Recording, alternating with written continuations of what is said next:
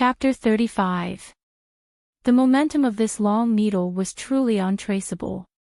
It wasn't until the short bodyguard pulled the trigger and realized that he couldn't exert any force with his fingers that he realized he had been hit.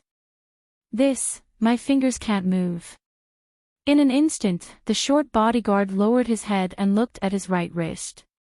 He looked at the long needle inserted into the acupoint. Ah! However, how could Otani, who was not far away, let go of this heaven-sent opportunity? He let out a tiger-like howl, quickly pounced over, and punched the short bodyguard in the chin. This punch could be said to be quite standard, and the position of the punch was completely correct. With a single punch, the unlucky bodyguard felt as if the world had turned upside down. His entire body fell limply to the ground. This was a hidden weapon. When he noticed the strange movement over there, one of the bodyguards holding down Ryuto immediately let go of him, but kicked out the Sakata boss who had raised the dumbbell in front of him. What? Sakata was prepared to smash Ryuto's bones with his hammer, but he did not expect to be kicked by his own bodyguard. However, the moment he was kicked out, he understood the reason. That was because a long needle was flying towards Sakata's throat. After losing its target, it stuck into the wall not far away. The flying needle pierced into the wall. What kind of terrifying strength was this? Who were they? Who's outside? For a moment, everyone's eyes unconsciously looked towards the corridor outside the broken door. The one standing there was a very young man in black clothes. Although this black-clothed man was young, in the eyes of the two mercenary bodyguards who had experienced life and death situations, he was as terrifying as a demon from hell. Even the other mercenary who was fighting the dragon couldn't help but tense up when he saw this uninvited guest who suddenly barged into the battle. This guy is not simple. He must have experienced countless battles. Pfft. But before he could finish his thoughts, a fist landed on his abdomen. The huge force passed through his thick muscles and acted on his internal organs, causing the mercenary to squat down. Do you think I'm dead? It's fine if you just look over there without looking at me. It was Ryuto Kiryu who seized this opportunity to make a move. He did not look at the person in the corridor. After all, he already knew who that person was. After fiercely punching the mercenary beside him, Ryuto quickly broke free from the hand that was pressed down. He turned his head and grabbed the mercenary's head and pressed it down. At the same time, Long Do's right knee also quickly went up. He was actually planning to give this old man a head-pressing knee strike. If this hit were to land, not to mention his face, even his head would be smashed into smithereens. However, this mercenary was still a professional. At the last moment, he reached out his hand to block his face, and was only hit with dizziness. You really came at the right time. Are you doing this on purpose? After casually kicking the mercenary away, Ryuto quickly retreated to Otani's side and picked up the gun dropped by the short bodyguard on the ground. I didn't do it on purpose. It's just that the guys outside were a little slow and didn't immediately carry me into the warehouse. The person who suddenly entered the battlefield was naturally Ryuto's biggest reliance, guardian ninja, Tomoya Bunkumaru. After he pretended to be dead and sneaked into the mansion, he quickly knocked out the scattered enemies on the first floor and used a heavy object to block the door from the inside. If one walked to the window, it was not difficult to hear some noise coming from outside. After all, there were several gunshots from the study on the second floor. It was impossible for the nearly 100 Sakata Gumi members to not notice. Unfortunately, Sakata deliberately designed his door to be a steel door for fear of being attacked. Even a car might not be able to break it open. So when Bunkumaru blocked the door from the inside and came to the study, everything was over. Ryuto had a gun in his hand, and Bunkumaru had a needle in his hand. With just Sakata and his two mercenary bodyguards, there was no way they could survive in this situation. In fact, only 3 minutes later, Sakata fell to the ground, gasping for breath. The two mercenaries who were used as amulets collapsed on the ground, and a black muzzle was pointed at Sakata's head. It's over. It's all over. Sakata would never have dreamed that his idea of dragging Ryudo in to torture him to death would end up being a death sentence. Well done. I have to say, I underestimated you. When Sakata knew he was about to die, he took out a pipe from his pocket and took a deep puff. The pipe was not lit, so naturally, no smoke came out. But Sakata didn't seem to care. Ryudo pointed the gun at Sakata's head, his eyes were like torches, and asked sternly, "Before I kill you, I want to ask a question. Why did I betray the Rulon group? Yes, the leader treated you well. Why did you betray him? Probably because the leader is too good." What? Ryudo looked surprised, as if he didn't expect such a strange answer. In our line of work, it's rare to see someone as perfect as the leader. When Sakata mentioned the man, he couldn't help but bite the pipe. The leader is strong, handsome, and has the temperament of a leader and a heart of justice. He is a true hero, and no one in the industry doesn't admire him. Then why did you do it? When you saw the statue of God, did you try to push it down? I did, and not every time. Sakata suddenly laughed, and at the same time, he bit down harder on the pipe, so hard that it made a crunching sound. It was precisely because Kirosei Kazuma was too perfect that Sakata wanted to destroy him, or rather, destroy the foundation he had worked so hard for. Is this strange malice out of jealousy? Or something else? Even Sakata didn't know. For a long time, Sakata didn't tell anyone about his thoughts until he met that man. Since birth, humans were the amalgamation of countless malice. You don't need to feel ashamed when you discover the strong malice in your heart. The ones who should feel ashamed are the humans who bound their natural evil with various chains. After accidentally meeting that man and chatting with her for a few minutes, Sakata seemed to have found his true self. From then on, Sakata let go of everything and began to carry out his own evil. I really want to see the wise leader's expression when he learns that the Rulon group has been torn apart and his son was thrown into the Gulf of Tokyo to feed the fish. Ha ha ha ha. Even when death was near, Sakata still didn't have the slightest remorse, only some regret. Seeing that distorted face, Otani couldn't help but want to vomit. That's enough. Thank you for your honesty.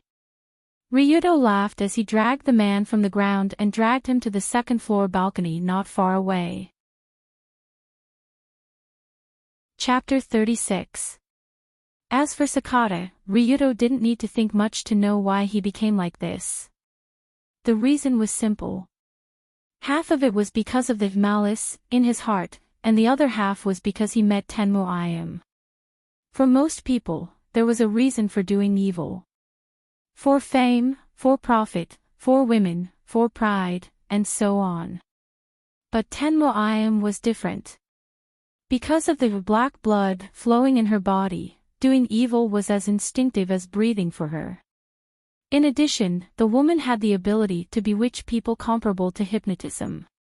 Even if there was a little malice in one's heart, it would be magnified infinitely after talking to her. Therefore, Ryudo didn't even bother to listen to Sakata's disgusting screams as he dragged him to the balcony like a dead dog. At the same time, a large group of people had gathered outside the door on the first floor. Not long ago, there was a sudden gunshot from inside the mansion. Therefore, this group of experienced Extreme Dao members immediately wanted to break in, but they couldn't find a way. No. The door can't be pried open or smashed open. What about the back door? It's the same for the back door. It seems to be blocked by something from the inside. The ladder hasn't been brought over yet. Hurry up. Under the obstruction of the thick door Sakata made, the group of Extreme Dao members scratched their heads anxiously, but they could only anxiously look at the door. But just as they were waiting for someone to bring the ladder to the second floor, a familiar figure suddenly appeared on the balcony facing the door. Hey! Look! Isn't that young Master Ryuto? The first person to notice pointed to the balcony, and his voice sounded a little strange due to the shock. Suddenly, hundreds of people below looked at the balcony and were collectively stunned.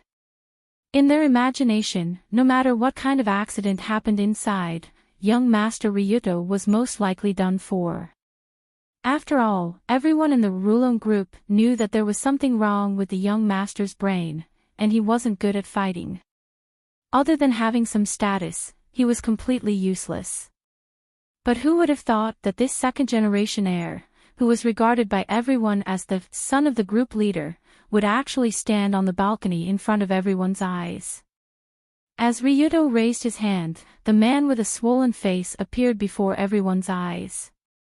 Although his face was swollen due to the beating, he could still vaguely tell that this person was Sakata Minoru just by looking at his figure and clothes.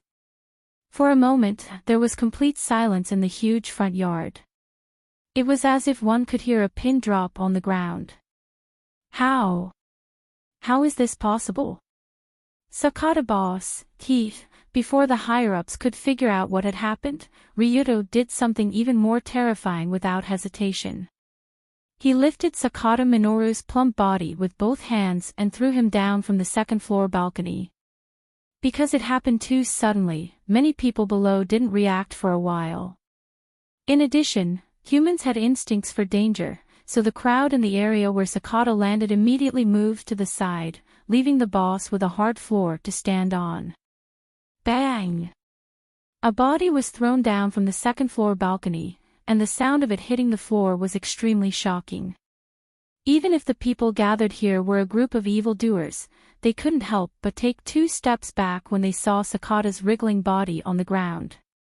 The second-floor balcony wasn't particularly high, so Sakata was still alive.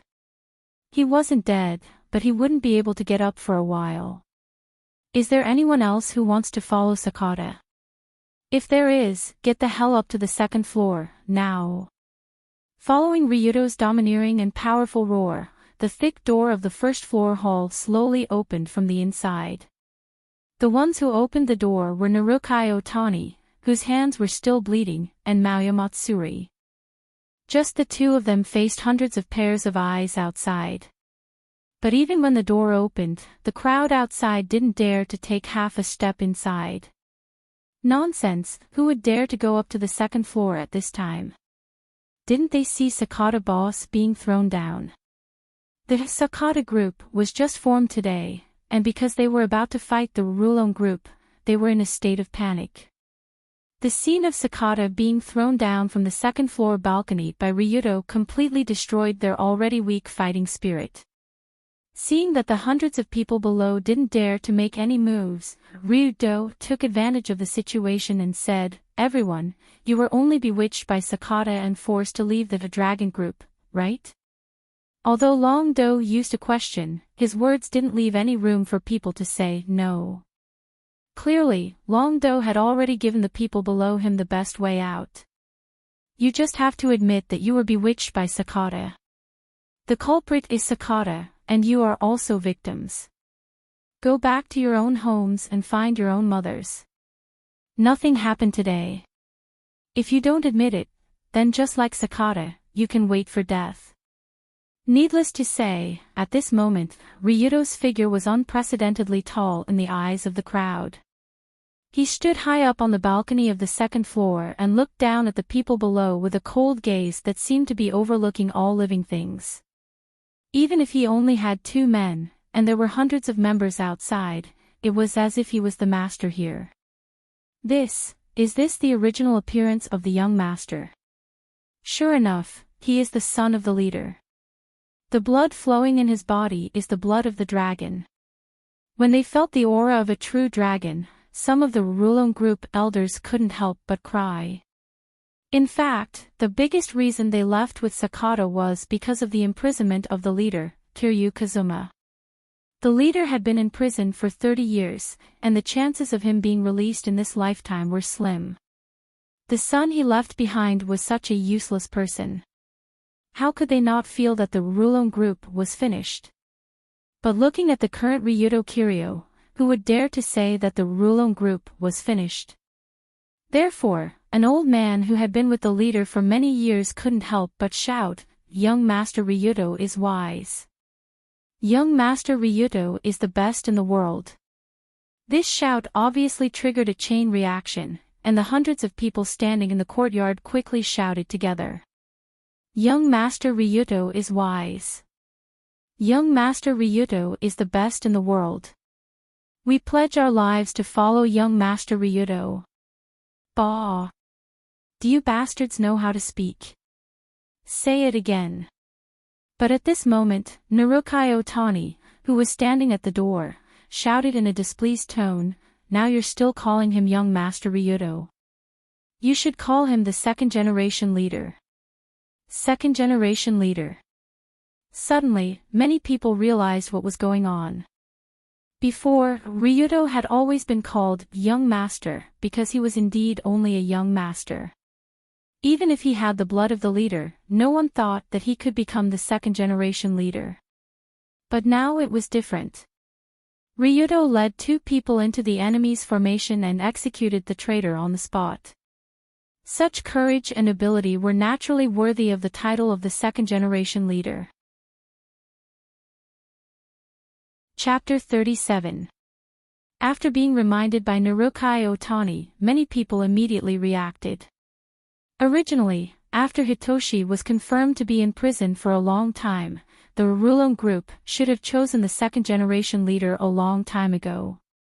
However, at that time, Ryudo was still a good-for-nothing and could not be entrusted with important tasks. The 3 consultants were all doing their own things, so the position of the leader had always been empty. And now, with Ryudo's prestige, coupled with his ability and courage to charge into the tiger's den and kill the enemy's boss, it was obvious that there was no problem for this young master of the Rollercoasters group to inherit his father's position. It could even be said that it was a done deal. Therefore, Otani took the lead and shouted, "The second-generation leader is wise. We swear to follow the second-generation leader to our deaths. The second-generation leader is wise. We swear to follow the second-generation leader to our deaths. The second-generation leader is wise. We swear to follow the second-generation leader to our deaths." Human beings had a serious herd mentality, especially in this kind of group activity. When Otani was the first to shout out, "second-generation leader," this term quickly spread throughout the entire Sakata mansion like water being released from a dam.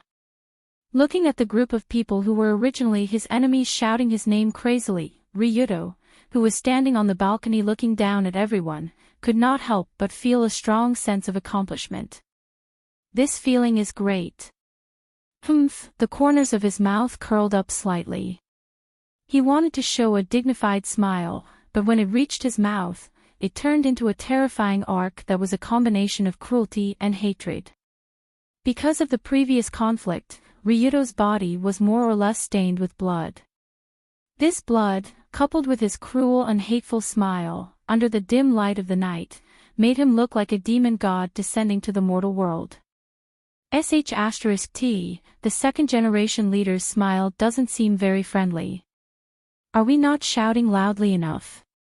When they saw Ryudo's expression, the group of people below shouted even louder. Even if their throats were hoarse and their vocal cords were damaged, they did not care. This kind of performance directly led to the booming business of the throat department in the Kamashido area the next day. It was just that groups of extreme men lined up to see a doctor, which more or less scared the doctor. After a few minutes of shouting, Ryudo slowly stretched out his hand and signaled everyone below to be quiet. When he stretched out his hand, it gave off a feeling of power. He was not angry, but he was even more powerful when he was angry. "Brother Itama. How are you in prison? Your son has grown up now, and he's becoming more and more like you." When Ryudo reached out his hand, a few older members of the Rollercoasters group had already had tears in their eyes. Their hearts were filled with the shadow of their former leader. Everyone, let's bring this traitor back to the dragon group, and put him on trial according to our family rules. Who? Trial. Trial. Following Ryuto's call, many members ran to Sakata, who was lying on the ground, and carried him out of the door like a pig. Poor Sakata, who was famous throughout his life, ended up like this in his middle age.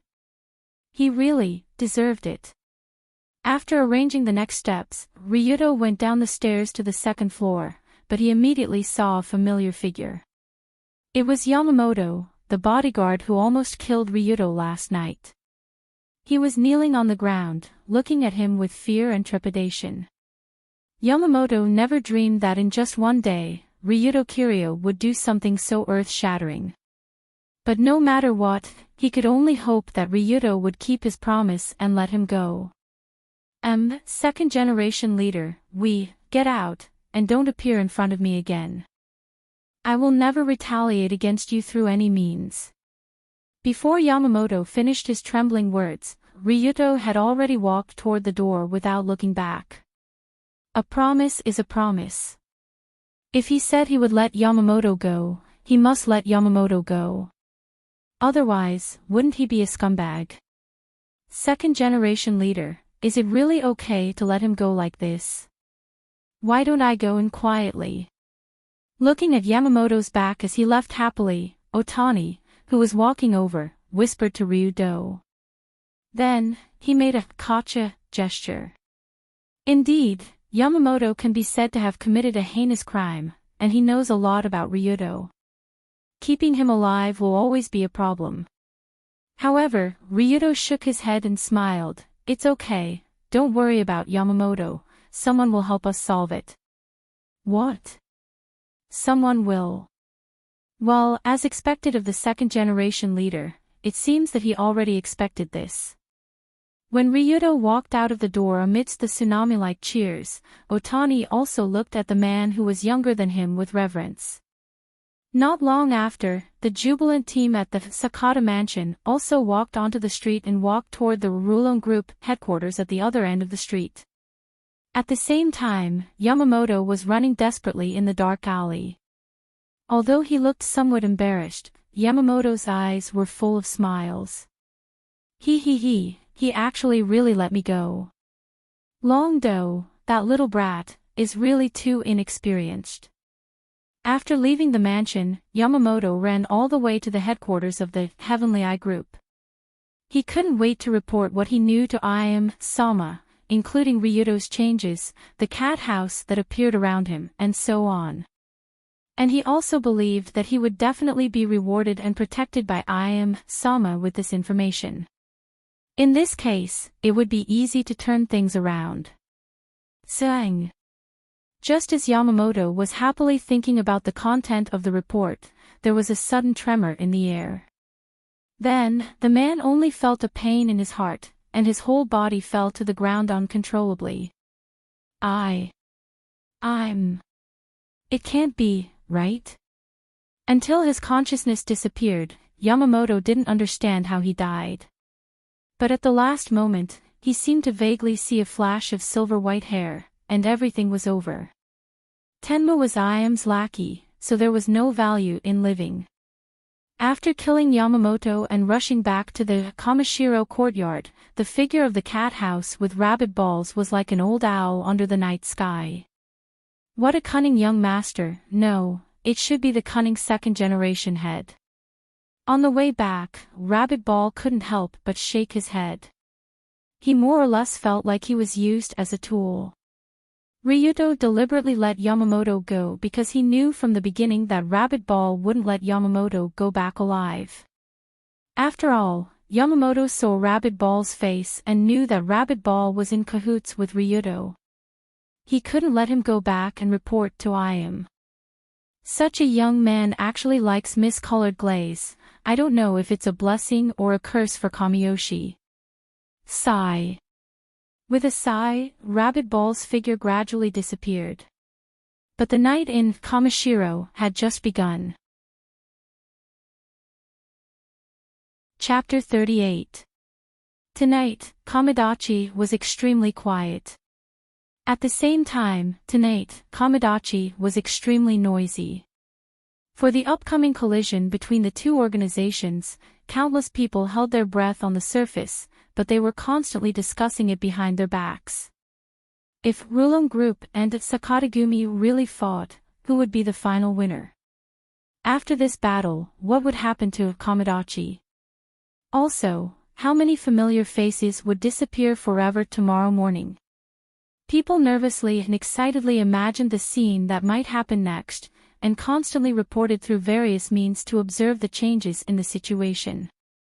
But for Fujiki Yoshio, one of the 3 consultants of Rulon Group, he didn't think about anything. He just quietly maintained his beloved sword in the room. Starting from the bottom of the sword, he put a cleaning paper on the blade, gently held the paper wrapped around the blade, and gently wiped it up with his thumb and index finger. Fujiki didn't know how many times he had done this in the past. He could still recall the ridiculous appearance of almost cutting his finger the first time. But this should be the last time. After putting his beloved sword back into the scabbard, Fujiki in a solemn kimono stood up and opened the sliding paper door next to him.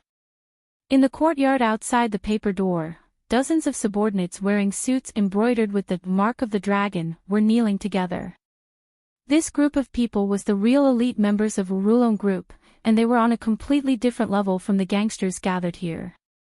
After seeing consultant Fujiki Yoshio walk out of the room, this group of elites also raised their heads solemnly, and their eyes flashed with a look of facing death. Very good, today is a good day to die.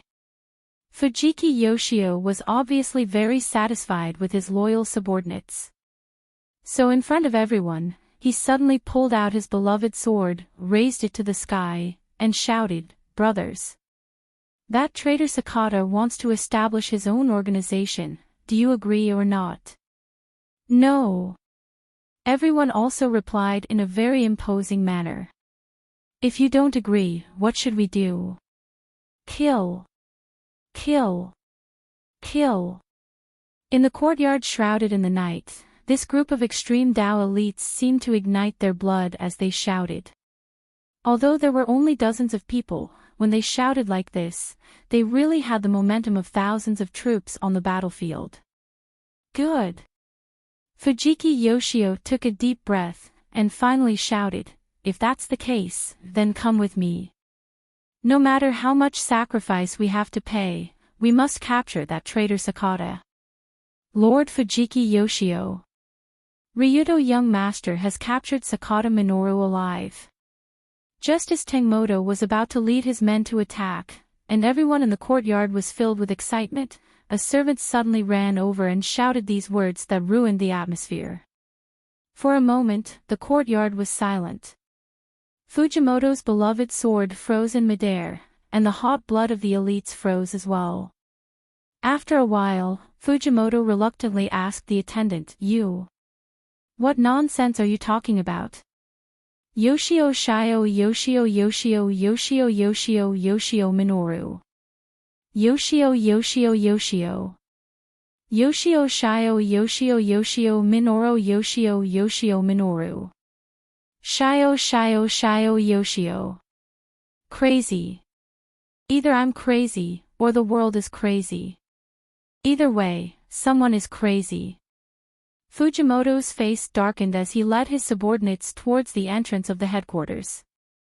At the same time, he frantically rubbed his forehead with essential balm. Otherwise, he was afraid that he would faint on the spot. Of course, there was no essential balm in Japan.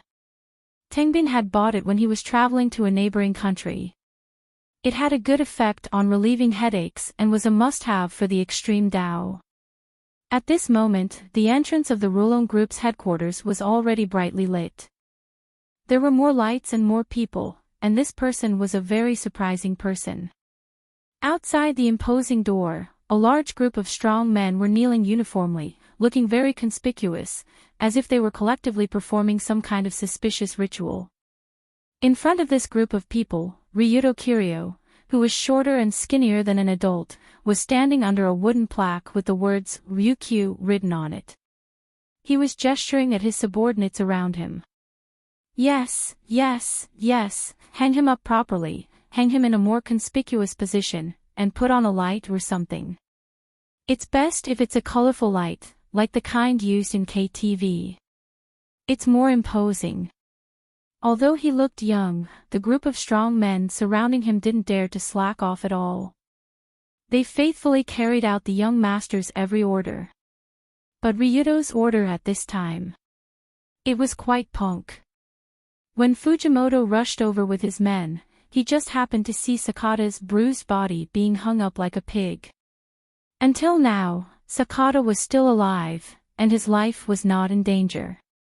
Although he was wearing a cloth that barely covered his private parts, and his hands were tied with a rope and hung at the entrance of the Rulon Group's headquarters, Sakata really wanted to find someone to shoot him. It was too shameful, too shameful. Unlike other extreme dodo, Ryudo did not execute Sakata after catching him. Instead, he did something even more outrageous. Under Ryudo's arrangement, Sakata was hung up, and the spotlights below also shone on him from all directions. The spotlights were in various colors: red, green, blue, and white. It looked particularly festive, and it was even more festive when paired with Sakata's crazily twisting fat body. Young Master Ryudo, what are you doing? Fujimoto asked when he came to Ryudo, who was about to get some sound equipment to play "Good Day" around Sakata. His hands were constantly rubbing essential balm. Now, essential balm was equivalent to Fujimoto's heart medicine. 1 milliliter less would cause him to faint on the spot. After all, the scene in front of him was too exciting. Long Do laughed lightly. It's nothing. I just went to Sakata's place and found out that the brothers were just deceived by him, so I kidnapped this guy and brought him back. The extreme dodo young master's words were quite casual, but of course, anyone with a brain bigger than a pine nut would not believe it. But when he saw the young master's confident and domineering appearance, Fujimoto could not help but take a deep breath. In Fujimoto's view, the current Ryudo gave off the feeling of a fish leaping over the dragon gate. He was completely different from the previous playboy who caused trouble every day. Could it be, the leader and I were wrong? The young master should not waste his talent, but should continue on the path of extreme dodo? Fujimoto did not say anything that night. He just took out the good wine that he had kept for more than a decade and drank until he was dead drunk. Of course, the colorful spotlights at the entrance of the Rulon Group headquarters were also on all night, and there was a big sound system that repeatedly played a strange disco song that no one understood. Therefore, this night was called the Night of Shameful Righteousness by Kamamurachi. Don't ask how this word was coined. It was probably because of the 2 lines carved on Sakata's white butt. Chapter 39. A lot of things happened that night. For example, Ryudo finally registered his name on the Rulon Group as he wished and became a glorious rogue. For example, the Rulon Group and the Sakata Group once again merged into one, and 99% of the group members returned. For example, the entire Kamidachi knew about Ryudo Kiryo's mighty deeds, and even almost regarded him as a god descending to the mortal world.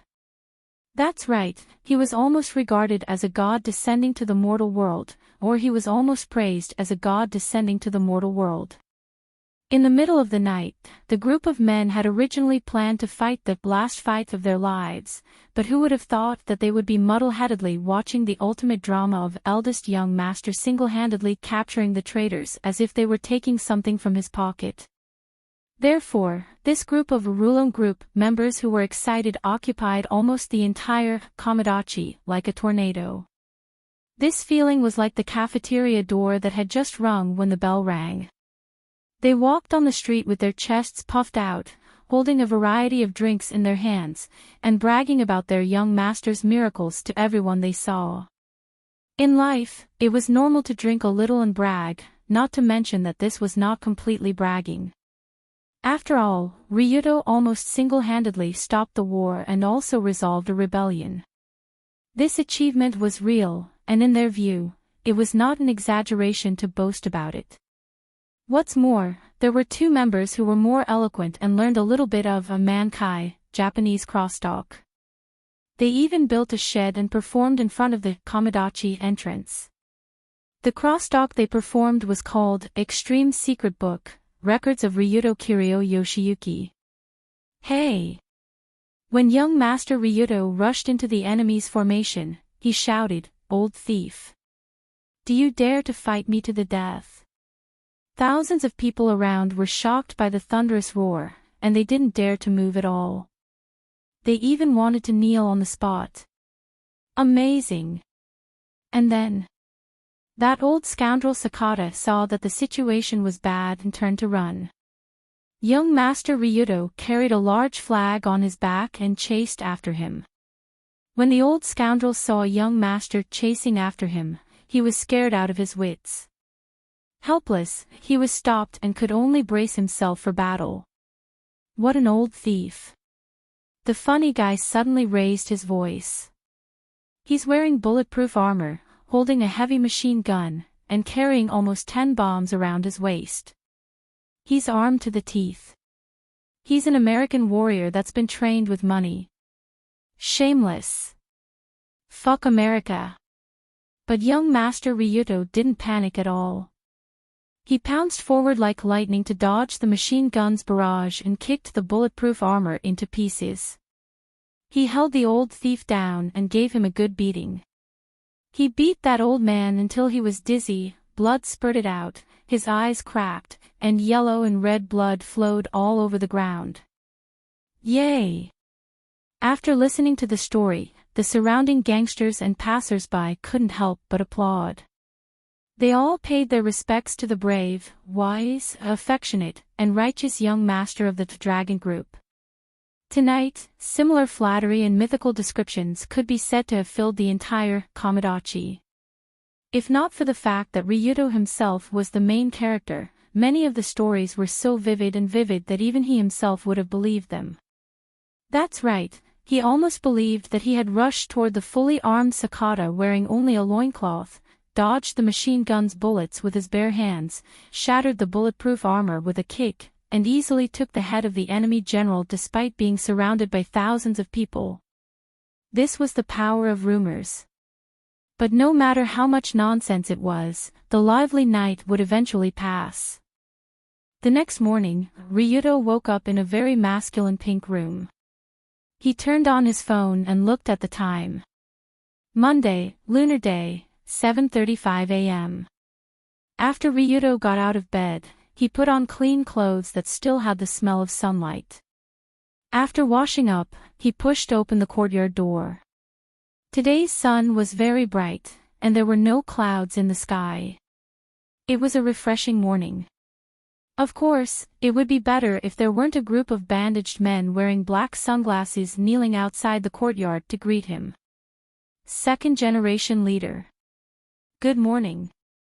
When Ryuto appeared, the group of Rollercoasters group members who were already kneeling outside the courtyard immediately lowered their heads and said in unison. Before Ryuto could say anything, they led the second-generation leader outside. They also sang and danced along the way. It was quite noisy. This feeling was really not refreshing at all. In Ryuto's view, this strange situation was like being surrounded by a group of greasy sumo men early in the morning. One by one, they rubbed their greasy bodies against Ryuto. Outside the Rollercoasters group headquarters, there was already an exclusive car waiting for him. The driver was Narukai Otani. He was promoted to Ryuto's assistant last night due to his achievement of changing sides early. Second-generation leader. I wish you good luck. Ha! The group of members sent Ryuto to the car. For some reason, they acted like the wind is blowing and the water is cold. Some were even moved to tears. However, Ryuto left early in the morning. It was actually just to go to school. Yes, that's school. Today is Monday. I, Ryuto Kiryu, am a student of Dori First High School, so going to school is normal. But because of last night's heroic deed, Ryudo's body was covered with a layer of holy light. Therefore, it led to such a grand school ceremony. Phew. Actually, I just want to go to school peacefully.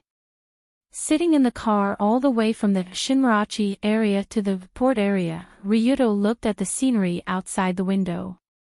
He didn't know how to describe his complicated feelings.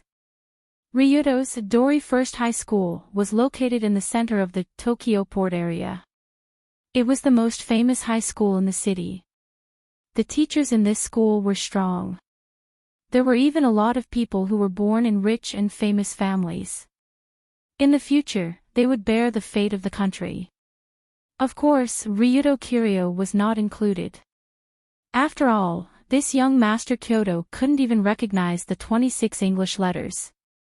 He was in existence between illiteracy and idiocy. The reason why Ryudo was able to enter this high school was mainly because of his father's favor. It was said that the principal of Dori First High School had a dispute with Kyoto at a nightclub. His head was almost smashed on the spot. In the end, it was Kazuma who passed by that saved him. As the car slowly moved forward, there were more men and women in uniforms on the surrounding streets. When he saw the familiar uniforms and streets, Ryudo couldn't help but show a happy smile. In the Red Photo Album 2, No Survivors, Dori First High School was the main game location. At least 60% of the events happened in the school. The most important thing was that 2 of the 3 heroines went to school here. The third heroine also transferred here.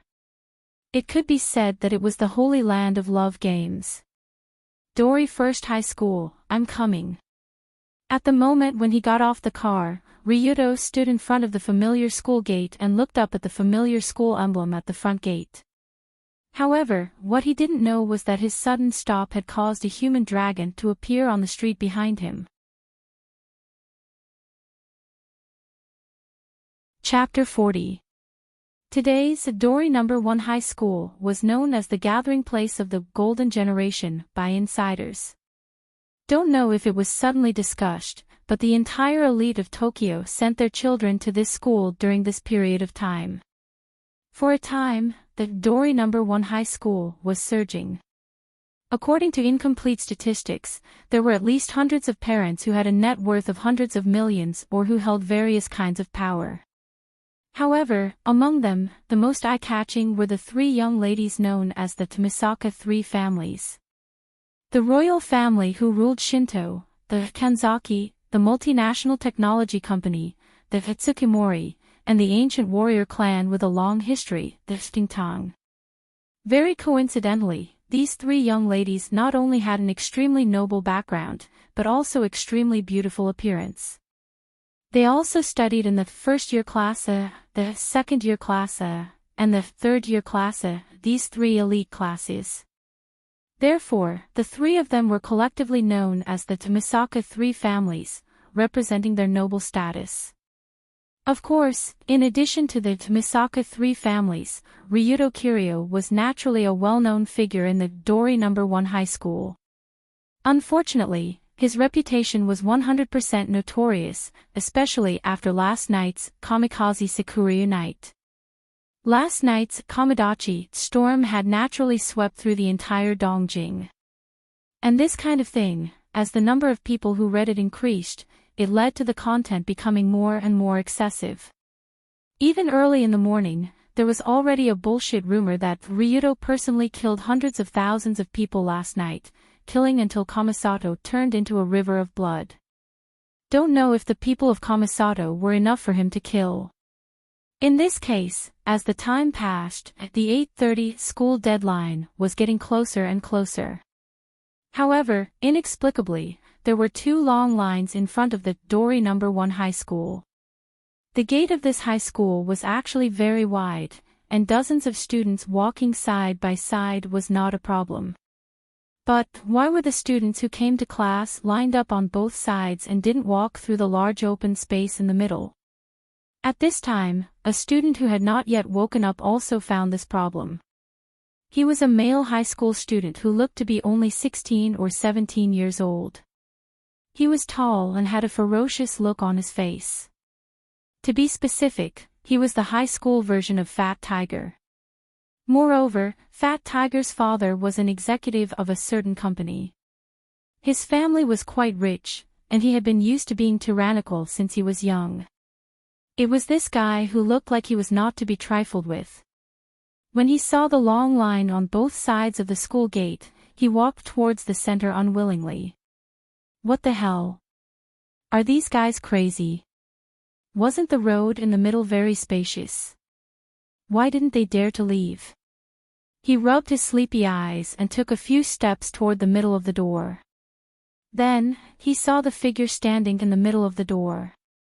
The first thing he saw was a head of dazzling yellow hair. His yellow hair stood on end.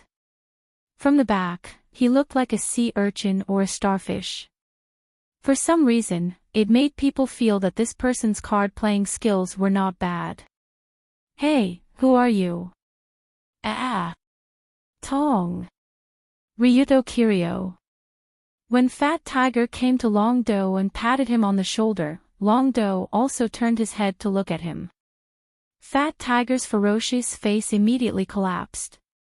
It's over. How could it be him? Why didn't I notice it? In an instant, the surrounding students looked at Fat Tiger with pity in their eyes. It felt like they were using their eyes to send a message like, "Young man, you have a long way to go, see you in the next life." Who is this guy? My friend. After being patted on the shoulder by Fat Tiger, Ryuto also woke up from his memories of this school. He turned his head and looked at the high school student who was covered in cold sweat. In fact, when Ryuto came to this Dory First High School, he could not help but be immersed in the scenes in the game to the point that he forgot the passage of time. This caused him to stand in the middle of the door like a stone, as if he was in some kind of strange thought. Naturally, the people who saw this scene were also shocked by the strange actions of the second generation of the Rulon group. Is he planning to do something to Dory First High School? This guy is crazy, it's better to stay away. A gentleman does not stand by a collapsing wall. Under the guidance of this way of thinking, the students consciously bypassed Ryuto from both sides and entered the school gate. The scene looked like Moses parting the sea. However, when Ryuto and Fat Tiger's eyes met, the latter's body immediately froze. He quickly curled up his tall body as if he was trying to turn himself from Fat Tiger into a small man. Bean-sized beads of sweat continued to slide down from his head. His legs were slightly bent as if he was ready to kneel at any time. The muscles on his face also quickly squirmed as if he was trying to twist into a flattering expression. However, it was the opposite and looked very funny. When Ryuto saw the change in this guy's state, he was somewhat confused. What's going on? Did something terrifying appear? He turned his head and looked behind him. He found that the surrounding area was empty. The nearest students were 5 meters away. Nothing terrifying had appeared, so why was this guy so scared? Ryuto scratched his head. He didn't seem to realize that the person Fat Tiger was afraid of was himself. So, Ryuto asked in a friendly manner, "Student, are you okay?" Although his tone was very friendly, in Fat Tiger's eyes, there was a strong murderous intent in this kindness. What's going on? Why is Master Ryuto asking me this question? Wait, is he hinting at something with Jidao slang? Suddenly, Fat Tiger understood. He understood the hidden meaning in this seemingly ordinary conversation. Student, do you know what you are? Are you okay? Patting my shoulder, do you want to die? I'm very sorry. Forgive me for being rude. In an instant, Fat Tiger hurriedly knelt on the ground with lightning speed and bowed in an extremely standard posture. Just as Fat Tiger knelt, there was a burst of discussion in the crowd that was trying to suppress. This person is so scary. He forced people to kneel in front of the school gate as soon as he arrived. Don't look at him. That guy is probably crazy. He killed so many people last night and he dares to swagger to school today. He's so pitiful. If I was in the same class as him, I would probably ask to drop out today. Although the surrounding discussion was scattered, it was like a storm that constantly swept through the area, pushing the fierce reputation of Battle Dragon to another peak. What? What's going on? Could it be that they were afraid of me? Long Do, on the other hand, was stunned for a moment before he realized why there was such a ridiculous situation around him. Don't, students. I came to school to study and fall in love. It's for the sweet campus life. You guys are treating me like a demon king. How am I supposed to live my sweet life on campus like this? Chapter 41. No, I'm not that kind of bad guy. I have to let them know that I'm a good person. In order to change his image, Ryuto decided to do some kind actions to let everyone know that he was not that kind of bad guy. So with a gentle smile on his face, he smiled at Fat Tiger and said, "Student, you should get up first. This is the school gate. It's not appropriate to kneel here." Ryuto thought his smile was very kind, but in fact, in the eyes of Fat Tiger and the surrounding students, it was a completely different scene. In the eyes of everyone, Ryuto Kiryo's mouth raised a strange arc, and his eyes released a strong murderous intent as if he was looking at a corpse. It's over. It's over, It's over. After hearing these words, Fat Tiger's body trembled even more, and even his crotch was almost wet. Because Ryuto's words just now had a completely different meaning in his ears. "Student, you should get up first. Bastard, do you think kneeling is enough? This is the school gate. It's not appropriate to kneel here. When you leave the school, I will throw you to the Tokyo Bay to feed the fish." Whoa. I'm sorry. I'll go back and write my will right away. So in the next moment, Fat Tiger finally couldn't bear such a huge pressure and quickly ran toward the sun in the distance. As soon as Fat Tiger ran, the surrounding students couldn't help but tremble. No way. This Ryuto Kiryo is too much, right? A death threat early in the morning. He wants me to go back and write my will. Shoo, don't say his name, something bad will happen. Yes, then we'll use Mysterious Man instead. This is what was done in Harry Peter and the Stone Ghost Mask. As the students walked into the school gate trembling, from this moment on, Ryuto had his own new nickname, Mysterious Man. It had to be said that although this nickname was quite awe-inspiring, Long Do was truly wronged. He couldn't explain it now, and no one would believe him. Anything he said would be misinterpreted. This was the reality. What the hell? Isn't my identity a little too difficult? With a sigh, Ryuto walked into the first high school. His previous excitement could be said to have been completely extinguished. Now, it was obvious that the students were very afraid of him. They felt that he was a psychopath who killed without batting an eyelid. This was simply outrageous. Ryuto himself might not be a good student, but at least he was a normal person. At most, he would just hang people up and turn on the fluorescent lights. But after all, public opinion can distort gold, causing accumulated information to corrode the bones. Rumors are fearful, and can reverse right and wrong. It really wasn't difficult to kill people from a societal point of view by relying on rigid prejudices without real evidence. If Ryuto did not find a way to reverse the situation, he would probably have to spend the next 2 years as a mystery man.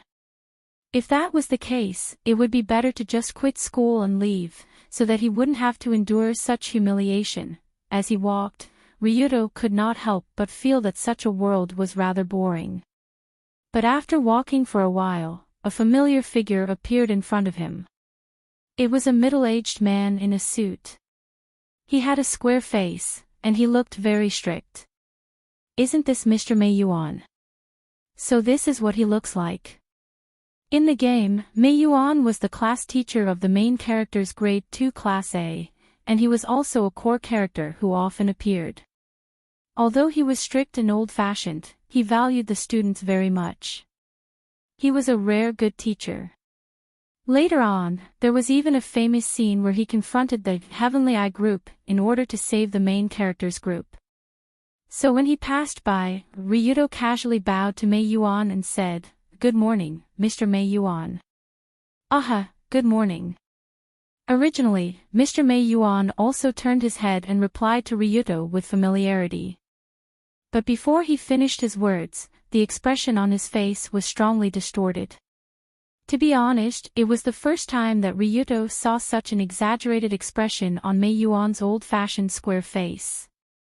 He actually twisted his square face into An's shape, as if he was trying his best to put on a show. How is this possible? Could it be that I stayed up too late last night to mark the test papers, so I'm hallucinating? For the first time in his life, Mr. Mei-yuan had the thought that there was something wrong with his eyes or his brain. After all, even if he was willing to admit that there was something wrong with him, he was not willing to admit that Ryuto Kiryu would greet him so early in the morning. Didn't this guy always walk in a way that didn't recognize anyone? Didn't he like to stare at people with his nostrils and treat teachers as nothing? Why would he greet me? And with such a kind expression? Not good, there must be something wrong with my condition. What is the problem? Is there a tumor in my brain? Or is there a hallucination or auditory hallucination? Can I still be saved? Medical technology is so advanced now. If it's early, there should still be time. Thinking of this, Mei-yuan couldn't help but sweat profusely.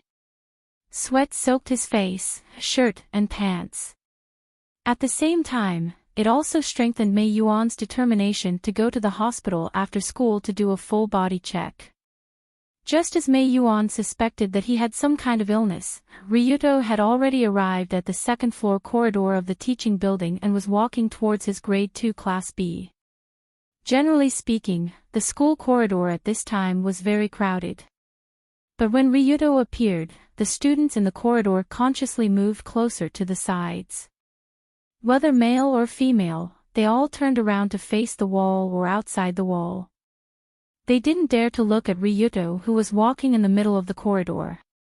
Ha ha ha. The corridor is so wide and smooth. After understanding that this situation could not be changed for the time being, Long Do could only go with the flow and walk forward. It didn't take long before Ryuto arrived at the door of grade 2 class B. From the door, he could clearly hear the lively sound coming from inside. Dozens of boys and girls were happily enjoying the last relaxing time before class. But the moment Ryuto's figure appeared, the originally lively sound inside suddenly disappeared. The atmosphere was as cold as a funeral parlor preparing for a funeral. Do you know how fast a woman's face changes? Faster than flipping a book. Do you know how fast the students of grade 2 class B collectively changed their faces? Faster than flipping a book. 1 second. In just 1 second, grade 2 class B was completely silent. It felt as if someone had cast a silence debuff on all the students in the classroom. With my identity as a teacher, I can guarantee that the students won't even dare to fart in class.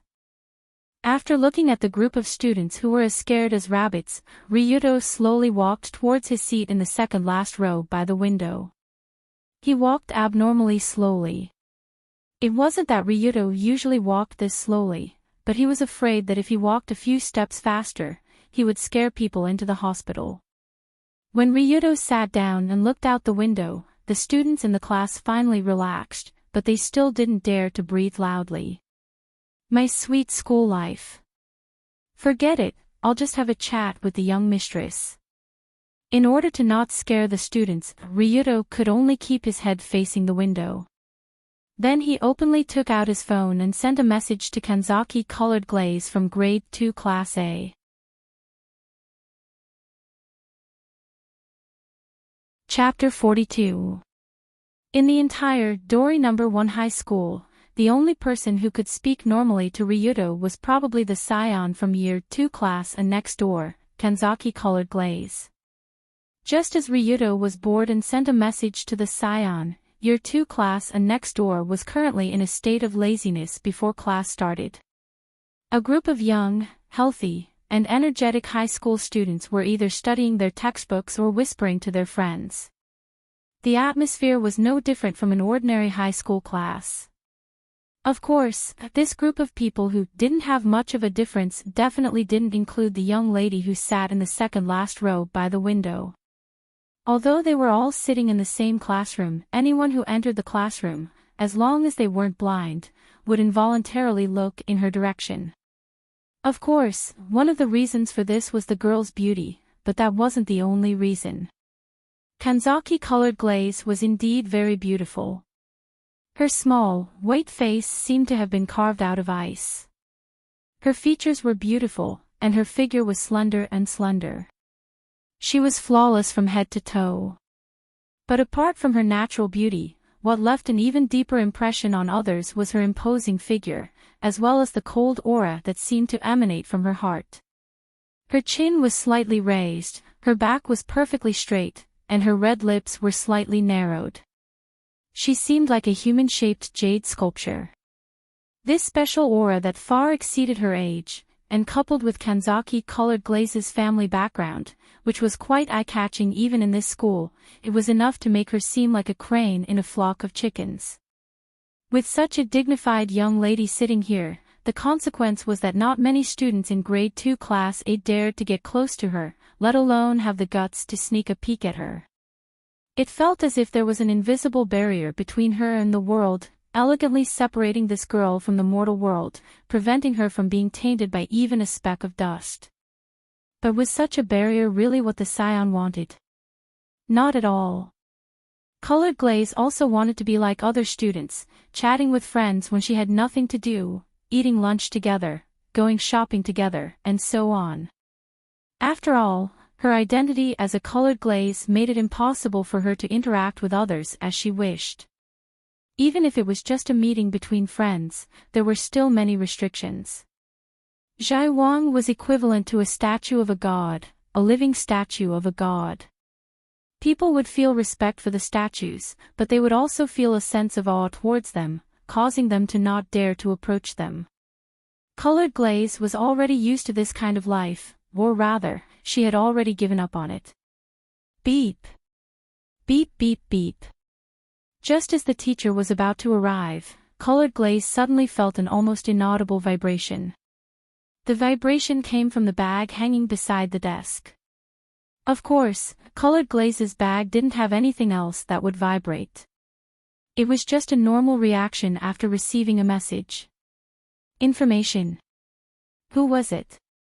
Generally speaking, there weren't many people who would send messages to Colored Glaze, no more than 5. Thus, she curiously picked up her phone and opened the text message page. This message was from Ryuto Kiryu. Although there weren't many people who knew Colored Glaze's phone number, she just happened to exchange numbers with Ryuto yesterday. However, Colored Glaze was still somewhat baffled as to why Ryuto would send her a message at this time. But she still used her slender and dexterous fingers to quickly open the letter and read the content inside. Miss, now everyone in the school is treating me like a lunatic who ran out of a mental hospital. What should I do? Please reply quickly, I'm burning with anxiety, by Ryuto Kiryu. Pfft. When she saw the message, Colored Glaze couldn't help but laugh. This laugh was like 100 flowers blooming, suddenly making this proud scion a lot cuter. So pitiful, is it because of what happened at Kamishimachi yesterday?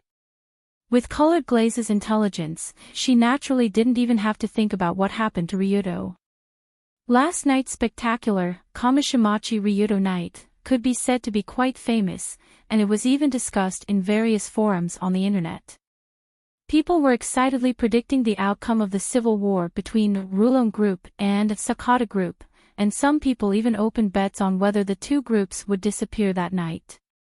After all, in the eyes of ordinary people, Extreme Tao was like a rat in the sewer. Everyone wanted them to fight each other to the death, and it would be best if they all died. However, the appearance of Ryuto Kiryu changed everything. The young master of Rulon Group cleaned up the scene like a god, quickly captured Sakata, and reunited the divided Rulon Group, which could be described as shocking. In this case, it wasn't difficult for Colored Glaze to imagine what people would think of Ryuto when he came to school the next day. Of course, Colored Glaze knew that Ryuto wasn't the kind of monster that fell from the sky, like in the rumors. Although this guy's brain was a bit strange, he was still a good person. This wasn't a good person card. So Colored Glaze also smiled and replied with 4 simple words, "Can't help. Can't help." So cold. After looking at the reply that was immediately sent back, Ryuto's mouth twitched, and he showed an indescribable expression. However, the change in his expression startled the teacher who just walked into the classroom. "What's going on?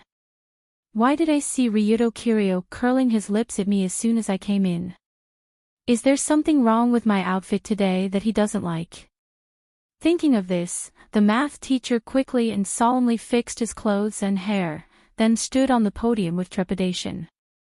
However, Ryuto didn't notice the change in the teacher's expression at all. Instead, he continued to attack Colored Glaze with text messages. Although he was isolated in school, Ryuto didn't want to give up. Since he came to this world of love games, he naturally wanted to live a romantic and youthful high school life. Therefore, first of all, Ryuto needed to think of some ways to make himself popular. "Miss, if I join the baseball team now and help the school team reach Koshien, will the students change their view of me? By Ryuto Kiryu, pft. Ha ha ha." If Lioli hadn't covered her mouth in time when she saw the message, her laughter would have probably spread throughout the entire grade 2 class A. What is this guy thinking? A guy who has never played baseball wants to lead the team to Koshien. Why don't you fly, idiot? So Colored Glaze could only continue to reply, "Not likely. After all, when you join the baseball team, the other players will choose to retire."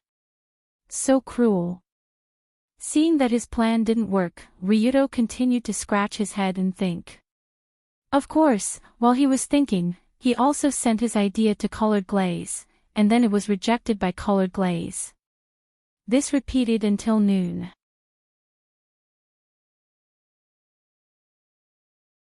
Chapter 43. What should I do? Why can't I come up with so many ideas? When the bell rang, signaling the end of class, and the students of grade 2 class B ran out of the classroom, Ryuto was still scratching his ears and cheeks as he pondered. In just one morning, Ryuto sent more than 100 messages to Colored Glaze. He was like a sick boyfriend with a strong desire for control. But in reality, the two of them weren't boyfriend and girlfriend. It was more like an old mother and a silly son. And after a whole morning of texting, Colored Glaze had a new understanding of Ryuto Kiryu. Previously, in Colored Glaze's opinion, Ryuto was a kind of honest and naive guy, but he was a nice guy. But after a whole morning, Colored Glaze found out that he was a bit of a delusional maniac. According to incomplete statistics, Ryuto's school popularity plan had the following contents. First, create a light music club and recruit a few high school girls to drink tea together every day. At the same time, work hard at the martial arts arena. Second, join the basketball club, dye your hair red, practice dunking from the free throw line, and prepare to dominate the national competition. Third, learn to sing and dance in order to save Dori No. 1 High School, which was gradually losing its reputation. Become an idol at any time and debut at the school. The above 3 plans were the most normal ones among the countless that Ryuto came up with. It was easy to imagine how ridiculous the other plans were. Regarding this, Luli expressed that she simply did not know what was in his head. How could he come up with so many nonsensical plans? Also, can you, a gangster boss, stop thinking about such nonsense all the time? You give off the feeling of a teenage girl in love. This is the first time I've seen a big boss so eager to be popular with his classmates. Dancing costume, do you think his brain is? Dancing costume. Where is he? Colored Glaze, who was sitting in Year 2 Class A, instinctively looked to her right, only to find that the table on her right was already empty. Since Colored Glaze was studying in Year 2 Class A, her bodyguard, 16 Knight's dancing costume, was naturally there as well. Logically speaking, the dancing costume should be by the Colored Glaze's side after class, but at this time, the wuxia suddenly disappeared without a trace. Where's the dancing costume? The answer was in Year 2 Class B next door. Tong Xing, I have something to tell you. Just as Long Tu leaned his head on the table and stared blankly, a cold voice suddenly came from in front of him. This voice is... Dancing costume. Ryudo looked up and saw 16 knights in dancing costume standing upright in front of the table. Her face was a little red, and her hands were a little flustered, as if she didn't know where to put them. Because they were in school, dancing costume was wearing a standard female uniform. Small leather shoes, a pleated skirt, short sleeves, and a jacket. This uniform was naturally more suitable for her age than the work uniform she wore last night, and it also softened dancing costume's temperament a lot. However, her bashful girlish attitude, coupled with her "I have something to say to you" speech, and the empty classroom with only the two of them, made it easy for people to misunderstand. A romantic atmosphere floated in the air. The girl's slightly hurried breathing also made the atmosphere in the classroom reach the level of a forbidden book. And Ryudo immediately reacted, and sincerely said, "I'm sorry, 16 Knight's classmate, I don't think we're suitable for each other, you deserve better." Ha! Wait, do you think? Bah! Originally Ryudo thought that dancing costume would be sad and cry after being rejected by him, but who knew that her face showed a mix of disgust, and many other negative emotions. After taking a deep breath and forcefully suppressing the urge to punch this stinky man in the face, Dancing Dress asked helplessly, "You can't be thinking that I'm here to confess to you, right? Don't feel shy, it's completely normal for you to like me. Phew, don't worry, even if I like ghosts, I won't like you." Okay, let's skip this topic, the atmosphere is a bit awkward, what did you want to say to me? You still have the nerve to say that? Who was it that made the atmosphere so awkward? If dancing costume didn't sincerely apologize this time, she really wanted to kick Ryudo to the wall.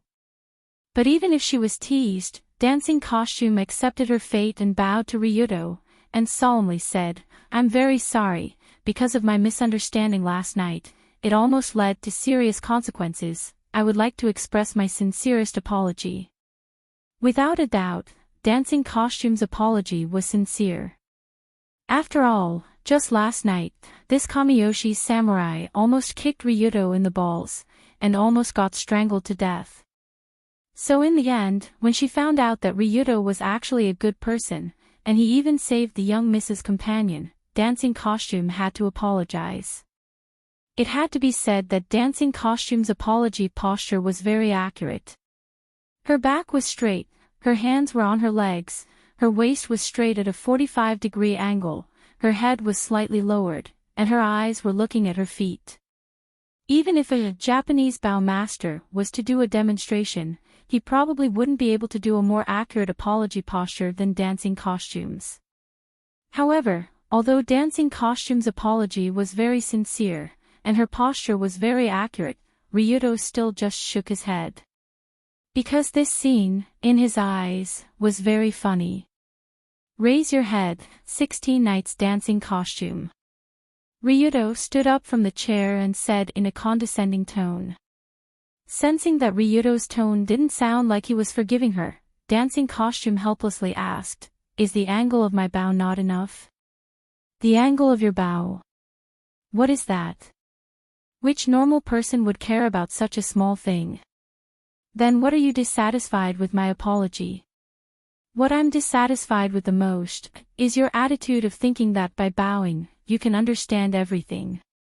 At this point, Long Do turned around and sat on a table at the side, crossing his legs high up. The Japanese have a bad habit of bowing as an apology. However, in the eyes of Ryudo and his group of extreme Daos, this is a meaningless and shameless action. If you owe someone money and can't pay it back, bow. If there's a problem with your product or strategy, bow. Even if you do something that harms all of humanity, bow. Bow, bow, bow. What's the use of a hammer if you bow? You think you can wash away your sins by bowing your head? Does this change anything? Does this reflect anything? For example, 16 Nights dancing costume almost killed me because of a misunderstanding, and you think that by bowing, you're done. Are you treating me like a fool? Shing. So before dancing costume could react, Ryudo took out a sharp dagger out of nowhere and stuck it on the table next to him. Don't make a fool of yourself by bowing like a coward. If you really want to apologize, cutting off a finger or two to show your sincerity is reasonable, right? Right? Right? Right? Looking at the shocked dancing costume, Ryudo casually said these words to her that sounded very out of the ordinary. However, in the world of extreme Daos, this wasn't out of the ordinary. Instead, it was common sense and the duty of a man.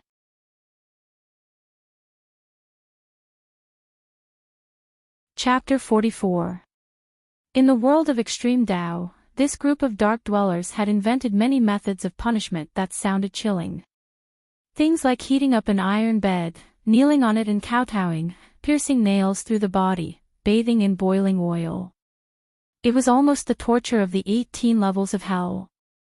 And the purpose of all this was to make others truly regret their actions, carving the words, "I won't dare to do it again," into their bones. An extreme Dao moneylender once said, when those despicable trash can't pay back the money, they always like to lower their heads to their waists, or even kneel down and kowtow to express their apology. What a joke. However, it was just a bow. What loss could there be? Even if they kneeled on the ground and kowtowed until their heads bled, so what? At most, they would go back and put a bandage on their heads, and the next day, they would be a brand new piece of trash. What kind of repentance would they make? Therefore, if they wanted to sincerely apologize, they would have to use some practical methods. For example, if they did something wrong, they could cut off a finger or a toe, or kowtow 10 times on an iron plate. If they did something even more serious, they could commit seppuku as an apology. Wasn't there such a fine tradition in Bushido? Why didn't they have the guts to continue? To put it bluntly, if they didn't even dare to cut off a finger and didn't want to bear the pain of an apology, that was shameless. Look, I've already lowered my head, I've already knelt down, why won't you forgive me? Sob sob sob. F*CKU, I want you to lower your head. What I want is your head, okay? This kind of person only cared about trifles and didn't dare to bear the consequences. They could only pretend to admit their mistakes by bowing without paying any price. It was simply despicable. Therefore, the members of Extreme Dao would never accept a normal bow as an apology. They even expressed their disdain for the trash of society who did this. Of course, this kind of common sense only existed in Extreme Dao. Normal people wouldn't have such thoughts. Although 16 Nights dancing costume wasn't a normal person, her thoughts weren't that hardcore. I just came to apologize, why would I be forced to cut off my finger? Dancing costume was dumbfounded when she saw the dagger stuck into the table. But on second thought, the dancing costume had almost killed Ryudo last night. This was an undeniable fact. Even if Ryuto was still alive in the end, it was still considered an attempted murder. It was not wrong to use a finger as an apology. What? Did he not dare? You're already so obedient when you bow, but when it hurts, you're scared. Just as Dancing Costume was staring at the dagger in cold sweat, Ryuto's strange voice came from the side. Scared? My 16 Nights Dancing Costume is a coward. Her words angered Dancing Costume. She had grown up under the special training of putting rabbit balls in the cat house. Although she was still young, she was now a veteran who had experienced countless big scenes. Very well. If you think this is an apology, then I'll compensate you with this finger. Accompanied by Dancing Costume's angry shout, she quickly picked up the dagger and cut off her left index finger without hesitation. This could be said to be quite decisive, leaving no room for retreat. It's just a finger, what's the big deal? I'll cut it off. However, just as Dancing Costume's left index finger was about to fly out of her body, a strong hand directly grabbed her wrist. It was Ryuto. When the blade was about to reach her body, Ryuto stopped the bloody scene that was about to happen. I did accept your apology, so let's forget about what happened before. This time, Ryuto gently took back the dagger from Dancing Costume's hand and put it into the hidden pocket of his sleeve. If Dancing Costume's previous bow was a way of apologizing, then this time the decision to cut off her finger was enough. Although Dancing Costume's forehead was covered with fine sweat, she still sneered, "What? Didn't you just say it clearly and logically? Why don't you dare let me cut it off? Well, you should at least have some common sense. After all, you can't do this kind of thing in school, right? Wouldn't it be troublesome if your credits were deducted?" Speaking of this, Ryuto reached out and patted Dancing Costume's head, ridiculing this Kamiyoshi samurai for having no common sense. God, this was really the funniest joke Dancing Costume had ever heard in her life. You, Ryuto Kiryu, the second generation of Extreme Tao who carried this thing everywhere, how could you say something like, wouldn't it be troublesome if your credits were deducted? And someone like you who wanted someone to cut off your finger for an apology, did you have any common sense at all? For a moment, Dancing Costume was completely dumbfounded. She couldn't even find the right words to describe this strange person whose brain had reached a ridiculous level. The moment she came to her senses, Dancing Costume immediately shouted angrily, "Ryuto Kiryu! You! Hey, milady, long time no see, how have you been?" Just as Dancing Costume was about to throw away her dignity and loudly scold this bastard of a young master, Ryuto waved behind her with a brilliant smile. "Milady? Could it be?" Dancing Costume hurriedly turned around and saw that Colored Glaze Kanzaki's figure had appeared at the entrance of Year 2 Class B's classroom at some unknown time, and she was covering her face as she watched this scene. And so, Dancing Costume hurriedly ran to the door, gulped, and nervously asked, "Milady, when did you arrive? Ever since that guy said that you had no common sense." Colored Glaze's tone was rather helpless, as if she didn't know how to explain to Dancing Costume in detail. "Phew, that's good, milady didn't see my idiotic expression when I held the dagger." Dancing Costume sighed in relief when she heard this, but she still turned around and glared fiercely at Ryuto. "Dancing Costume, I'm hungry, go arrange for the waiter to bring some food over." "Yes, I'll go to the garden and prepare it right away." After receiving milady's order, Dancing Costume hurriedly ran out the door, leaving only Ryuto and Colored Glaze in Year 2 class. Dory First High School had many important people's children studying here, so the school's security was definitely tight enough. This also meant that Dancing Costume didn't have to constantly stick to Colored Glaze like glue. After Dancing Costume left, Ryuto leisurely walked over with a smile. "I didn't think that milady would lie. You clearly came over when Dancing Costume bowed to me, didn't you? Did you enjoy watching?" I just wanted to see what kind of tricks you had up your sleeves, and I ended up with such a terrible performance." In any case, you wouldn't make dancing costume chop off her finger, would you? As long as her sincerity is on point, it's fine. What I want is her sincerity in apologizing to me, not her finger. And if it's not on point, I've already given her a chance to be decent. If she's not decent, then I can only help her be decent. Then should I thank you on behalf of dancing costume? There's no helping it. After all, she's responsible for protecting colored glaze Kanzaki. How can Milady's bodyguard be a coward who doesn't even dare to chop off her finger? After hearing Ryuto's explanation, colored glaze pursed her lips and only said one word after a while. Lunatic. Ryuto didn't comment on this word, and only shrugged with a smile. Unfortunately, what he didn't know was that colored glaze actually didn't say the second half of her sentence out loud. Lunatic. But I like it.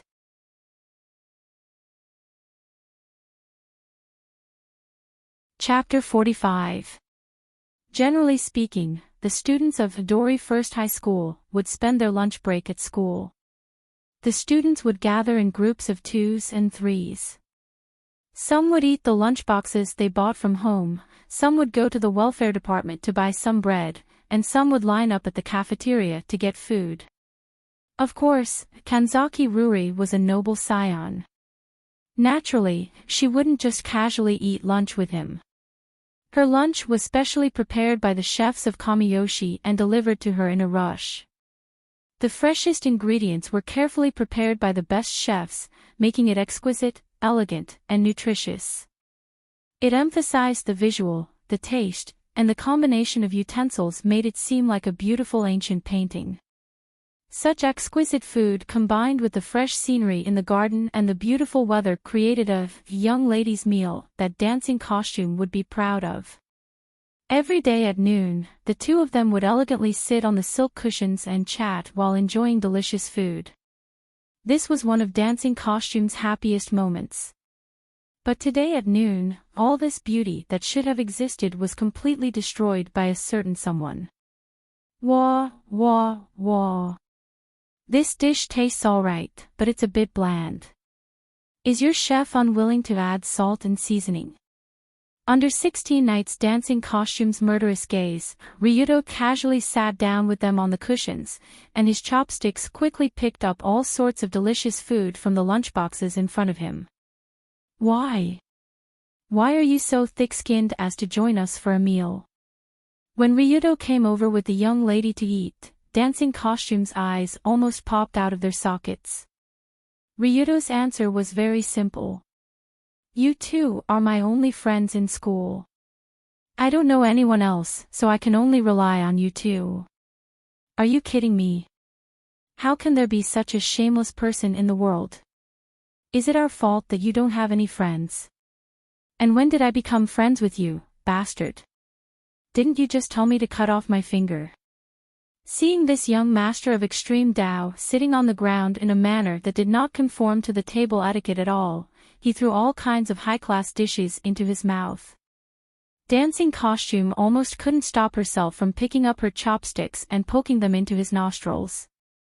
She wanted to figure out if this guy's brain was actually filled with charcoal-roasted pig brains. It had to be said that the way Ryuto Kiryu was eating was a stark contrast to Kanzaki's colored glaze. Luli was kneeling on the cushion in an elegant posture. She gently picked up a piece of food, held it under her hand, and then put it into her dark red lips. Then, she started chewing without leaving a trace. Watching the young miss eat was like a kind of enjoyment. It was hard to imagine that someone could eat so beautifully. Of course, the premise was that there wasn't a bastard beside him who was stuffing a pile of delicious food into his mouth. What impressed Dancing Costume was that the colored glaze didn't react at all to the guy sitting next to her. She continued eating and drinking calmly. Phew. I'm full. By the way, young miss, have your chef make something a little more intense tomorrow. If it's too bland, I'll get hungry very quickly. 10 minutes later, Ryuto, who had finished eating a bunch of food and was now sipping tea on the cushion, shamelessly said this. Let's wait until our bet is over.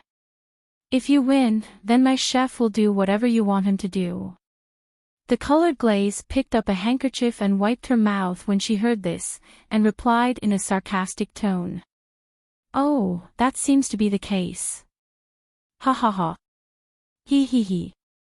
Ha ha ha. Hee hee hee hee. Are these two guys here playing riddles and talking to each other? What was going on? Hearing this strange conversation, Dancing Costume showed a puzzled expression. As for the shocking bet, so far, only Ryuto and the colored glaze knew what was going on. Dancing Costume also didn't know anything about it. If Ryuto could get the colored glaze to not inherit the position of Zhai Wang in 2 years, the latter would have to marry the former and become the mistress of the Rulon group. But in order to achieve this goal, what you need to do now shouldn't be popular with your classmates, right? While drinking the tea made by Dancing Costume, the colored glaze reminded him in a casual tone. In fact, until last night, Ryuto was doing quite well on his way to achieving his goal. After he went home, he killed Sakata and quickly took the power of the Rulon group into his own hands, completing the first step of the long march. But even so, he couldn't be complacent. After all, the current Rulon group didn't deserve to have any right to speak in front of Kamiyoshi, let alone force the other party to submit. Although the Rulon group was the ruler of Kamiyoshi, to put it bluntly, they were just a mouse on the street. Based on what Ryuto had learned last night, the total number of members of the Dragon group was about 2,000, and they were scattered around Dongjing. If it was the core members, there were almost 500 people, which was not a small number, but definitely not a large number. This organization currently controlled thousands of nightclubs in the entire Kamiyoshi, and made a living by collecting protection fees and selling various illegal goods. In terms of economic situation, in fact, the economic conditions of the Rulon group were relatively good. After all, the protection fees of so many shops were not small expenses. But the problem was that even so, it was just a small income, and it was difficult to be on the big stage. After all, the real profitable underground industry, such as smuggling guns, selling powder, and other darkish jobs, the Rulon group would never touch it. Not only did the Rulon group itself not do these things, but they also strictly cracked down on the nightclubs and other places in Kamiyoshi. If they encountered trash who dared to do these things, they would beat them to death. From this point of view, the Rulon group was not like the traditional extreme way, but more like the so-called chivalry. The main task was to maintain the order on the street. But in this era, the so-called chivalry was very awkward, and it was in the gap between black and white. If you said that the Rulon group was an underground organization, he was not completely counted. After all, they did not touch the real profiteering underground industry, and they still had a bottom line. If you said that the Rulon group was a legitimate organization, then he was definitely not. He had been registered as a designated violence group. How could he be a legitimate person? To put it simply, the black thought you were too white, and the white thought you were too black. He did not please both sides, and there was no solution for both sides. So in this case, it was actually very difficult to let the Rulon group continue to grow. Ryuto must have thought about this seriously, so the answer he gave was, to have a good relationship with his classmates in school first.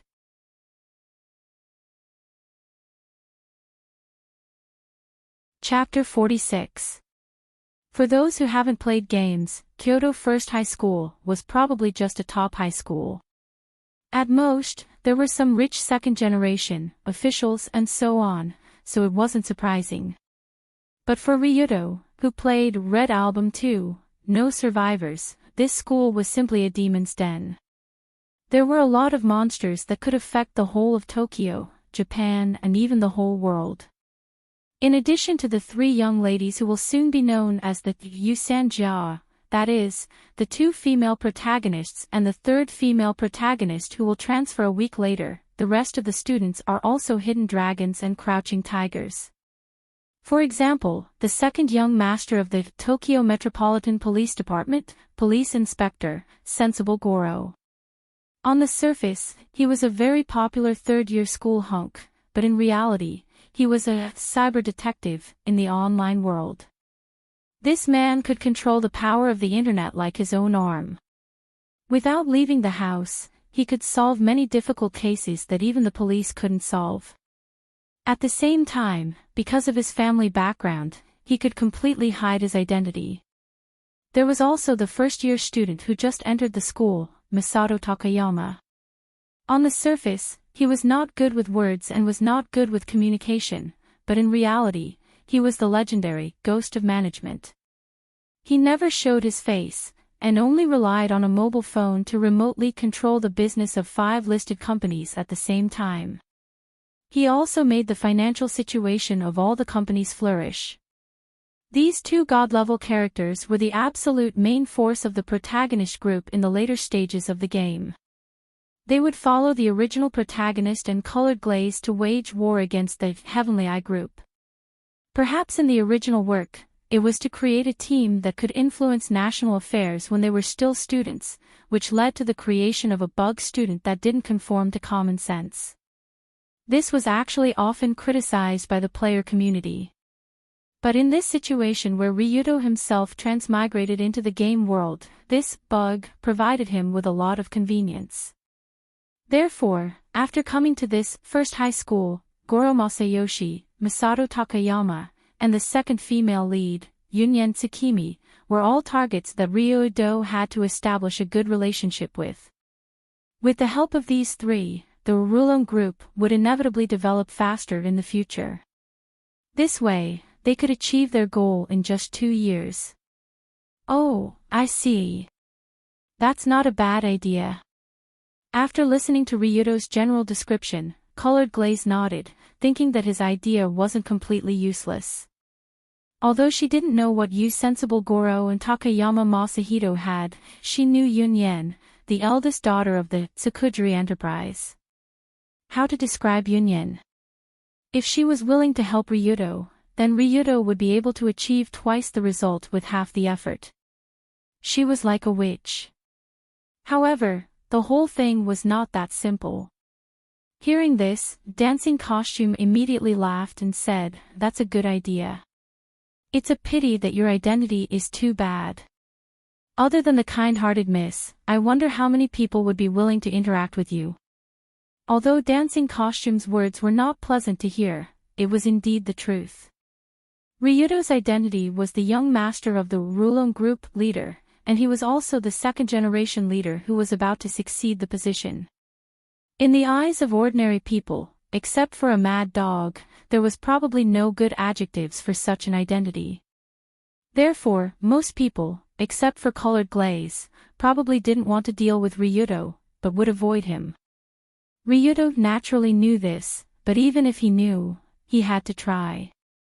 After all, there were only 2 years left, and he must quickly get the Rulon group on the right track. On the right track meant that in addition to the old way of collecting protection fees, some additional ways of making money were developed. Because in Ryuto's view, if the Rulon group continued to take this extreme Dao route, it would be difficult to have a development opportunity. People's impression of Japanese extreme Dao might be quite powerful and domineering, with big gold chains and small gold watches, and 3 small barbecues a day, but this was an obvious illusion. Japanese law recognized extreme Dao as legal, but recognizing extreme Dao as legal didn't mean that they were allowed to violate the law. Even with the release of the Violent Group Countermeasure Law, in Japan, extreme Dao was actually forced to the edge of the cliff. In these regulations, although the official recognized the legality of extreme Dao, there were also many strict restrictions. For example, members of the designated violent group were not allowed to open bank accounts. For example, real estate developers or housing agents could refuse and terminate the housing contract with members of the designated violent group at any time. For example, people who had too much contact with members of the designated violent group, such as eating, partying, traveling, and playing golf many times, would be blacklisted. There were many similar regulations, and the result was naturally that the sphere of influence of the designated violent group was suppressed again and again until now, it had declined to the limit. Without a bank account, they couldn't cooperate with legitimate companies, and ordinary people didn't dare to approach them to avoid being blacklisted. Such strict restrictions also led to these huge groups being completely isolated from society. Why was most of the Rulon group's activities near Kamimurachi? Because this was the only place where extreme Tao could not be discriminated against. Although Tokyo was big, there was no place for extreme Tao.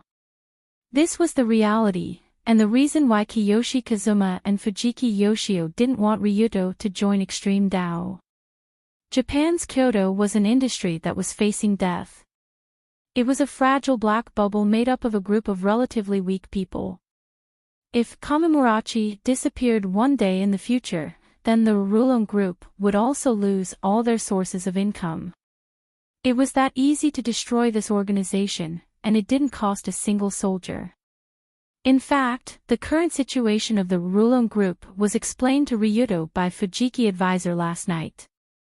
But Ryuto still firmly chose to inherit this organization. This didn't mean that he liked extreme Tao so much, but because he had no other way to go now. If he wanted to use the Krypton fate-changing system, he needed a lot of money, and it was a huge amount of money in the hundreds of millions. Without the Rulon group, it was impossible for Ryuto to collect a lot of money to improve his attributes and buy items in 2 years. After all, he was just a high school student. Even if he was dreaming, he wouldn't be able to earn hundreds of millions or even billions of dollars. So in any case, Ryuto must lead the Rulon group to a sustainable development, a path that could bring a lot of money, and not be killed. For this, he must have the 3 bugs. 3 companions. Thinking of this, Ryuto raised his head and drank the tea in the cup, then put the cup on the mat. Thank you for the hospitality, I'll go first. Before leaving, Ryuto smiled at the colored glaze and the dancing costume and made a goodbye gesture, then walked toward the roof of the teaching building.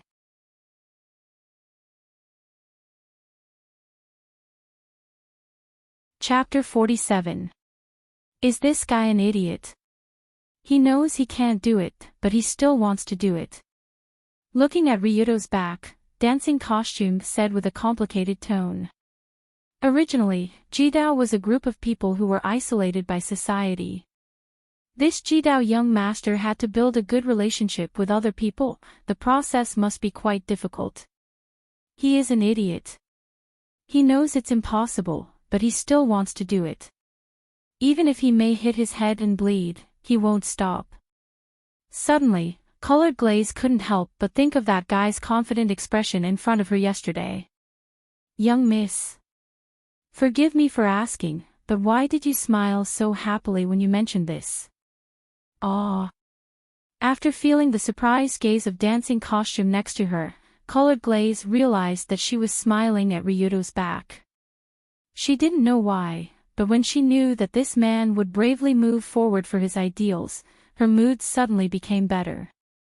I just want to laugh at him when I think of how that guy will be rejected everywhere. Is that so? But your smile is obviously not mocking. Ahem. Dancing costume, it's about time, get ready to go back to the classroom. Before the dancer could finish her words, Luli interrupted her, which was something she rarely did. She then stood up from the cushion, put on her shoes, and left. She left in a hurry and in a sorry state, as if someone had seen through her. Not long after, the bell that signaled the beginning of the afternoon class rang throughout the entire Kyoto First High School. However, the students of Year 2 Class B heaved a sigh of relief before class started. Because the Demon King, Ryuto Kiryu, didn't appear in the classroom. Regarding this kind of skipping class violation, the students and teachers of the second-year Class B remained silent, as if no one wanted to mention that name. At the same time, next to the water tank on the rooftop of the teaching building, the Demon King was lying lazily in a corner, looking as if he was just waiting for death to come. Of course, Ryuto wasn't waiting to die, he was just waiting for the bell to ring. In Ryuto's view, it was meaningless for him to go to class now. He couldn't move freely in class, so he couldn't achieve the goal of getting closer to someone. So he simply skipped class, lying on the rooftop while resting and waiting for the time to pass. Kyoto First High School had a lot of club activities, and the afternoon class was also very short. After class ended at 3:30 to 6 o'clock, it was club time. And the three people that Ryuto targeted as social targets were all members of the club. If he wanted to find them, he had to wait until after 3:30. Otherwise, if Long-do swaggered into someone's classroom to look for someone, maybe someone would call the police directly. That was how he was now. As for the rest of his free time, Long-do decided to consider increasing his attributes and purchasing items. After lying down for a while, Ryuto opened the Krypton Gold Fate Reversal System and looked at the situation in the system. Name: Ryuto Kiryoage, 16 attributes, Wisdom LV1, Constitution LV3, Courage LV3, Insight LV1, Charm LV1. Title: Extreme Young Master Equipment, Black Star Pistol, Normal, Taser, Normal, Dagger, Normal, Tools, Hooligan Velcro. Total assets, $13. For 58,550. It had to be said that Long-do felt a sense of accomplishment when he saw the system display. First was the change in total assets. Originally, after Ryuto spent $500,000 to buy the Hooligan Velcro yesterday, his total assets were only $3.45 million. But because of the merit of solving the Sakata Rebellion, Ryuto was awarded the First Class Hero Award and a bonus of $10 million by the Rulon Group. Although in fact, after confiscating Sakata's property, the unexpected wealth the organization received was calculated in hundreds of millions, but this money could not be given to Ryuto. Not to mention that he was not officially the second-generation leader. Even if he was, the amount of money he could use was not as much as he imagined. After all, most of the organization's income came from public funds. They had to pay for all the expenses, so it was impossible to spend as much as he wanted. Fortunately, with the bonus of the First Class Hero Award, Ryuto's assets became $13.45 million. He suddenly became rich again. At the same time, because the members of the Rulon Group did not have bank cards, Ryuto received stacks of cash, which were heavy in his hands. Although this did not affect the purchase of things in the Krypton Fate Reversing System, the ability of this *TTY system to collect money was definitely the best in the world. In addition to the $10 million starting capital that he just received, Ryuto also found some help provided by the system, such as the use of the equipment bar. Whoosh! As he quickly raised his hand, a pitch-black, Black Star pistol appeared in his palm. The whole process was like magic. According to Ryuto's exploration last night, a total of 3 items could be stored in the equipment bar. After storing them, they could be taken out at any time. For example, the dagger that he suddenly pulled out and asked the dancing costume to cut her finger not long ago seemed to be hidden in his sleeve, but in fact, it was taken out from this storage space. Otherwise, if he really hid the dagger in his sleeve, he might accidentally fall down and end up in a Final Destination type of tragedy. If that happened, then this $1 million would be too much of a waste. As for the other shops, they were still the same. There were a lot of awesome items in them, but unfortunately, he did not know what to buy for the time being. In order to keep an eye on the pitiful amount of funds he had, Ryuto decided to wait until he needed to buy something, so as to not leave it there to collect dust. This can be used. Just as Ryuto finished looking at the attributes and shop, he suddenly found that the title column seemed to have some changes. Previously, this area was a gray area, and clicking on it did not have any effect, but now it became white, and after clicking on it, a second page appeared. After clicking on this page, a title overview interface appeared, and the interface showed that there were 2 titles that could be equipped. Title 1, Extreme Young Master. Title 2, Desperado. This title is not bad. Speaking of which, there is a way to obtain a title through this method. After seeing the sudden appearance of the second title, Ryuto was suddenly overjoyed.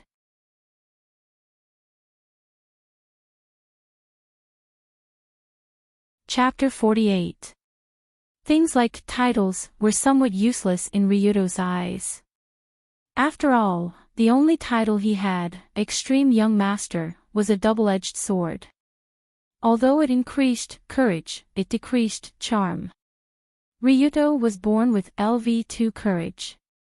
Excellent passerby. Increasing 1 level of courage didn't mean much, but dropping 1 level of charm was terrible. After taking off this title and changing it to Desperado, Ryuto's attributes changed. The original LV3 courage. Professional expert became LV2 courage. Excellent passerby. The original LV1 charm. Worldly scum became LV2 charm. Excellent passerby. Like I said, this is the attribute that I should have. Seeing that his charm returned to normal, Ryuto's face showed a happy smile. The new Desperado title was useful, but it only saved him 200,000 every time he died. Compared to the title that increased attributes, it was worlds apart. But the good thing about this title was that it didn't have any side effects. Even if it was a blank title, it was better than the Extreme Young Master title that had negative effects. After all, Ryuto Kiryu was originally quite handsome, and his temperament after rebirth wasn't as bad as before. If this kind of handsome guy was still called worldly scum, it would be too disgusting. So, originally, Ryuto's charm should be at the level of innate level 2, but because of the title reduction, it was suppressed to the level of scum. The difference between innate level 2 and innate level 1 was not small. Innate level 2 only needed to add 3 attributes to max it out. The cost was 5 million, 50 million, 500 million. Innate level 1 needed to add 4 attributes to max it out. The cost was 5 million, 50 million, 500 million, 5 billion. So, innate level 1 and innate level 2, this was a difference of 10 times the cost. The final level was a difference of 5 billion yen. It was a headache just thinking about it. Although level 2 charm was quite good, in Ryuto's eyes, it was far from enough. Very good, if that's the case, then let's continue. I'll soar into the sky. Under Ryuto's shouts that resounded through the rooftop, he suddenly clicked on the plus symbol next to the charm attribute. Upgrading from LV2 charm to LV3 charm requires 5 million renminbi. Confirm payment. Of course. The moment he reached out and tapped on the word confirm, Ryuto was valiant and high-spirited, as if he had returned to being a land immortal. Along with the faint light, Ryuto's attributes changed again.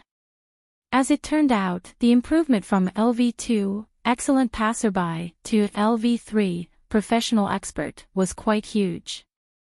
Although his face was still the same, and he was still the same person, the effect of the increase in charm was immediate. When Ryuto went to the bathroom and looked in the mirror, he was pleasantly surprised to find that the face in the mirror had become more pleasing to the eye. The originally very cheap and low-quality dyed yellow fur looked like the golden fur of a super scion. The ferocious eyebrows exuded a unique masculine aura. The originally handsome facial features became even more perfect, enough to captivate thousands of girls. Of course, Ryuto's appearance did not change, only the feeling he gave people changed. The attribute, charm, sometimes it was difficult to simply use handsome or beautiful to describe it. This was a rather complicated feeling, one that went beyond superficial external things like handsomeness and beauty.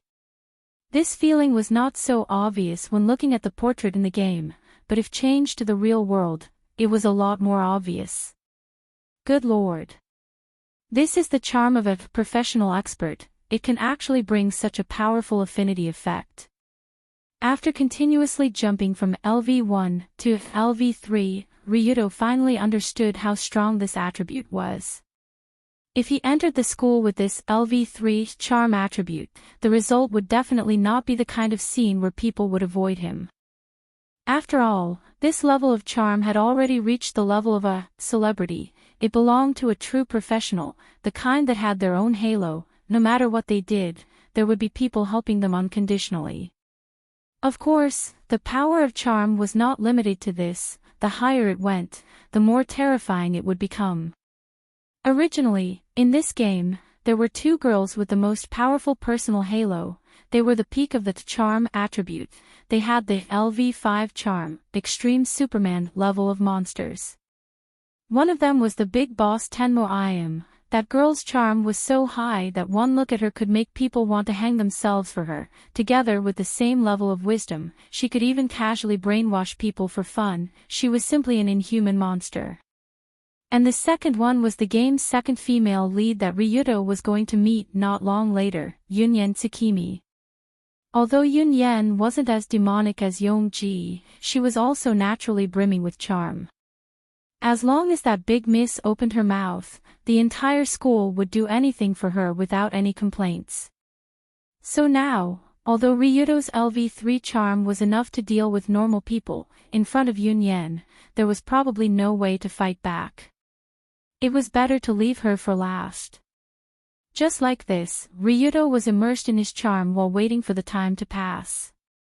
Ring ring ring ring ring. 2 hours later, the bell that represented the arrival of the afternoon class rang throughout the school. The students of each grade also left the classroom with smiles on their faces as they walked toward their respective activity departments. Although Dori First High was a top high school, there were still many activities inside. Football department, basketball department, choir department, biology department, portrait department, archery department, light music department, drama department, boxing department. He read them all out like he was reading the names of dishes. Okay, let's go. At this time, Ryuto, who was standing on the rooftop of the teaching building, stretched and walked towards his first destination. In the short term, Ryuto's goal was still to find some reliable companions. And the person he chose as his first companion was the school hunk of the healing faculty, Sensible Goro, who was currently studying in Class 3A. When Ryuto arrived at Sensible Goro's basketball department, he just happened to see a figure who was shooting a beautiful three-pointer amidst the screams of many female students. Just like the portrait in the game, Sensible Goro was a very handsome man. His appearance was handsome but not feminine, and his muscles were just right, not bulging, not making people feel that he was thin. Coupled with the gentle smile that always hung on his face, it was no wonder that he was always surrounded by many admirers. However, Ryuto knew this guy's big secret, and until now, no one in this world knew this secret. And this big secret was that this handsome healer, the school hunk who was adored by thousands of girls, was actually an incurable Chunibu patient.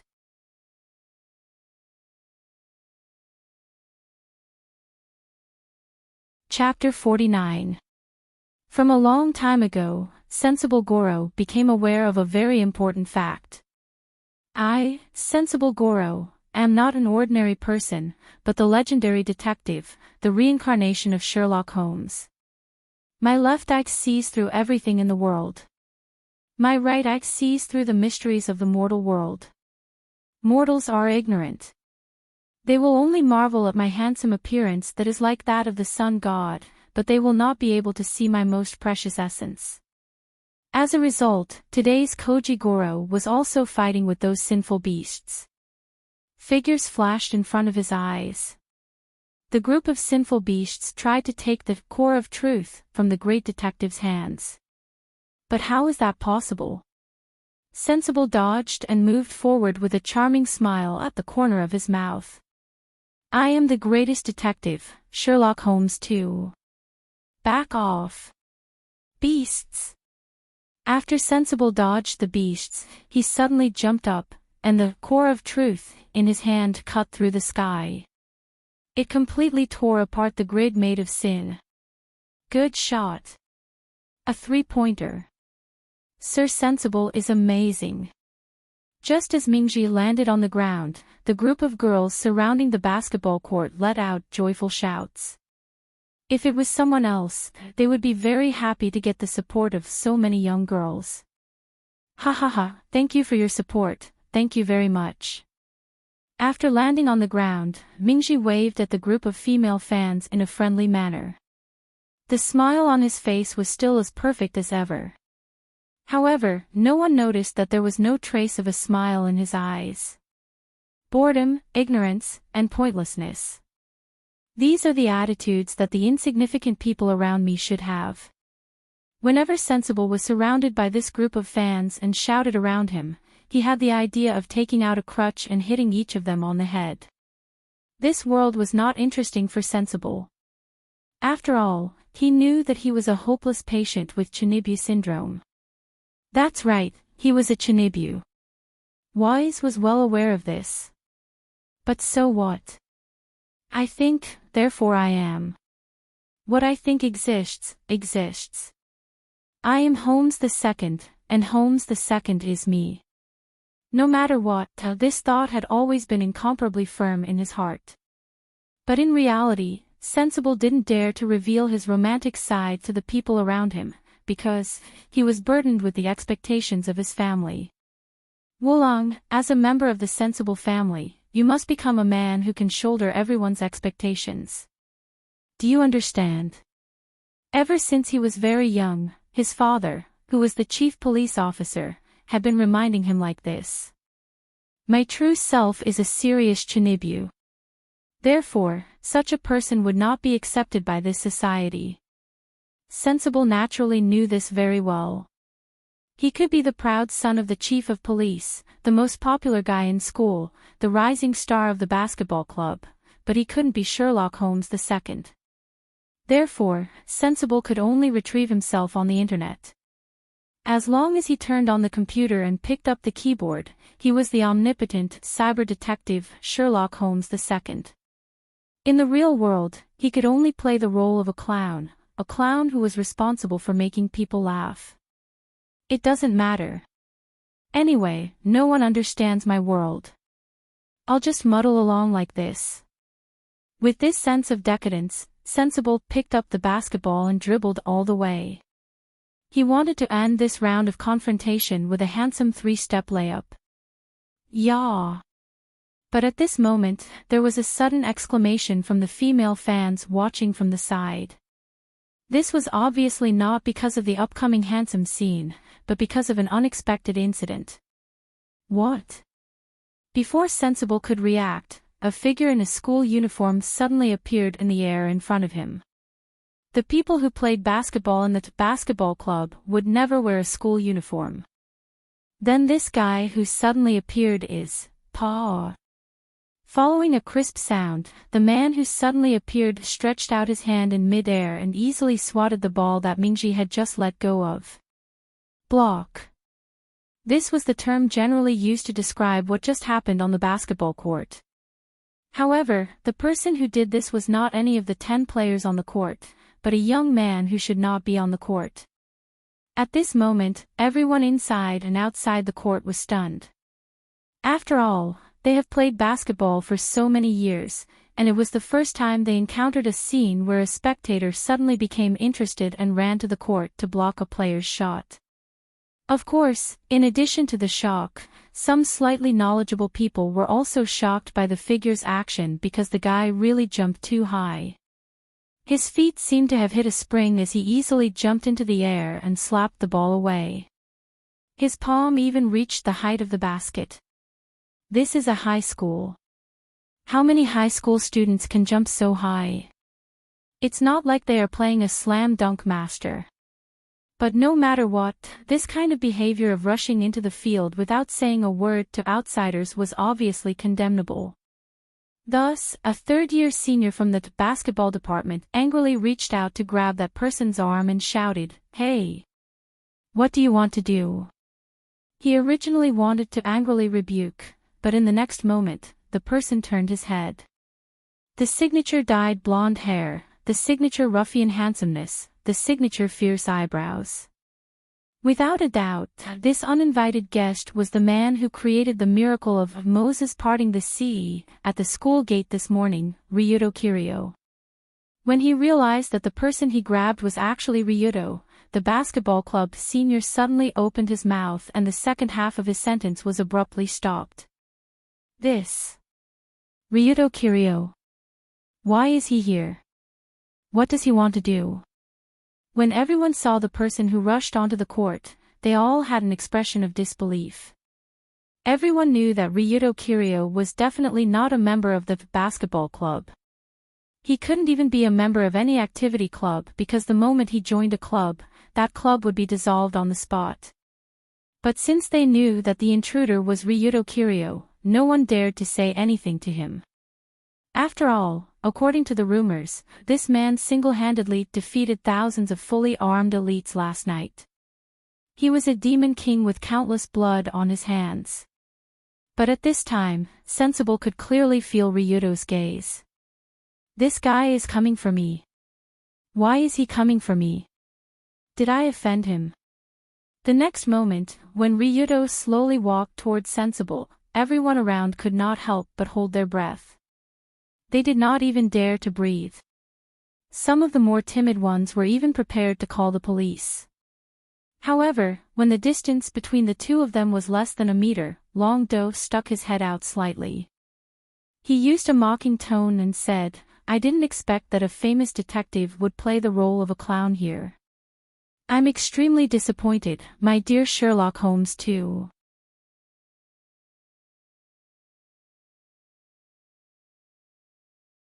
Chapter 50.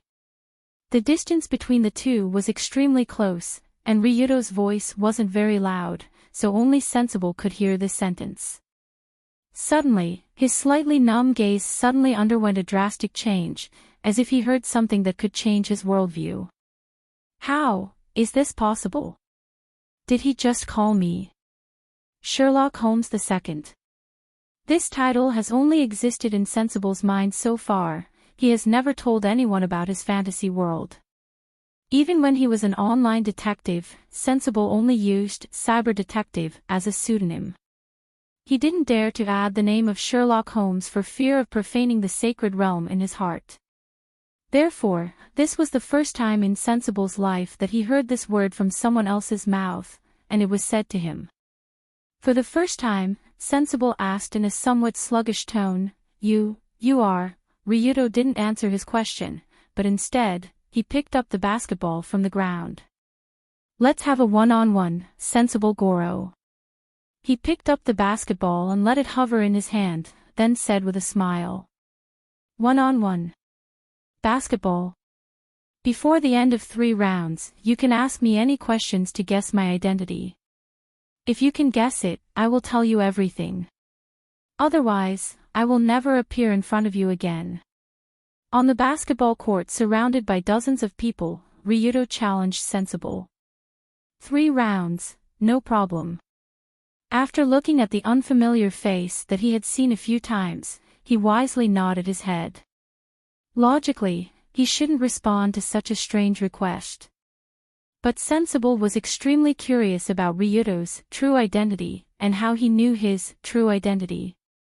Therefore, under Sensible's persuasion, the other members of the basketball department also retreated to the side and left the court to the 2 strange people. Sensible Goro and Ryuto Kiryu, the 2 of them actually wanted to have a one-on-one, basketball. No, basketball was only a superficial dimension that ordinary people could see. In reality, the battle between the 2 of them was on another level. As Sensible took the ball to attack first, a huge British-style city appeared in front of his eyes. At this time, the basketball in his hand seemed to have become a crutch, and the jersey on his body had become a detective's uniform. With a pipe in his mouth, he walked through the streets and alleys. A mystery was looming before Holmes too, and he had never been so eager to solve it. Accordingly, Judicious moved his leather-shod feet swiftly forward, and stepped upon the cobblestone street. A dark figure appeared in an alley not far away. The dark figure smiled and said, "Sherlock Holmes too, ask away. What's the first question?" "You're Ryuto Kiryu, but you're also not Ryuto Kiryu. You're like me, the reincarnation of some important person." Sensible's voice was very low, obviously not wanting the surrounding crowd to hear. "That's right, score." Swish. With a clear sound, Sensible's basketball smoothly entered the net. What a hollow ball. In the second round, Ryuto held the ball, and the air around the alley became strange. But even so, Sensible continued to ask, "You and I exist in the same era. You're proficient in various criminal techniques, the head of the world's criminal organization, and like to trample on the law. Your name is James Moriarty, right?" When a reincarnated person who knew his true identity appeared, Sensible quickly thought of this name. There was no doubt that Ryuto's true identity was related to him. There were not many characters related to Sherlock Holmes, and even fewer with such obvious evil aura. And James Moriarty, also known as Professor Moriarty, was the #1 enemy of the great detective, Sherlock Holmes. This inference was reasonable. However, the dark figure shook his head and smiled. "I do exist in the same era as you. I'm a romantic individualist, and I occasionally cross the boundary of the law. But I only act against the rich and corrupt upper class. Don't confuse me with Moriarty." Boom. At the same time, in the real world, Ryuto leaped into the air and smashed the ball directly into the basket with his right hand. A one-handed tomahawk dunk. What kind of monster is this? Seeing Ryuto slam Sensible away as if he had eaten spinach, the surrounding basketball team members were numb. They just wanted to kneel down and shout, "Sakuragi Hanamichi, please stop your magic." In fact, from the way Ryuto dribbled the ball, it could be seen that this guy was a complete layman. He did not have any skills. But it did not matter. He had the physical ability of level 3 physique, professional expert. With this physical fitness, dunking a basketball was 100 times easier than shooting a ball. As Sensible picked up the ball again, the third round of the final round began. However, this Sherlock Holmes II seemed to be trapped in a fog and did not dare to take a step forward. Who is it? Someone from the same era as Sherlock Holmes, a romantic individualist with a hobby of attacking the upper class. In fact, the information given by the dark figure was not little. It was enough for Sensible to make a certain degree of analysis and inference. But after all, there was only one round left. If he answered wrong, Sensible would be completely defeated, so he could not rush for results. From the previous description, Ryuto's true identity seemed to be both good and evil, and was in the middle of a moral gap. He was neither a good person nor a bad person, in the traditional sense. He would only make a move against the rich and heartless, decaying upper echelons, as if he was committed to building this world into his own ideal. If there was a strong enemy in front of him, even if it was an unshakable existence, this person would use all kinds of methods to pry it away. There was no doubt that from the perspective of the entire society, he was an evil character. But this person was evil, charming, and also very principled. It seemed that he liked beautiful women. Could it be? It's him. Just as the dark figure was about to attack him, a familiar name suddenly flashed in Sensible's mind. At the last moment, he jumped up and threw the core of truth in his hand into the basket that represented the truth. At the same time, Sensible shouted the name that represented Ryuto's true identity. "You are the strange thief gentleman Yasin Robin." The ball went in. As the core of truth fell into the basket, Sensible's last shout that resounded throughout the stadium also reached everyone's ears. "Smart, correct, my dear Sherlock Holmes II. Under the confused gaze of the crowd, Ryudo smiled and took off a non-existent hat from his head. He did a dashing hat salute to Sherlock Holmes in the illusory world.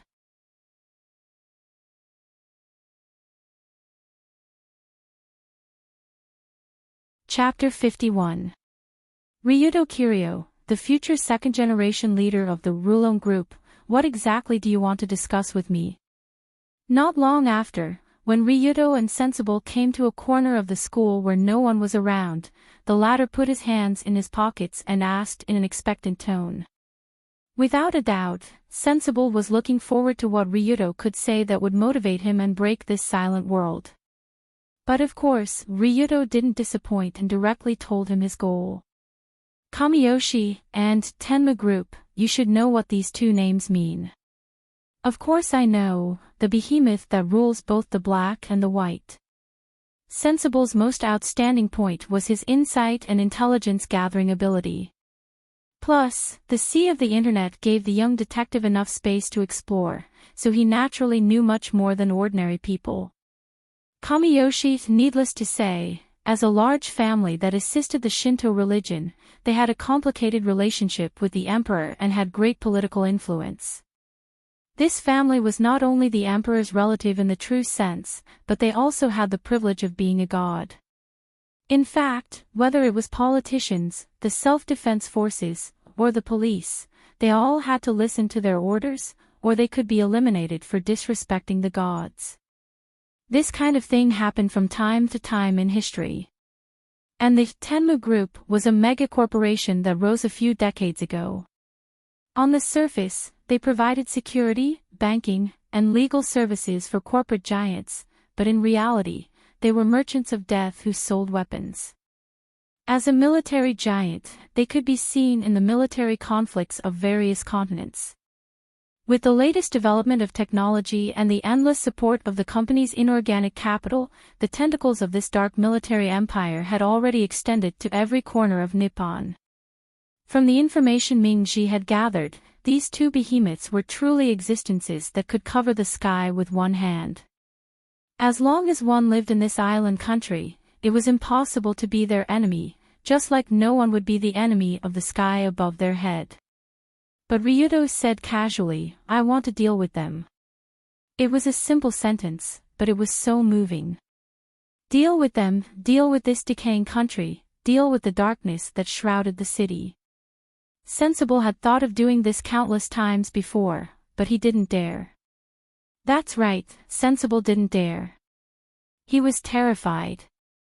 After knowing how deep the darkness of this country was, he chose to escape. But at this time, Ryudo stood in front of this deserter and openly stated his goal. From Long-Do's point of view, he had no choice but to do so. Tenma Group didn't want him to live, and Kamiyoshi wanted him to stay away from his love. Could he not to fight in this situation? If he didn't fight, then there would be nothing left. But from Sensible's perspective, this extreme Dao young master was like a determined revolutionary, fighting for his ideals and for the world. Unknowingly, Ryudo seemed to grow a pair of wings behind him, and an angel-like halo appeared on his head. Of course, there was no such thing. Sensible's Chinibu disease was causing hallucinations. After taking a deep breath, Sensible asked seriously, it's easy to say. What do you plan to do? I'll develop my Ryu group into a sufficiently large organization. Then, I'll take advantage of the situation between the Kanzaki family and the Tenma group and lure them into war so that I can benefit from it. Ryudo answered quickly, because this was the answer he had thought of long ago. After all, he was very clear about what would happen in this world in the future. He didn't even need to lure them. Next, these two groups would experience a series of open and hidden struggles. When the sandpiper and the clam fight, the fisherman benefits. With Ryudo's understanding of the two forces and the future world, he could let the Rollercoasters group deal with the two sides while constantly strengthening himself. When the war between the two behemoths reached its peak 2 years later, the Rollercoasters group could directly backstab the two forces and directly destroy them at the same time. But the premise of this was that the fisherman also had to have the strength to kill the enemy. In order to achieve this goal, I need your help, Holmes too. After explaining the general plan to Sensible, Ryuto generously extended his hand. Crazy, what a crazy man. Hearing that, Mingji sighed. Then, he held that hand. Indeed, Ryuto was a madman, but Sensible was no better.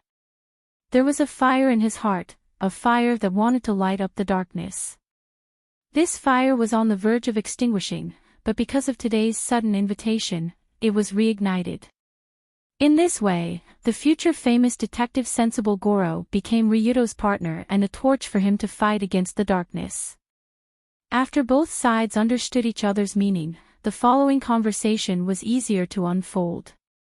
Ryuto, in fact, as the future second generation of the Rulon group, I can understand why you want to deal with the officials, but where did the Heavenly Eye group come from? Not long ago, the Heavenly Eye group planted a mole around me. They wanted to take over the Rulon group after getting rid of me.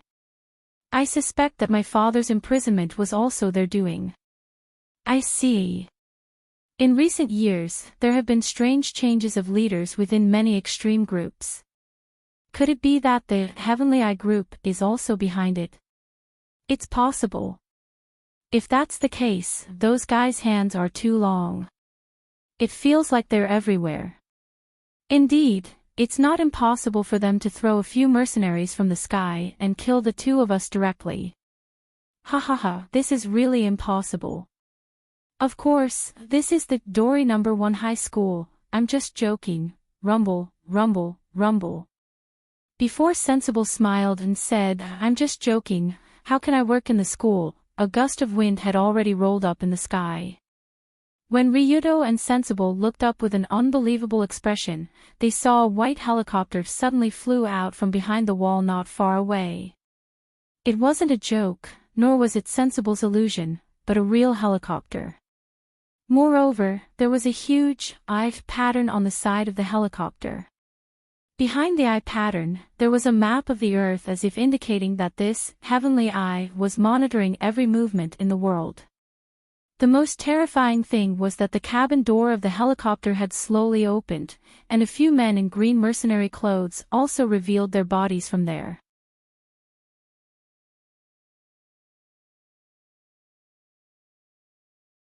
Chapter 52. No. It can't be that strange, right? Sensible has a crow's mouth attribute. When the Augusta Westland AW-101 helicopter quickly flew in their direction, Ryuto couldn't help but have goosebumps. What a joke, this is Yodo, inside the first high school, in the bustling area. How was it possible for someone to fly a helicopter into the school so brazenly? Did they apply for the flight route? What are the flight management and law enforcement doing? However, compared to the helicopter that really appeared, what made Ryuto's scalp tingle was the three men standing at the cabin door ready to jump at any time. The three of them were all wearing emerald green field suits, and they didn't carry anything on their back. They looked like they were going to come out with light equipment. But when the helicopter just descended to a height of about 100 meters, they didn't hesitate to jump down. They landed in the direction of Ryuto and Sensible. It's impossible to deploy a parachute at this height. They are doing. It's okay. Just when Ryuto was wondering if the three of them were going to perform a suicide show, he saw that the three of them were holding a rapid descent rope made of unknown material. Whoosh, whoosh, whoosh. With the help of the rope, the three of them successfully crossed the height of 100 meters in the blink of an eye. They landed in a triangle around Ryuto and Sensible and directly surrounded them. After landing on the ground, Ryuto could see the appearance of the three people. The tough face with various scars visible to the naked eye, the sturdy and flexible body was filled with a calm temperament that could only be cultivated after experiencing the battlefield. There was no doubt that the three guys in field suits weren't military fans or field combat enthusiasts, but mercenaries that returned from somewhere. It's Tenmo I am. That woman is planning to make a move on me so soon. And it's in the school. In an instant, only such a curse-like name appeared in Ryuto's mind. In the entire Tokyo, the only force that could so brazenly mobilize helicopters and mercenaries to Dori First High School was probably the Heavenly Eye Group. They had all kinds of special channels and means, and they could carry out some very exaggerated battle plans within the city without restraint. Even the government couldn't do anything about them. In fact, Ryuto expected that IM would find trouble with him. After all, he completely destroyed IM's plan the night before yesterday. Last night, he also cleared out IM's pawns in the Rulon group. After this, IM's plan to control the Rulon group was completely ruined. It would be strange if she didn't find trouble with him. That was why Long Do wanted to rope in his team as soon as possible, especially Ming Ji, who was proficient in network hacking, so that Ming Ji could monitor the Heavenly Eye Group's actions from all aspects. But it was too fast, it was really too fast. Ryuto just pulled Sensible into the team, and the people sent by IM had already arrived. That bastard didn't even bother to wait for him to leave the school for a few hours. Even if she was impatient, she shouldn't be this impatient. Suddenly, behind the three mercenaries, Ryuto seemed to be able to see an impatient face. Indeed, Tenmo IM was known for her impatience. She once had a glorious history where she clearly arranged a meticulous murder plan, but because she suddenly felt bored, she directly threw a bomb to blow up the target and the entire building. This kind of impatience and freewheeling personality made her behavior unpredictable. Facing her was like facing an alien creature in human skin. However, just as Ryuto and Sensible stood back to back, nervously watching the three mercenaries, one of the oldest mercenaries slowly opened his mouth. He said in a stiff tone, "Ryuto Kiryu, my master invites you to come with us." The mercenary's tone was stiff, and the meaning behind his words was also stiff, leaving no room for negotiation. Although he said, "Please," in reality, he meant, "Come with me." As expected of Tenmo IM. So that's how it is. She doesn't intend to kill me here, but wants to bring me to the unrestrained Sky Tower and use some methods to kill me. After understanding that these three mercenaries were ordered by IM to bring him back, Ryuto understood IM's meaning. The unrestrained Sky Tower was the headquarters of the Tenma group, and also the home of Tenmo IM, who was the commander. The reason for this name was that the Tenma clan was the black-blooded successor of the legendary Demon King of the Sixth Heaven, Oda Nobunaga. They were the descendants of the true Demon King. In Buddhism, the Sixth Heaven was also known as the unrestrained sky. The heavens seized what he had transformed into for its own entertainment. Simply put, it was seizing other people's things for its own entertainment. It belonged to the most vile world of desires. Tenmu was similar to demon. As a descendant of the black-blooded successor of the Demon King, Tenmu Im possessed malice far beyond human imagination. She loved to watch the miserable struggles of humans before they died. Under such circumstances, Long Do was well aware of the consequences if he was brought to the unfettered Sky Tower. He might as well just die and be done with it. Thinking of this, Ryuto decided to give it a try. Rather than being captured by IM as a toy, he might as well try to break out of the encirclement. After preparing himself, Ryuto quietly reached his hand into his pocket, preparing to pull out a pistol from his equipment slot. He observed carefully, perhaps because they were on a mission in the school, the three mercenaries did not carry any firearms. As long as he could pull out a pistol, he should be able to fight. But obviously, the quality of a professional was not something Ryuto could compare to. Even though it was a slight movement, it did not escape the eyes of the three battle-hardened mercenaries. Almost in the blink of an eye, the mercenary closest to Ryuto made his move. With a speed that did not match his tall and burly physique, he sprinted towards Ryuto with a speed comparable to a 100m sprinter. He reached out his hand and pressed it against Ryudo's hand. So fast.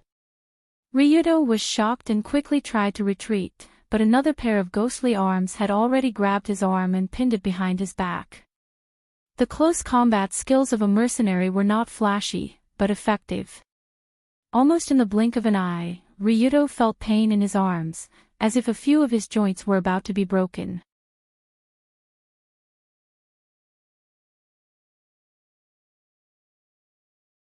Chapter 53. Good heavens, is this the true meaning of a professional? Just as his hands were tied behind his back, Ryudo couldn't make any effective resistance. Even if his physical fitness reached the level of a professional, his experience and skills were worlds apart from this group of mercenaries. Seeing that Ryudo was caught, Sensible on the side also squatted down and put on a look of not resisting. His actions at this time were undoubtedly correct. After all, the only target that I am invited was Ryudo. So if Sensible made even half an offensive move at this time, his neck would be snapped in the next moment. Whoosh! When Ryudo was held down, a rope ladder was immediately thrown down from the helicopter suspended in the sky. One of the mercenaries quickly tied Ryudo with a rope, carried him on his shoulder, and then climbed up the rope ladder. As for the other two mercenaries, they didn't even look at Ming-ji before they left.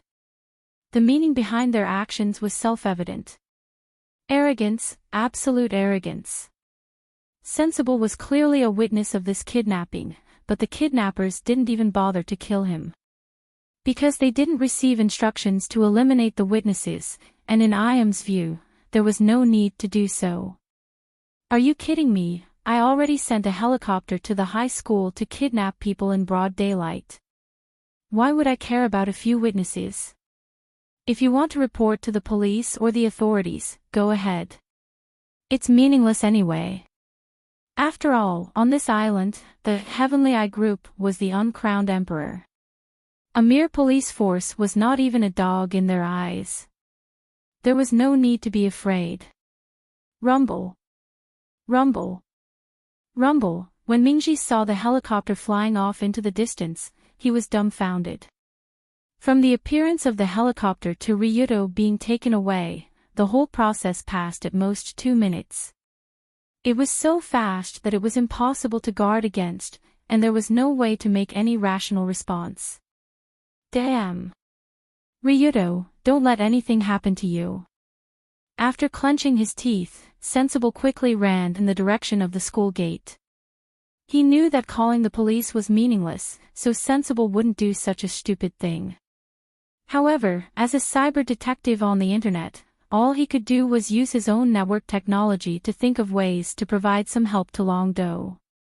In addition, he had to immediately contact the Rulon group and let them know that their young master was now in a desperate situation. Yes, in a desperate situation. Ryudo has always been in a desperate situation. Ryudo has always been in a desperate situation. In these short few days, he even got used to this feeling. However, probably because his courage level had dropped, when he was pulled onto the helicopter, Longdo couldn't help but feel agitated, and he couldn't think too carefully. So this is how the courage attribute is used. The moment he reacted, Ryudo immediately opened the system page and changed the title back to the original, Extreme Young Master. As his courage attribute once again rose to LV3 Courage, Professional Expert, the influence of the murderous atmosphere in the surroundings suddenly disappeared. Phew, finally completely relaxed. The enhancement effect of courage could be said to be immediate. The narrow interior of the helicopter was as intimate as the toilet at home in the eyes of the dragon head. But even so, the current situation was not ordinary. There were a total of 4 mercenaries sitting in the internal cabin of the Augusta Westland AW-101. Including the pilot, there were a total of 5 people present. Although this group of people didn't say a word after boarding the plane, Longdo could feel the seriousness and vigilance in their hearts. Since they were arranged by Tenmo Iam to carry out the secret mission of kidnapping Ryudo, then these people should be Iam's direct subordinates, members of a Combat Under the Heavens. In the game, Combat Under the Heavens was an elite army composed of 300 people. Almost all of the members came from the Middle East battlefield. They were all ruthless characters who crawled out from piles of corpses. With Ryudo's current strength, it was impossible to escape from the hands of Combat Under the Heavens. It was simply suicide. But if he was brought into the unrestrained Sky Tower, then there was a high probability that he would be met with a dead end. From a certain point of view, when Ryudo was dragged into the helicopter, his fate was already sealed. But even so, Ryudo was not discouraged because he was not afraid of death. After previously increasing his charm attribute, Ryudo's little treasury had about 8.45 million inch left. In other words, if the Dragon Sage did not intend to buy any items, this money would be enough for him to revive 8 times, giving him 8 chances to deal with this disaster. So now, the first thing to do was to observe, no matter the slightest clue. Only by observing carefully enough could Ryudo find a ray of hope in this hopeless situation. In addition, he also had to see if there were any useful and cheap items to buy in the system's Krypton shopping mall. So, when the helicopter flew towards the unrestrained Sky Tower, Ryudo quietly observed the situation of the mercenaries while constantly rummaging through the system's shopping mall. There were many things in the Krypton shopping mall, but considering the issue of cost-effectiveness, Ryudo could only look at some of the useful items and drool. For example, the rogue flying needle, which was very similar to Detective Conan's watch, could shoot an undetectable flying needle to knock out a person. It was a must-have item for killing people at home and traveling. Unfortunately, this flying needle required 1 million yen. It was so expensive that people couldn't bear to buy it. And in the face of so many enemies, knocking out one of them was not very meaningful. It was not as useful as the pistol in the equipment column. As for the other items, they were either useful but too expensive to buy, or cheap but useless. Ryudo was very confused. Wait, this is... Just as Ryudo was looking through the shopping mall page by page, he suddenly saw something similar to a contact lens. Item, Rogue Analysis Lens. Uses, a wonderful lens that can see the physical attributes of others, but not their clothes. It can be said to be a gentleman's item. See the physical attributes of others. Could it be that through this lens, he could know the attribute level of others? When he saw this description, Ryudo was suddenly interested. After all, in this situation, if he could see the attributes of others, it would be of great help to Ryudo.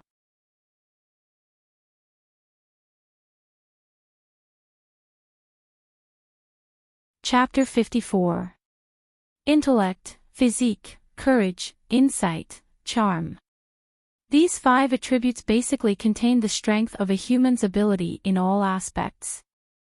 Through the system, Ryudo could see his own attributes, but there was no way to see the attributes of others.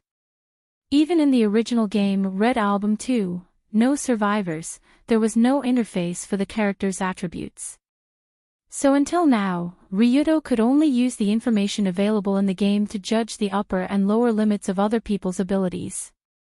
But this kind of shallow judgment was definitely not as effective as the Rogue Analysis Lens. If he could know the attributes of everyone around Ryudo, then he could infer a lot of things. For example, if a person wearing ordinary clothes walked towards him, but this guy's physique reached the level of a professional, then it was very likely that this person was an assassin who wanted to harm Ryudo. For example, if a seemingly honest person had extremely high intellect, then it was not difficult to determine that this person was actually a scheming person. For example, when dealing with a person with extremely high insight level, he had to pay attention to his words and actions to prevent him from seeing through his inner thoughts. In short, being able to see other people's attributes could provide considerable convenience in many aspects. It could allow Ryuto to make the correct judgment of a person in the fastest time. So this rogue analysis lens was definitely a very useful tool, but the price was actually 1 million. It was quite shocking. But even so, Ryuto quickly clicked on the purchase and put this tool into his inventory. After all, in his opinion, this tool could be said to be extremely cost-effective. Even if he used his life to exchange for it, it was still quite worth it. The moment he clicked on the purchase, a small transparent glass piece appeared in Ryuto's eye. Perhaps it was because his hands were tied up, but this time, the system was very considerate and helped Long Do equip the items where they should be. Zang. The moment the rogue analysis lens was put on his left eye, a familiar attribute list popped up beside the mercenary in front of Ryuto. Name, Andre Patou. Age, 38. Attributes, Intelligence LV2, Constitution LV3, Courage LV3, Insight LV3, Charm LV1. This name, it sounded like a Russian name. As expected of an active mercenary, his overall attributes were really high. The mercenary that Ryuto was looking at, other than his charm being a bit pitiful, the other 4 attributes were very good. It could be said that he was a very good professional. He immediately turned to look at the other 3 players and found that they were from different countries, and their attributes were quite good. So that's how it is. This hooligan's analytical mirror can see one's name, age, and 5 stats, but nothing else. Although there wasn't a lot of information, it was still quite useful. After all, everyone's true identity and true ability could not be hidden from the eyes of this rogue analysis mirror. Who are you? Is there something wrong with your brain? Was his body strong? Was he brave enough? Was he observant? Was she charming? With just a glance, all the information was in Ryuto's eyes. It was like alien technology. Just as Ryuto was feeling excited about getting a new toy, the plane slowly began to descend. Rumble. Rumble, with a deep roar, the plane landed smoothly. Ryuto was also led out of the cabin by the mercenaries. After leaving the cabin, the first thing that came into view was a huge bay, and many towering buildings could be seen in the distance. Surrounded by the sea view of Tokyo could be seen in the distance. Such a scene could only be seen in the center of Tokyo Bay. That's right, the headquarters of the Heavenly Eye Group, the Heavenly Eye Tower, was built on the artificial island in the middle of Tokyo Bay. The design of the Heavenly Eye Tower was a rather strange abstract style. The main body was gradually connected by 6 building parts, and the shape that kept spiraling upward was even more straight to the sky. With a height of 666 meters, it looked like some kind of religious base. Of course, it was indeed some kind of religious base, but the god it worshipped was the legendary demon king of the 6th heaven, Oda Nobunaga. After leaving the helicopter, Ryuto was brought inside from the helipad of the tower. After walking through several long corridors, they came to a spacious study. The study was extremely spacious, and the decoration style inside was also very chaotic. The moment he entered, he didn't know where to start complaining.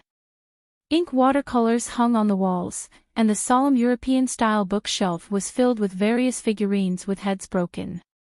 There was a huge Doraemon engraved on the dark desk, and the gorgeous carpet had been sprayed all over by someone with spray paint. This was a typical example of how a patient with schizophrenia would ruin their room after they had money. Anyone who stepped into this study should know that the person they were dealing with was definitely not a normal person. But what was different from the style of this insane study was that the appearance of Eheim Amatero did not give off the feeling of a crazy person. In fact, Tenmo Iam was a great beauty. If she chose to debut on the spot, she would have more than 1 billion fans tomorrow. When Ryuto came to the study, the tall figure was standing in front of the innermost floor-to-ceiling window, looking at the calm sea in the distance. Just the sight of her back was enough to drive men crazy. It was hard to imagine what kind of shock such a woman would bring when she turned around. However, in the next second, the woman turned her head and glanced at the distinguished guest she had invited with her pair of the most special eyes in the world. At that moment, Ryuto felt like he was in an abyss, as if he had fallen into an ice cave. A natural fear like a mouse seeing a cat quickly spread through his body, and he couldn't even move a finger. Tenmo Ayam was very beautiful. She was indeed very beautiful. Her eyebrows were picturesque, and her dimples were like jade. Her facial features were as exquisite as if they had been measured inch by inch with a ruler. Her figure had the golden ratio, and her shiny black hair was slightly curled. It was tied into a graceful and luxurious ponytail that draped over her shoulders. Peerless beauty, if one had to describe Ayam's appearance, it could only be described with these 4 words. Her appearance might not be the most beautiful in the world, and her figure might not be the best in the world. But that peerless beauty was something no woman could compare to. No, it could be said that they didn't even have the qualifications to compete with her. But even if the woman standing not far away was indeed beautiful, it still couldn't stop Ryuto's body from trembling. Because when he saw the eyes that seemed to be connected to the bottom of the abyss and felt the inhuman temperament on her body, all the beauty on her body would immediately turn into a bone-chilling malice, making people want to commit suicide on the spot so that they wouldn't stay in the same world as this woman. Malice was malice. Deep malice, bottomless malice, malice that made people go crazy. But this didn't mean that Tenmo Ayam was a woman full of malice. To be precise, she was the physical existence of the word evil, a flower of evil that bloomed in black blood.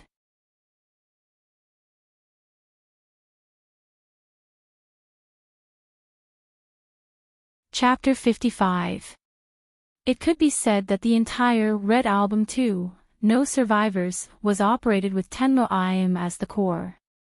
On the surface, it was a love game, but in fact, it was a survival game. The goal was to not be killed by Ayam. Behind the evil, there must be Ayam, Sama's shadow. This was the player's evaluation of the witch, and when they called her, they had to add the honorific Sama. There weren't many characters in the game that could make players call them honorifics from the bottom of their hearts. Only a few very charming characters had such an honor. Was Ayam charming? Of course, she was too charming. As the current head of the Tenma clan, she was the 37th generation direct descendant of Japan's greatest demon king, Oda Nobunaga. At the same time, she was the most terrifying monster in the world. The origin of the monster Ayam had to be traced back to nearly 500 years ago during the Warring States period. During that period of war, a tyrant who called himself the Demon King of the Sixth Heaven dragged the entire Japan into the abyss of fear. The Demon King of the Sixth Heaven was the name of the Demon King in religious culture. Nobunaga, as a human, called himself a demon. This kind of situation was quite rare in history. During his lifetime, Oda Nobunaga's atrocities represented by the burning of Mount Hai made the contemporary people hold a strong fear and reverence for him. Under the name of spreading martial arts throughout the world, the army continued to advance, and the people who died under Nobunaga's hands were piled up like a mountain. Thus, he really became a demon king, a true demon king in the truest sense. However, with a burst of shouts, "Advance, the enemy is at Hinoji," the rebel army raised the banner and surrounded the demon king in Hinoji. In historical records, the demon king of the Sixth Heaven and Hinoji turned into ashes in the flames of the Red Lotus. But history didn't record that the demon king laughed and shouted such a sentence before he died. "Burn, burn. My body may be destroyed, but my bloodline will be passed down for eternity. Until this world turns into ashes." Ha ha ha ha. Although the demon king died, the black blood was still there. The surviving bloodline took the wealth that Nobunaga collected and fled far away, hiding the family in the darkness of history. 500 years. For nearly 500 years, this clan had been fighting for only one thing. Carry on the wishes of the ancestors, turn this world into ashes. However, this was definitely not a great undertaking that could be completed overnight. In order to achieve this goal, every generation of patriarchs would do everything in their power to nurture their successors. Every generation of the clan leader of the Heavenly Eye clan would look for the most outstanding criminals to breed with. The vicious woman who poisoned hundreds of people to death, the serial killer who hid in the alleys, the bloody minister who planned the war. These were all the targets of the Heaven Eye clan. The heavenly demon's black blood needed pitch-black malice to make it thicker. Extracting the essence of evil from the outside to give birth to evil heirs, causing the descendants of this family to be further and further away from normal people. During this process, they often used all kinds of drug experiments, surgical modifications, hypnosis, brainwashing, and other methods to ensure that they could stimulate all the potential of the heir. Finally, the former patriarch would place the heirs that he had carefully nurtured in a large house that was built in imitation of Hinoji. He would let them kill each other, leaving only one behind. This kind of feeling was like raising a parasite. Only the parasite king, who could eat his siblings, would be the next patriarch who could make the black blood of the Heavenly Eye clan thicker. This absurd racial transformation had been carried out for as many as 36 generations. After nearly 500 years of racial modification, although Heavenly Eye Im had the outer shell of a normal person, her inner self was greatly different from a normal person. Ryudo had described her as such before. Dealing with her was like dealing with an alien in human skin.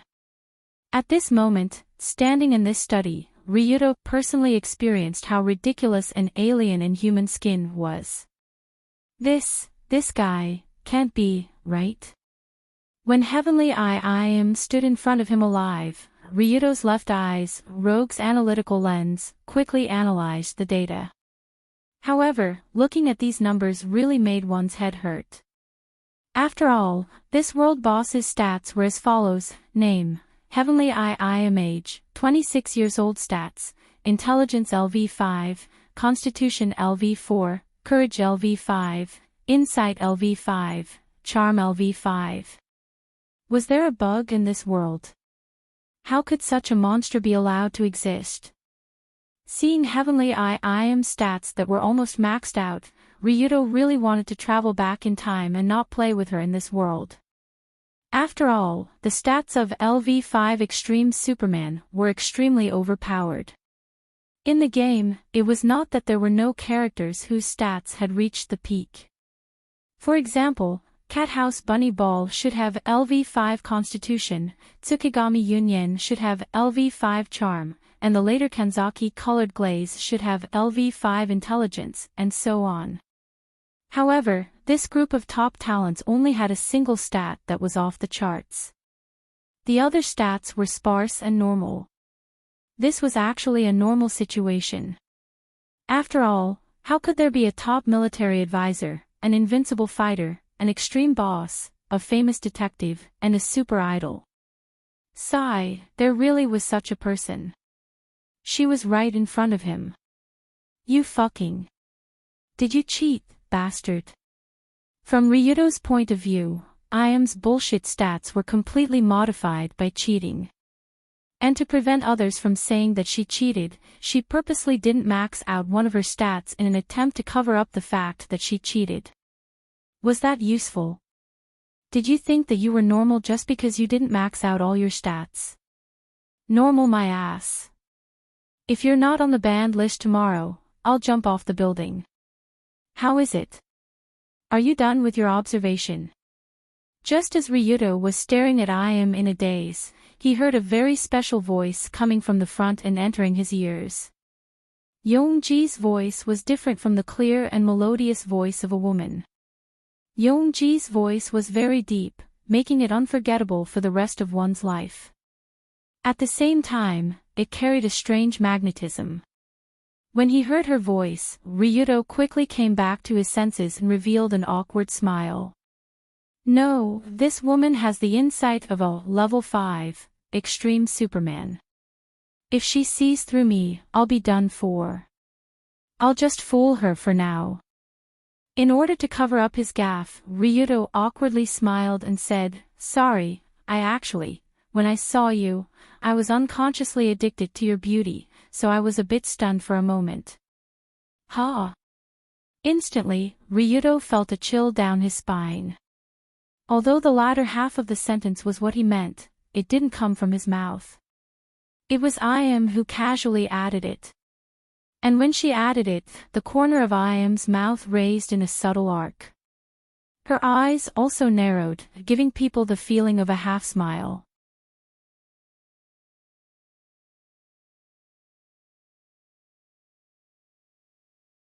Chapter 56. It had to be said that because of I.M.'s beauty, when she showed this subtle expression, it was quite beautiful. But in the game, whenever I.M. showed this expression, someone would die. After understanding this, Ryuto asked with trepidation, "What do you mean?" "What do I mean? I'm just stating the words you're going to use to brush me off. Aren't you going to use this as an excuse to cover up the fear when you see me?" The smile on I.M.'s face grew bigger and bigger. She slowly walked out from behind the table and walked briskly toward Ryuto. Her slender white feet were wearing slender high heels. When the heels hit the carpet, there was no sound, but every step seemed to step on Ryuto's heart. Before Ryuto could react, I.M. moved her head closer and asked with excitement and joy, "You're 100% seeing me for the first time.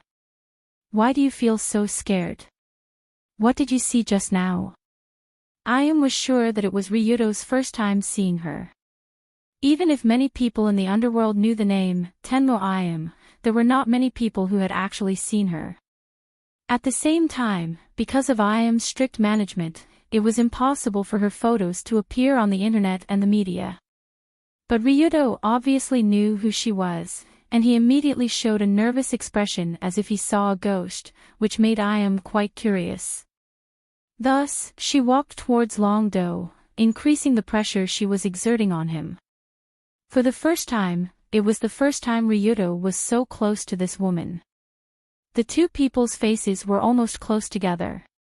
I.M.'s perfect and flawless face was close in front of him. He could even smell her alluring aura of death as long as he breathed. However, the current situation caused Long-do to tremble uncontrollably. LV3 professional expert level of courage was enough for him to remain calm when he was kidnapped by a group of professional mercenaries. However, such psychological endurance was so fragile in front of I.M. It was so fragile that it was like a cheap condom that could kill people at any time. Beep, beep, beep, beep.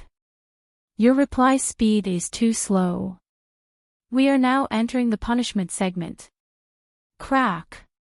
Ryuto wanted to reply, but the moment he said a crisp sound came from his left pinky. Ryuto looked down and saw that his little finger, which was originally straighter than a steel bar, had been bent at lightning speed, forming a 90-degree angle with his other four fingers. Intense pain. The intense pain of having his finger broken suddenly rushed to his brain, and Long-do almost couldn't help but shout out loud. But he didn't. Ryuto forced himself to endure the pain that was enough to make people faint with a little bit of backbone. He looked up at I.M., who looked normal. Breaking the finger of a person she just met was as natural as breathing for I.M. She didn't even look at Ryuto's hand. Then, the beauty smiled and said in a gentle tone, "From now on, you only have 5 seconds to answer each of my questions. If you exceed that time, I will break one of your fingers. Do you have any objections? If you do, just say it. I'm very generous. Everything can be discussed." I.M.'s eyes seemed to reveal such a message, as if she didn't intend to force others at all.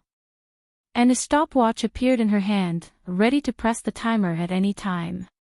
After knowing that this woman would never joke, Ryuto immediately replied, No objections.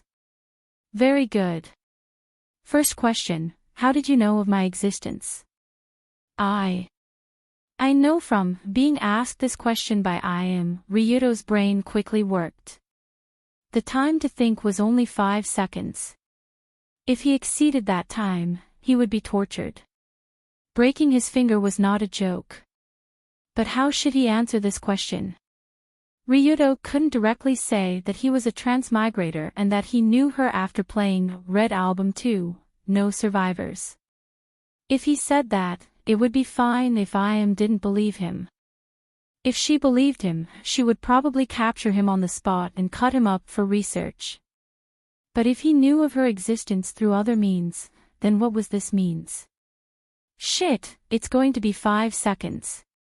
I have to answer quickly, otherwise, when he reacted, the stopwatch in I.M.'s hand had reached 3 seconds. At the same time, the second snap came from Ryuto's left ring finger. Ah! This.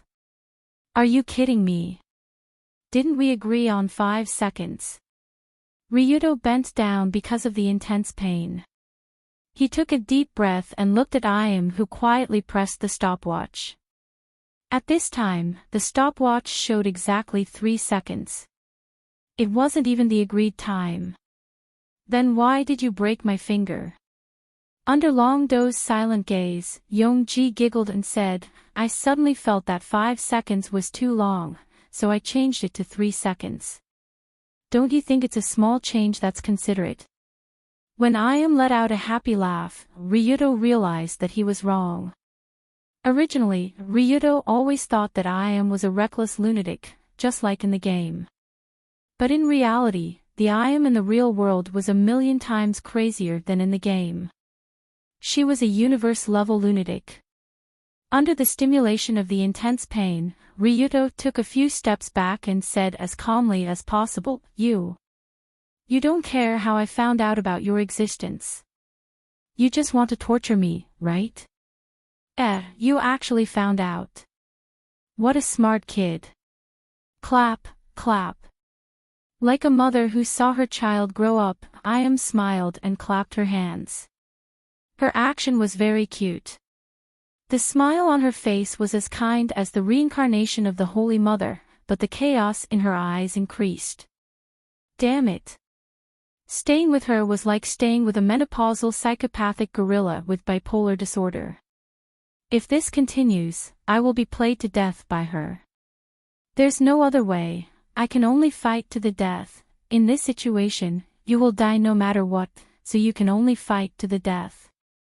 Do you want to take out some kind of weapon from somewhere to deal with me, because you can't win with just your bare hands? Good luck, I'm looking forward to it. As if she saw through Ryuto's inner thoughts, I.M. once again expressed his thoughts with words. She even had a hopeful expression on her face. Are you kidding me, this guy? Bastard. Although I.M. saw through his thoughts again, Ryuto could only take out the pistol hidden in the system inventory and point the black muzzle at the woman.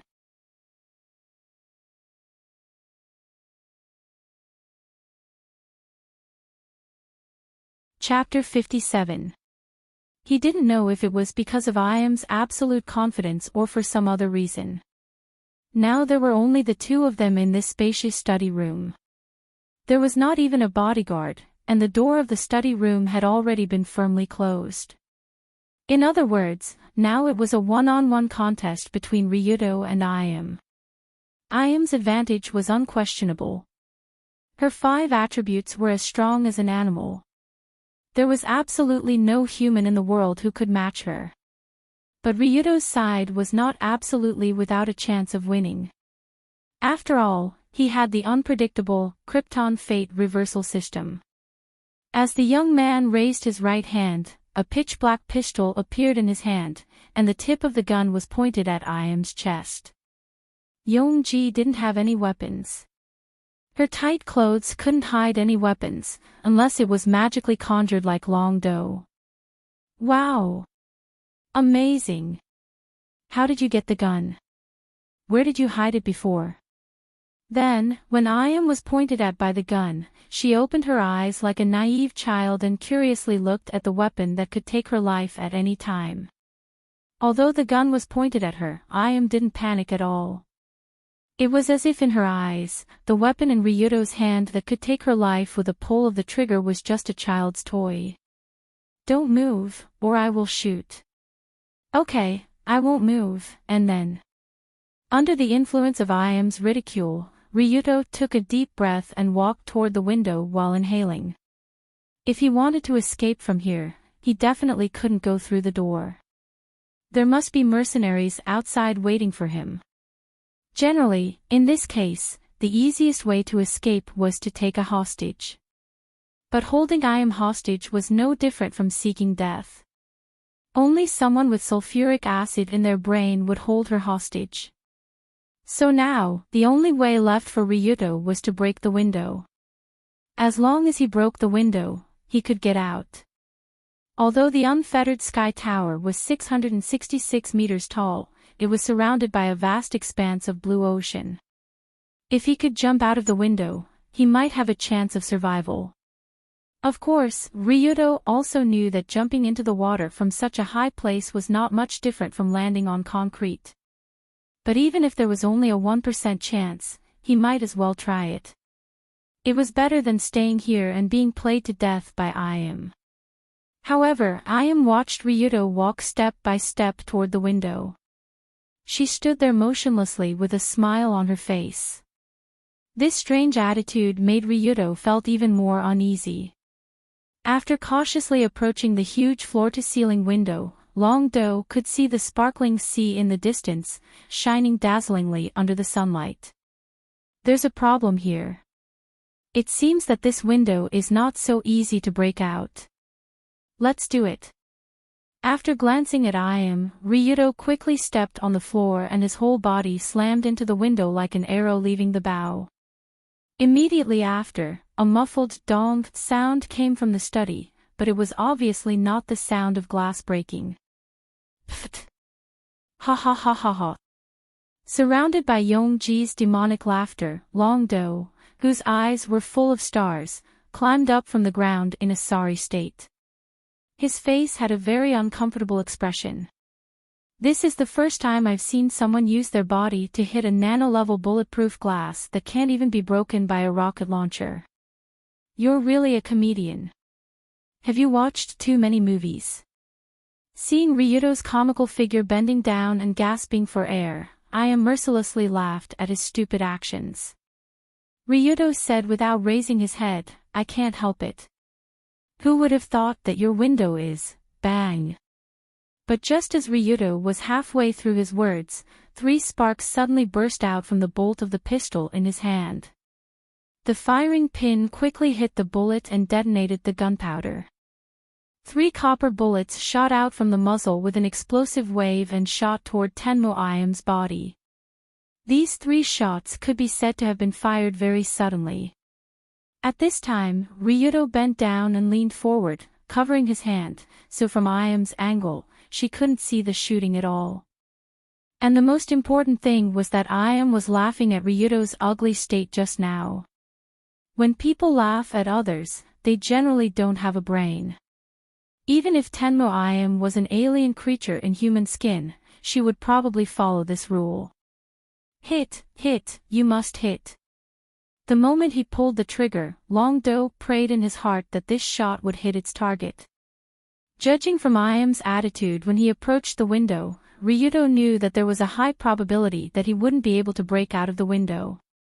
So he quickly changed his strategy and prepared to use this stupid behavior as a cover to feed I.M. a few bullets. Under normal circumstances, it was impossible to hit I.M. with such a small pistol. After all, this guy was a monster with extremely strong physical fitness and god-level insight. Dodging a few bullets was just child's play. If he wanted to hit her, he had to catch her off guard. Even if her physical fitness was strong, as long as a bullet hit her, she would definitely. Ha!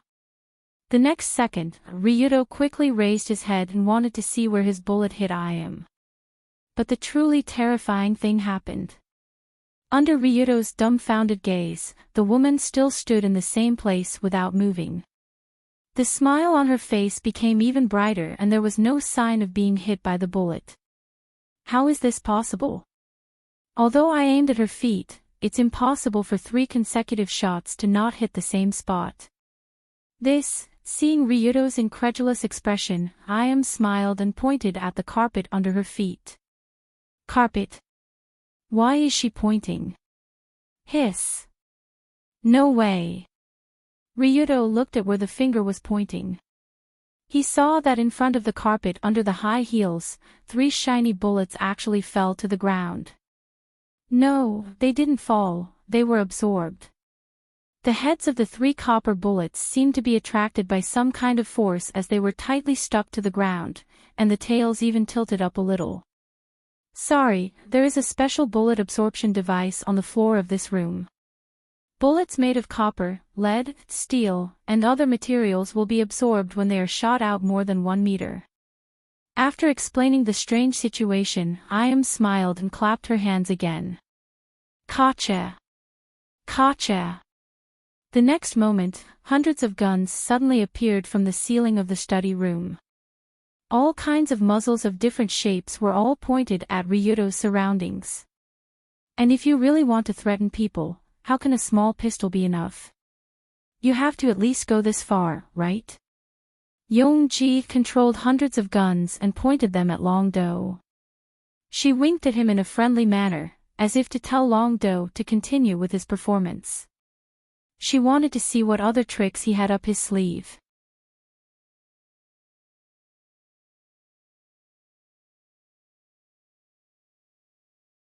Chapter 58. Ryudo had never imagined that there would be a day when he would be pointed at by so many guns at the same time. Pistols, rifles, double-barreled shotguns, submachine guns, light and heavy machine guns, carbines, sniper rifles, grenade launchers, and even a flintlock. F***ck your mother, are you holding an arms expo here, you bastard? Others are calling out the dishes, but you are calling out the guns. At this very moment, the hundreds of guns pointed at Ryudo were all different. Many of them were even ancient models that were already in museums. From ancient times to modern times, there were even futuristic sci-fi weapons. These were the guns that Tenmo Im used to threaten others. They were also the products of evil that represented the entire evil history of mankind. The Tenmu group was a merchant of death that sold weapons. Weapons were specialized tools for killing, and also a symbol of the evil intentions of mankind. Naturally, Im was very familiar with the evil intentions of mankind. She was very fond of them. Of course, it was hard to say whether she liked the guns themselves, or the feeling of pointing them at someone's nose. Just as Ryudo was feeling numb from the different guns, Im smiled and reminded him, by the way, these guns are loaded with specially made reinforced glass bullets. You don't have to worry about the bullets not being able to be fired. It'll be fun to shoot. The floor of the room was indeed equipped with a device that could absorb all metal bullets, but the weapons on the ceiling were all made of reinforced glass bullets. It was perfect. The layout of the study could be said to perfectly demonstrate the vile character of Tenmo Im. Only I'm allowed to beat you up, not you. This is how willful this old lady is. If not for the fact that Ryudo was unable to retaliate, he really wanted to pick up the bullets on the floor and stuff them into Im's nostrils, or any other orifice. It's over. I didn't expect her study to be so overboard. It seems that it's impossible to win against her here. Originally, when Ryudo was caught in the unrestrained Sky Pagoda, he thought about whether he could have a battle of wits with Im and try to get rid of this great demon. Now that he thought about it, his naive thinking was like eating peaches. If Tenmo Im could be dealt with so easily, the Konoshiro clan, which held the most authority, would have already turned her into ashes. How could they have allowed her to run amok for so long? Therefore, no matter what, Ryudo was doomed today. Both he and Im knew this very well. Alright, how should I play with you next? But I'm not a demon. If you're willing to kneel down and kowtow to me, I might spare your life. Seeing Ryudo slowly lowering his head, Im became even more excited. she started to pant. What she loved the most was the expression of despair that humans would naturally reveal when faced with a hopeless situation. Especially when she saw those unlucky bastards kneeling on the ground and kowtowing with snot and tears. Every time she saw them, she was so excited that she almost spat out water. Everyone knew that Ryuto was doomed today, so he would definitely kneel on the ground and kowtow like everyone else, trying to beg for a chance to live. However, when Ryuto raised his head, what appeared in Iam's eyes was not a face filled with despair. Although his face was filled with unwillingness and anger, there was not a trace of fear, let alone despair. At this time, Ryuto's fear had decreased to the lowest point, because he had thought through many things. The next moment, he shook his head and said in a tone that sounded like he was talking to trash, "Tenmo Iam, I've seen many scum, and bastards, but among this group of unrecyclable trash, you are without a doubt the one who deserves to die the most." WH. What? This kid is scolding me. After being scolded like this, Iam was stunned. It wasn't as if she hadn't seen people who gave up when they were forced to the brink of death. In the end, they died because they were addicted to talking. It wasn't as if she hadn't seen people before. But Ryuto obviously didn't look like he gave up. Instead, he seemed to have made up his mind, and he was more confident than before. And then, this strange change made Iam couldn't help but retract the smile on her face, and even showed a faintly unhappy expression. "Then I swear here, if I don't throw you into the Tokyo Bay to feed the fish, Ryuto Kiryu, will write the 4 words upside down." "Oh, okay, Fighting Dragon Shingtong." Bang! With a loud bang, a specially strengthened glass bullet hit Ryuto's left knee. The strong impact made his left knee explode on the spot, and blood spilled all over the ground. He could barely hold the pistol and fell to the ground. When she saw Ryuto's painful expression, Iam sneered, "So, Mr. Fighting Dragon Shingtong, how do you plan to throw me into the Tokyo Bay to feed the fish in this situation? I'm really curious, and I want to see it." Is it? Ha ha ha. You will see it, in the not-too-distant future. The severe pain hit Ryuto's nerves, and there was no hope of victory in this dangerous situation. But in this case, Ryuto Kiryu laughed. His laughter showed a sense of heroism, and there was a sense of heroism that said, "I'm not afraid of death, I'm going to keep my innocence in the world." Crazy? Is this guy crazy? For the first time in her life, Iam seemed to see a madman who was crazier than herself. Under her puzzled gaze, Ryuto slowly raised the gun. Although it couldn't be compared with the hundreds of guns that extended from the ceiling, this small pistol was also a weapon that could kill. However, Iam sighed helplessly and smiled. "Is there something wrong with your brain? Didn't I say that this thing can't even touch me?" "It can't touch you, but it can touch me." Ha ha ha ha ha. Before Iam could react, Ryuto didn't hesitate to laugh, put the gun against his temple, and pulled the trigger. To be honest, this move was really beyond Iam's expectation. "What's going on? You said you would throw me into the Tokyo Bay to feed the fish, and you took out a gun to commit suicide. This is not right, right? How can you say one thing and do another?" Just when Ryuto finally fell to the ground with a hole in his head, the expression on Iam's face was unprecedentedly confused. From Ryuto's expression and attitude just now, he was not the kind of person who would give up survival, let alone commit suicide. But did he really give up? In Iam's world, yes, but in Ryuto's world, this was not the case. Tenmo Etsuheim. Just you wait, we will meet again, but it won't be under this kind of situation. Before his consciousness finally disappeared, Ryuto took a deep look at the beautiful face, as if he wanted to engrave this face into the depths of his soul. Detected that the host is on the verge of death, initiating emergency rescue plan, by spending 1 million to erase the fact of death. Beep beep beep beep, erase successful. In the next moment, the surroundings of the dragon battle underwent a drastic change.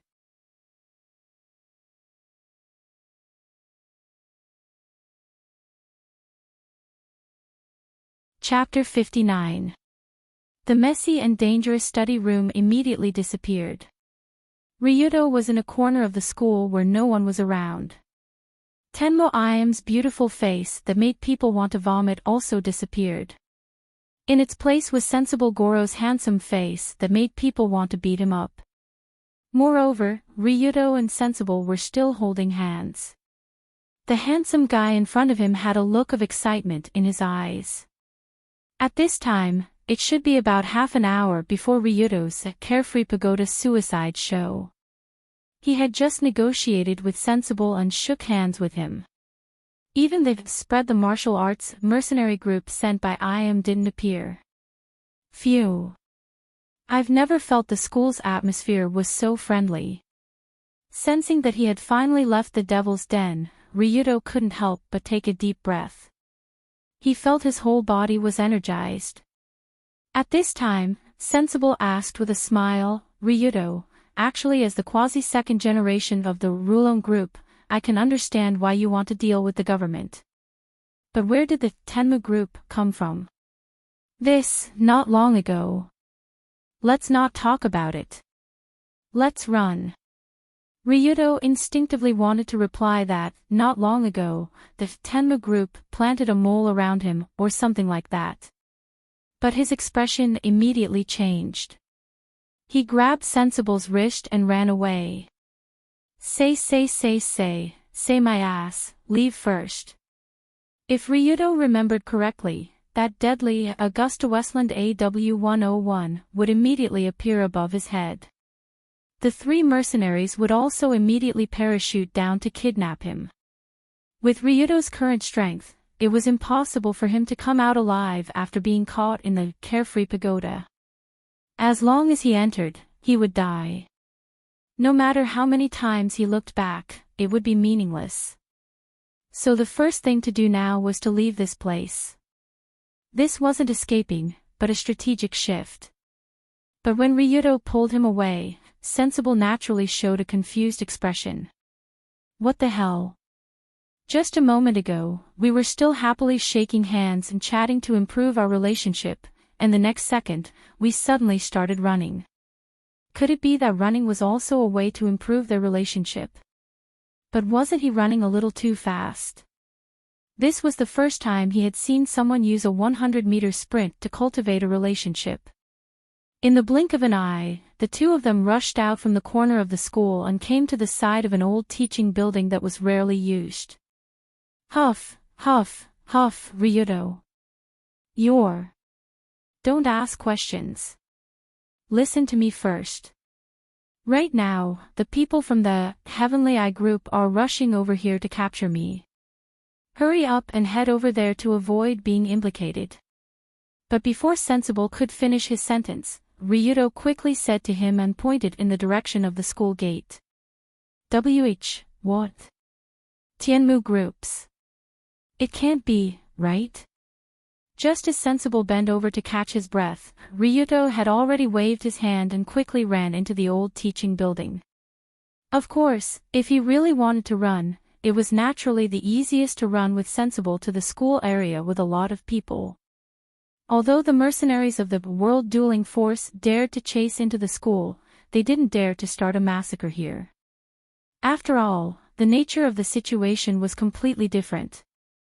Then why did Ryudo run to the old teaching building when he knew he could retreat? The reason was simple. Running away wasn't Ryudo's style. He planned to launch a wave of furious counterattack here. After all, he had just been crazily abused by IM and was forced to commit suicide in front of her.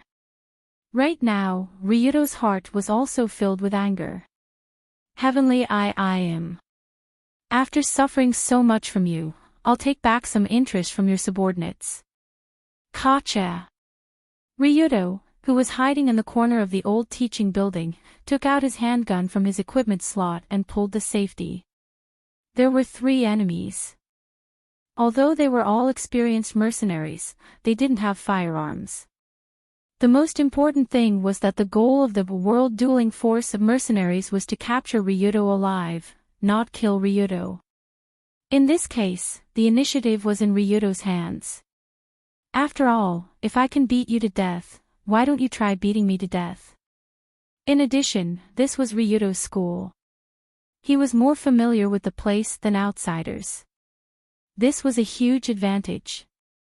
After careful calculation, it was equivalent to having the right time, location, and people on his side. He also had a gun in his hand. There was no reason for him to not dare to fight with the three mercenaries. At the same time, the three mercenaries had already jumped off the plane and were quickly following the tracks he left behind. The target is aware. He is hiding in the old teaching building at 11 o'clock. Immediately begin to isolate the scene. After glancing at the old teaching building Ryudo was hiding in, the leading Russian mercenary, Andrei, spoke into the walkie-talkie hanging in his ear. The next moment, several men dressed in school janitorial uniforms immediately appeared and hung signs saying, "Emergency renovation," at the four entrances of the old teaching building. Moreover, they quickly used fences to block all the roads leading to the old teaching building to prevent students from entering the war zone. It was obvious that they were the janitors.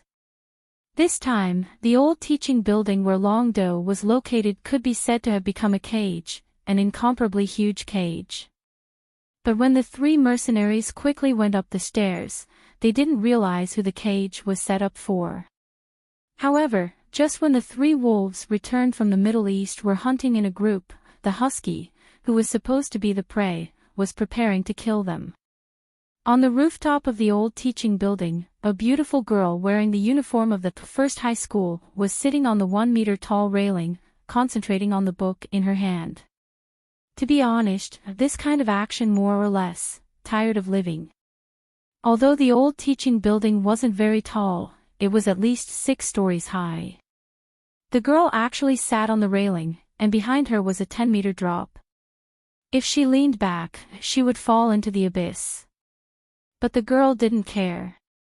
She had a calm expression on her face as if she was sitting on the stairs, reading a thick book with great interest on the railing that was only 1 step away from death. A light breeze blew on the girl's cheeks and blew up the brown hair on her forehead. Even if one were to judge her with the most picky eyes, this girl named Yun Yen in the moon vision was still a beauty, the kind that couldn't be picked out at all. She was delicate and sweet, more beautiful than peach blossoms. At first glance, she was a 9 out of 10 beauty, but she wasn't that otherworldly. But with a second and third glance, she became more and more beautiful.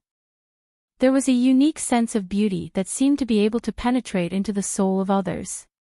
Apart from her moving appearance and her perfect figure that made her look too tall, short, fat, and thin, the most impressive thing about her was none other than Yun Yan's gentle, generous, and absolutely dignified words and actions.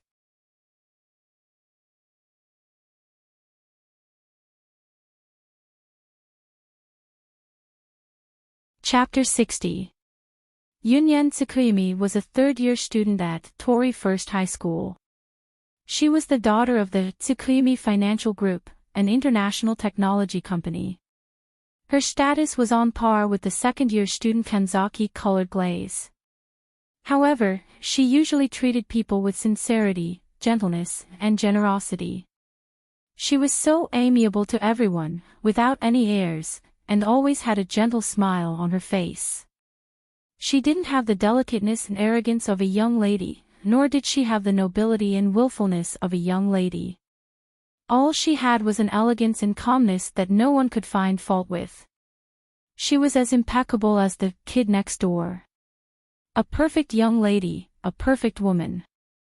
No one would dislike Yun Yan unless there was something wrong with that person's brain. Such an exaggerated perception was the general public's impression of Yun Yan in Tsukujigami. Without a doubt, such an evaluation could be said to be extremely high. It had already reached the clouds and was even about to ascend to the heavens. However, from Yun Yan's point of view, this was not what she saw in her eyes. I, Yun Yan Tsukujiri, am actually a very boring person. Yunyan didn't know when she started to feel this way. As a true heaven's chosen daughter, she had been born with a charm that was beyond the reach of countless ordinary people. No one would dislike her, and no one would speak ill of her. No matter what she did, she would be praised. But such a convenient ability, she was tired of it. Yunyan was soon tired of such a world, and she was also tired of such a person. She, who possessed a powerful charm that could make people like her no matter what she did, had instead lost her own path amidst everyone's praises. If Yunyan wanted to do it, she could become a star, a president, a prime minister, or even a saint. However, she was not excited at all. Because this kind of achievement was not achieved by Yunyan's hard work, but by her natural strong charm. Could such an achievement still be called an achievement? At least not in Yunyan's opinion. At this time, Yunyan, who had avoided the noisy crowd, sat alone on the roof of the old teaching building and closed the book in her hand. Phew, so that's how it is. This novel writing method even monkeys can understand is really beneficial. After getting down from the railing, Yunyan put the thick book in her bag and stretched. When she stretched, her well-developed and alluring figure became particularly obvious. Fortunately, there were no creatures around. Otherwise, he would have a nosebleed on the spot. That's right, the book Yunyan was hiding here to read was something similar to a novel teaching, which was also one of her future dreams. The world of literature was a relatively fair world. No matter if the writer was ugly or beautiful, rich or poor, the words they wrote were all the same. No matter how charismatic I am, it won't make my novel better, right? And if I use a pen name to write, no one will know who I am, right? So, if I can write a good novel with a pen name, doesn't that mean I'm not a mediocre person who relies on his natural charm to make a living? With such thoughts in mind, Yunyan plunged into the world of novels. Although she hadn't written for others to read yet, she was still in the exploration stage. What is that? Just when Yunyan was considering if she should continue to improvise a few paragraphs, she suddenly saw the cleaners downstairs pulling up the fence and hanging up a sign. This old teaching building was only occasionally used for some side classes. No one would come here after school. Therefore, Yunyan was relieved to stay here and not be surrounded by friends. But something strange seemed to have happened today. Could it be that this building needs to be repaired or cleaned? If that's the case, then I'll leave first. I don't want to cause trouble for Mr. Cleaning.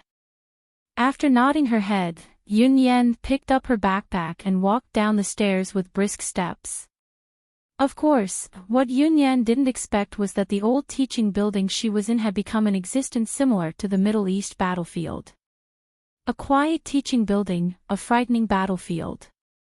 The two merged into one at this moment, making the surrounding space feel like it was torn apart. Now it was more than an hour after the afternoon classes ended, around 4:30. The afternoon sun was quite weak.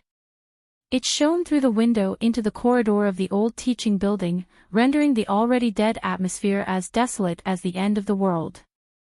In this situation, Ryuto, who was hiding in the corner of the third floor, closed his eyes and concentrated on listening to the movements around him.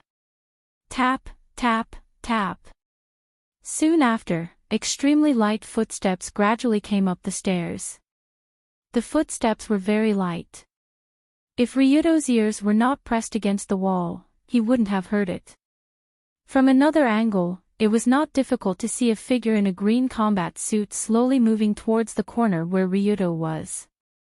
The first one to reach here was the Russian mercenary who captured Ryuto before, Andrei. At this time, he was trying to move as quietly as possible. At the same time, he was observing his feet, afraid that he would step on something small that would make a sound. At this time, the classrooms in the teaching building were all locked. There were no students around, which created a good opportunity for Andrei and the others to capture him. Just when he came to the corner near the bathroom on the third floor, André suddenly narrowed his eyes and vaguely saw a figure hiding in the corner. Although most of the figure was hiding behind the wall, a corner of a boy's uniform was exposed. Needless to say, it was obvious who it was. He actually wanted to hide there. Too naive. Should I say, as expected of a kid? After observing the surrounding terrain, André immediately crouched down and crawled forward in a nearly crawling posture. This special movement method guaranteed that he would not make a sound.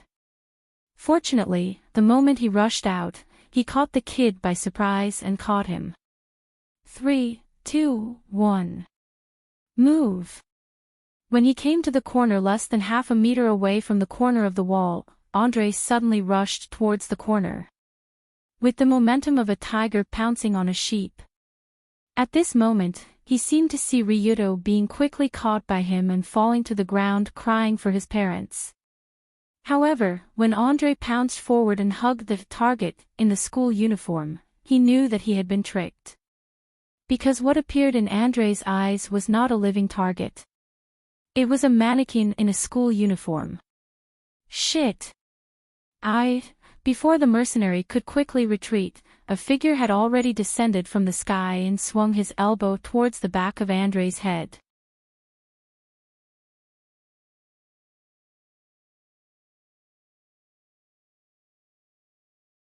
Chapter 61.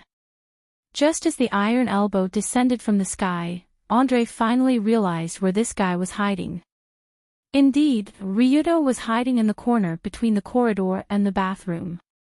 But he didn't stand on the ground. Instead, he grabbed onto the drainage pipe and climbed up the wall. When André's attention was attracted by the dummy wearing Ryuto's clothes, Ryuto began to wait for an opportunity to strike. Wearing a short-sleeved shirt, he descended from a height of 3 meters and hit André's head with his elbow. This strike was firm, even Ryuto's elbow felt some pain. Even the perpetrator felt such a huge recoil, not to mention André, who was the victim of the attack. When the elbow landed on André's head, he felt dizzy and saw stars. It was as if the scene in front of him was rapidly changing. The current Ryuto didn't learn any martial arts, nor did he have any combat experience. Therefore, his LVL3 physique, professional expert physique, couldn't be fully utilized. But even so, his brute strength couldn't be faked, and this elbow strike almost knocked André unconscious. But just as he was about to fall to the ground, André fiercely bit the tip of his tongue, and relied on the sharp pain to clear his mind. I can't faint. If I do, I'll be finished. At this moment, Ryuto pulled out an ordinary dagger from his equipment slot and stabbed towards André's back. But because he didn't have any experience in using weapons, this step wasn't quick enough. Therefore, André decisively slammed backwards with all his might. The back of his head viciously slammed into Ryuto's face. This could be said to have fully displayed the rich combat experience of this seasoned mercenary. In a moment, Ryuto only felt a strong gust of wind, and a black shadow flashed by, and André slammed into him. Although Ryuto's head moved at the last moment, and his nose wasn't broken, but he was still pounced on by André. Once an expert made a move, it was obvious. The difference in experience between the two was like heaven and earth. The number of times André fought was probably more than the number of times Ryuto ate, so naturally he wouldn't be defeated so easily. After pinning Ryuto to the ground and taking away the dagger in his right hand, André's eyes revealed a murderous glint. He sneered, "Stinky brat, don't tell me you think," bang. But before André could finish his sentence, a muffled gunshot sounded from his abdomen. Suddenly, a sinful bullet penetrated his skin, muscles, and deep into his organs, and stirred up the inside of his body. What's going on? He didn't have a gun in his hand. André's mind was filled with questions the moment he was shot in the abdomen and fell backward. When he pinned Ryuto to the ground, André was 100% sure that Ryuto's left hand was empty, and there was no place for him to hide a gun under his shirt and pants. Of course, the premise of this theory was that Ryuto didn't have an equipment slot that could allow him to take out his equipment at any time. Unfortunately, he did. At this moment, Long-do, who stood up from the ground, sighed. He turned around and ran towards the 4th floor without looking back. Originally, he didn't want to use a gun to finish him off, but now it was troublesome. In Ryuto's plan, he should be able to finish off the first enemy with an ambush, and there was no need to use a gun. On one hand, the gun would make noise and expose his position, and on the other hand, he didn't have a lot of bullets.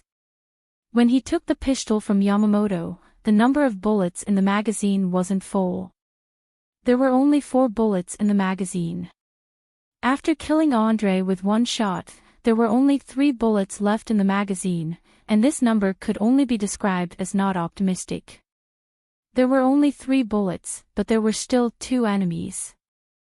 With Ryuto's amateur level of gun skills, unless it was close range like before, he didn't have the confidence to take down 2 professional mercenaries with just 3 bullets.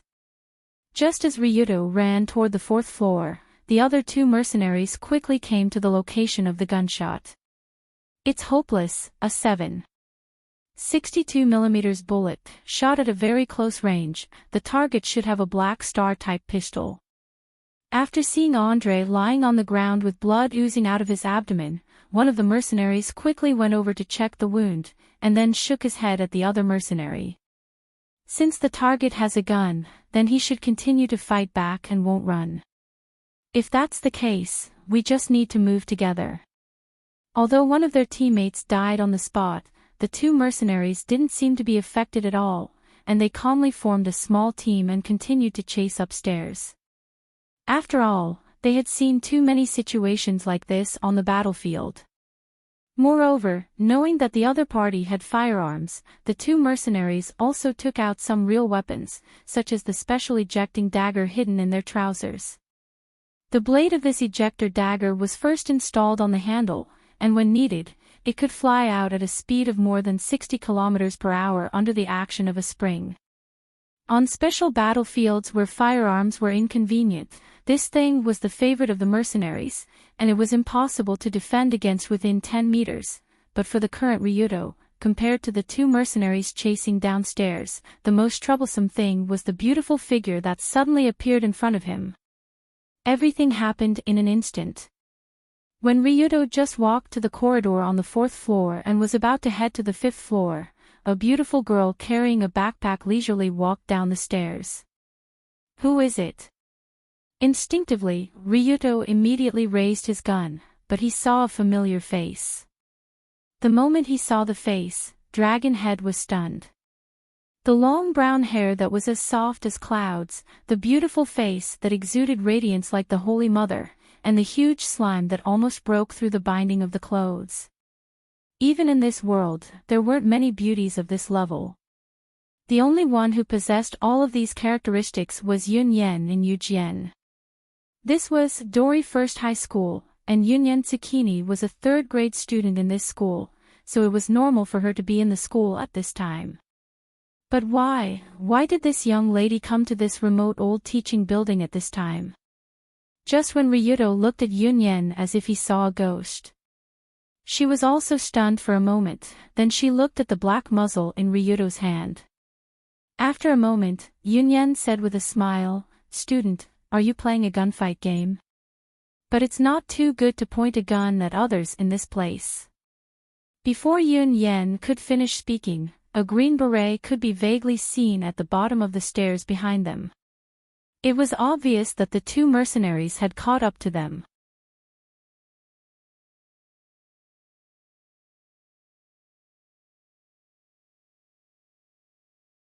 Chapter 62. Now, there was Yuejian Yunyen blocking the way in front, and those 2 mercenaries blocking the way behind. Ryuto, who was stuck in the middle of the stairs, could only sigh helplessly. He quickly put away his pistol and rushed over to Yunyen and carried her up to the rooftop. This is not right. Everything happened too quickly. When Ryudo carried Yunyen in a princess carry, she instinctively wanted to press a button, but when she saw Ryudo's serious expression, she immediately stopped.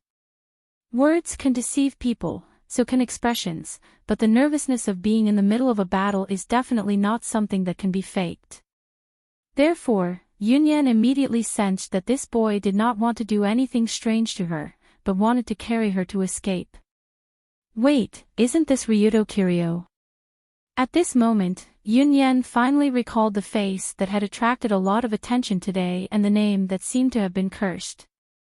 After all, in Dori No. 1 High School, Ryudo's fame was actually on par with Colored Glaze, Yunyen and other famous people, but they were all infamous. In Yunyen's impression, Ryudo Kiryu should be a big hoodlum with triangular eyes, aquiline nose, sharp chin, monkey cheeks, ferocious eyes, ferocious face, and yellow hair. However, the person who was carrying her and running forward with all his might was not such a person. Now Ryudo's face was solemn, showing off his handsome facial features incisively and vividly. Moreover, his eyebrows were filled with the valiant aura of a warrior on the battlefield. Originally, Ryudo's appearance was not bad, and now that his charm was at the level of LV2, excellent passerby, he naturally did not look annoying. Moreover, the environment that suddenly became tense provided Yunyen with a feeling similar to the suspension bridge effect, which made her feel a little excited all of a sudden. This feeling, could it be? After realizing that her emotions were stirred up for the first time in a long time, Yunyen took a deep breath and whispered in Ryudo's ear, "Ryudo classmate, can you explain what is going on?" Yunyen's voice was gentle and melodious, especially when it sounded in his ear. He could feel the heat sweeping across his earlobe, making him feel like he was in the clouds. However, Longdo, who was on the run, was in no mood to enjoy the woman's gentleness. Instead, he hurriedly replied, "There are 2 kidnappers chasing after me. This teaching building has become a battlefield. You must leave immediately." As he spoke, he had already carried Yunyen to the stairs at the other end of the building. At the same time, the 2 mercenaries had already appeared at the staircase. Both parties were only separated by a few hundred meters of the corridor and looked at each other from afar. "Go down. Don't look back, and don't tell anyone about this." After putting Yunyen down at the stairs, Ryudo reminded her while quickly pointing at the road below, indicating that she should leave quickly, and he was ready to run up the stairs. "Wait! Ryudo classmate." But before the dragon head ran 2 steps, Yunyen suddenly reached out and grabbed his sleeve. This. Longdo was scared out of his wits because the 2 mercenaries were closing in on him at a speed visible to the naked eye. He could only continue to say seriously, "Miss. This is not a joke, hurry. I know the 2 kidnappers are real, and you are really being chased, so you don't have to run, I can help you solve the problem." "What? You can help me solve the problem?" After hearing Yunyen's words, Ryudo's head couldn't help but have a big question mark. Although in the original work, Yunyen was also a miss of the same level as Colored Glaze, she didn't seem to have a guard-like 16 Knights dancing costume by her side. But at this moment, Yunyen quickly took out a small button switch from her pocket and pressed it without hesitation. After completing this action, the 2 mercenaries were already more than 50 meters away. They were about to pounce on the 2. TSK, no way. Seeing that the other party was quickly rushing over, Ryudo quickly blocked Yunyen behind him, and he took out his pistol and pointed in the direction of the 2 people. In the long and narrow corridor, the conflict was about to break out. But in the next moment, something that Ryudo and the mercenaries didn't expect suddenly appeared. Buzz buzz buzz. Buzz buzz buzz buzz. Accompanied by a rapid buzzing sound, 2 multi-axis rotor miniature drones that were slightly larger than a football quickly appeared beside Yunyen, and the muzzle below was aimed at the mercenaries rushing over. What? Before the 2 mercenaries could react, a barrage of bullets had already blasted their bodies. For these two experienced mercenaries, if it was only the small pistol in Ryudo's hand, they were still confident that they could dodge it. But these two drones were different. In this small corridor, hundreds of bullets directly hit their bodies, and they fell to the ground on the spot. When Ryudo saw this scene, he was stunned.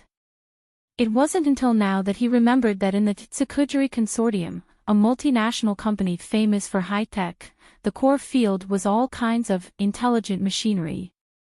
From automated mechanical arms, and other automated mechanical and electrical equipment, to mechanical birds, mechanical dogs, drones, intelligent butlers, and so on, this was the main business of the Tsukujiri Consortium.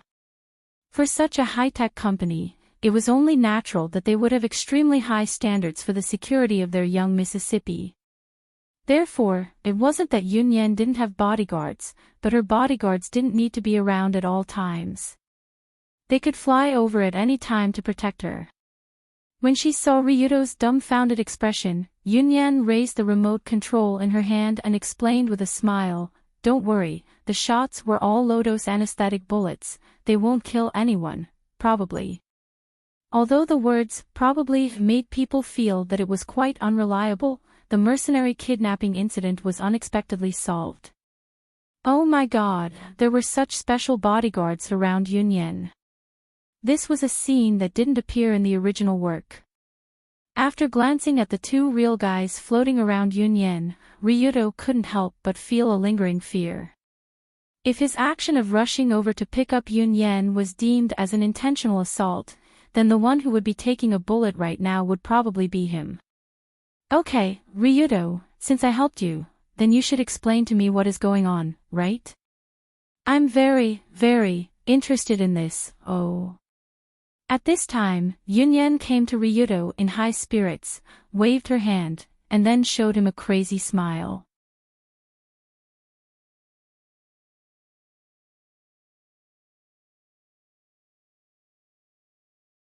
Chapter 63. For the vast majority of people, the scene just now was obviously surreal. Who has ever been chased by kidnappers in school and fought with them with a gun? People who would answer, yes, should be rare. After all, this should only be seen in movies, TV series, novels, and manga. But if such a scene really appeared in front of the eyes of ordinary people, then they would be shocked to the point that their legs would go soft.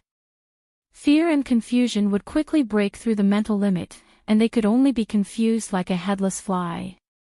However, there were very few people who would be excited by this surreal scene. They would be excited to be trapped in a situation where they could die at any time.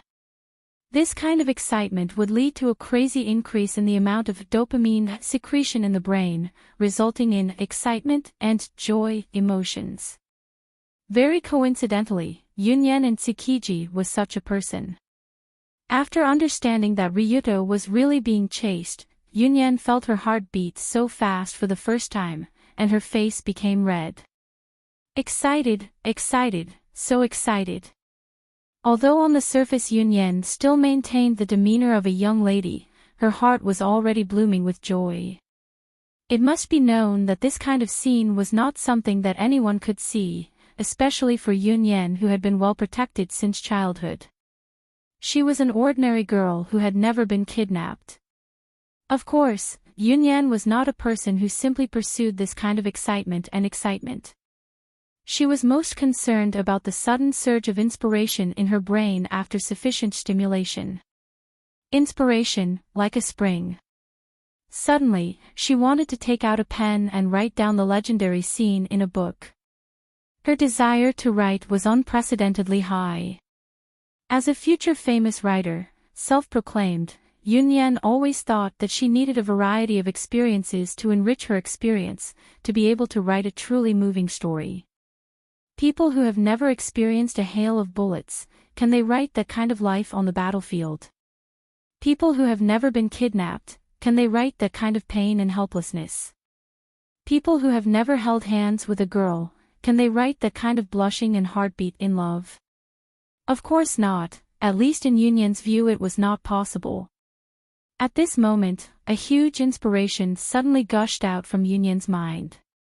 Ryudo Kiryu was, without a doubt, a man with extraordinary experiences and a man who lived a different life from ordinary people. Being in the dark and walking on the tip of a knife, one's head could fall to the ground at any time. Death would be a worthy death. Corpses would be strewn on the streets or sink into the Gulf of Tokyo. However, it was precisely this sense of danger and excitement that made his life seem more realistic and could arouse the interest of readers. It was hard to say whether the reader's interest would be piqued, but Yunyan's interest was completely piqued. However, this kind of interest was not a bad thing for Ryudo. After all, Yunyan was a companion that he wanted to rope in, and she was also one of his dream lovers. That's right, I won't pretend anymore. I just want her body, Ryudo Kiryu.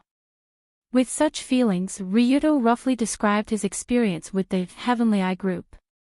At the same time, he also took a look at Yunyan's stats. As expected, Yunyan's stats were quite exaggerated, although her 3 measurements were also exaggerated. Cough cough. Name, Yunyan Tsukimike's age, 17 stats, Intelligence LV2, Constitution LV1, Courage LV3, Insight LV1, Charm LV5. Born with extreme charm and professional level guts, this was the full picture of Miss Tsukimike's stats. In the process of Ryudo's description, Yunyan looked rather calm, but the smile on her face became more and more obvious. I see. After hearing about Long Do's encounter, Yunyan suppressed her excitement and tried her best to say seriously, "You're being chased by people from the Heavenly Eye group. You're really unlucky." That's right. If it wasn't for your help, Yunyan would probably have to take some risks to solve it. Ryudo was actually quite surprised by Yunyan's help. After all, in the original Red Photo Album 2, No Survivors, Yunyan wasn't the kind of female lead that often involved fighting. Yunyan was the second female lead. In order to show the difference between her and the first female lead, the Colored Glaze, the plot for Yunyan was completely different from the Colored Glaze. Because Yunyan's dream was to become a writer, every time the players met with her, it was in the library or bookstore. The things they discussed were also rather relaxed, youthful topics. In Yunyan's personal line, in order to let her experience the life of a civilian and obtain writing qualifications, the players took Yunyan, who had no social experience, away from home. It was commonly known as eloping. While the two avoided the pursuit of the Tsukujiri Consortium, they experienced a journey from the east to the westernmost part of Japan. After many difficulties on the journey, Yunyan finally grew up, and the novels she wrote also had the power to be deeply rooted in people's hearts. In the end, they reached a happy ending. Compared to the Colored Glaze line, which often involved the survival of Japan and the confrontation between black and white, the Yunyan line was much smaller, more youthful, and more warm. This kind of personal line was more like a love drama, in the traditional sense, rather than the urban love adventure action mystery science fiction historical drama, in the Colored Glaze line. But this kind of description focused on youth also made the players not know as much about Yunyan as the Colored Glaze. What was Yunyan's daily life like? Was she threatened in any way? What was the conflict between the Tsukujiri Consortium and the Tenmu group that she belonged to? How was the conflict resolved in the end? And no matter at the end of the line, the game would enter the Ni Honin Temple incident, which was the major event where Tenmu Im decided to turn the entire Japan into a sea of fire and destroy the country. This incident was the climax of the game. In the Colored Glaze line and the third female storyline, the protagonists were involved in the whole process, but only Yunyan did not participate in the story. She only vaguely mentioned a few words. Therefore, Ryudo's impression of Yunyan in Tsukujiri was actually different from the first and third female protagonists. He would think that she was more civilian and less violent. However, Yunyan's next request subverted Ryudo's understanding of her. After straightening her expression, Yunyan asked in a serious tone, Ryuto-san, actually, I have something to ask you. You don't have to be so polite, Yunyan, just say what you want. Then I'll say it directly, I want you. Pfft. Ah, that's too rash. Actually, I want you to be my research sample. Sorry, there seems to be something wrong with my ears or my head. Can you say it again in detail?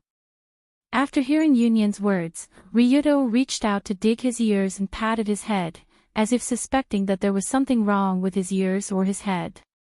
I hope you can be my research sample. I want to study your life, your past, present, and future experiences in order to write a novel that can shock people. Seeming to understand what Ryuto was surprised about, Yunyan expressed her thoughts in clearer words.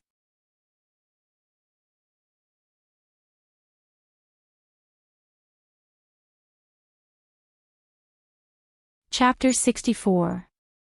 Words had the power to shock people's hearts. Anyone who had read Crystal Duckweed Rose, A Tanuki's Chronicles of Buddha, Young A Bing, Elves Are Not Creatures in a Pond, and other literary masterpieces would have felt the shock that went deep into their souls. However, such words were not something that ordinary people with ordinary experiences could write. Therefore, Yunyan's intention at this time was obvious. She wanted to observe Ryuto's past, present, and future life experience in order to write a real masterpiece. I plan to name this book with you as the protagonist, starting from the Tokyo villain. What do you think? When talking about her novel plan, Yunyan's eyes flashed brightly, as if there was an entire universe in her pupils. On the other hand, Long-do didn't know whether to laugh or cry as he replied, that. How can I not be crushed? Can you leave me a whole corpse? I see, then let's change it to Extreme Watchman. No, I can't say the reason, but in short, this name won't do. Then let's Extreme Lord, Breaking Extreme Path, Extreme Path Continent, the years I was a corpse collector in Tokyo Bay. Stop. Don't think about the name. In short, you want to get inspiration for writing by observing me, right? But this will be dangerous, are you sure you want to do this? When Yunyan began to excitedly jump out book titles that were full of déjà vu, Ryuto reached out and stopped her. Although he planned to let Yunyan join his team, Ryuto only wanted her body, and he also wanted to use the power of the Tsukumori Consortium behind her. But if he wanted to let Yunyan observe him at close range, it would inevitably involve her in some dangerous moments, such as just now. But Yunyan shook her head and said firmly, Don't worry, I know what I'm doing. And you saw it just now, I'm not a weak person. When Yunyan pressed a button just now, the two drones flew over and buzzed. It could be seen that she wasn't trying to maintain her image, but that it was the truth. In that case, Ryuto agreed to Chen Yushan's request and became her observation specimen. Although this title didn't sound very nice, the things involved weren't complicated. Normally, Yunyan would at most chat with Ryuto from time to time, or record some of his life through the reconnaissance drone as material for her writing. On the other hand, Yunyan would pay Long-do half of the book's royalties as the standard fee, although Long-do didn't expect to get this money.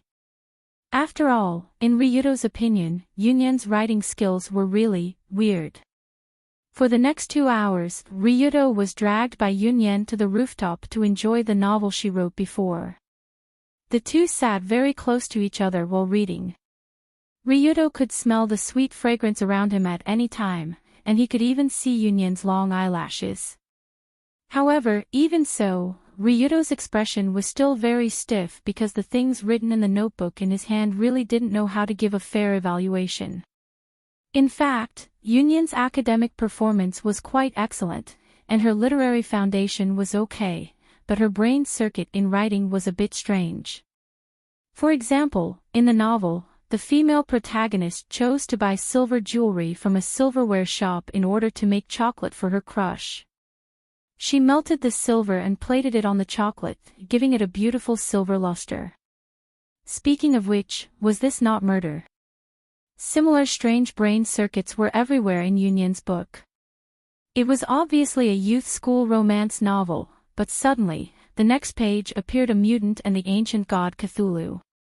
After that, the male and female protagonists were recognized as the strongest mutants in history. They sat on high-tech robots that appeared out of nowhere and started a battle with the ancient god Cthulhu. While fighting, they fell in love and dealt with as many as 7 or 8 romantic relationships. From time to time, there would be some family comedies.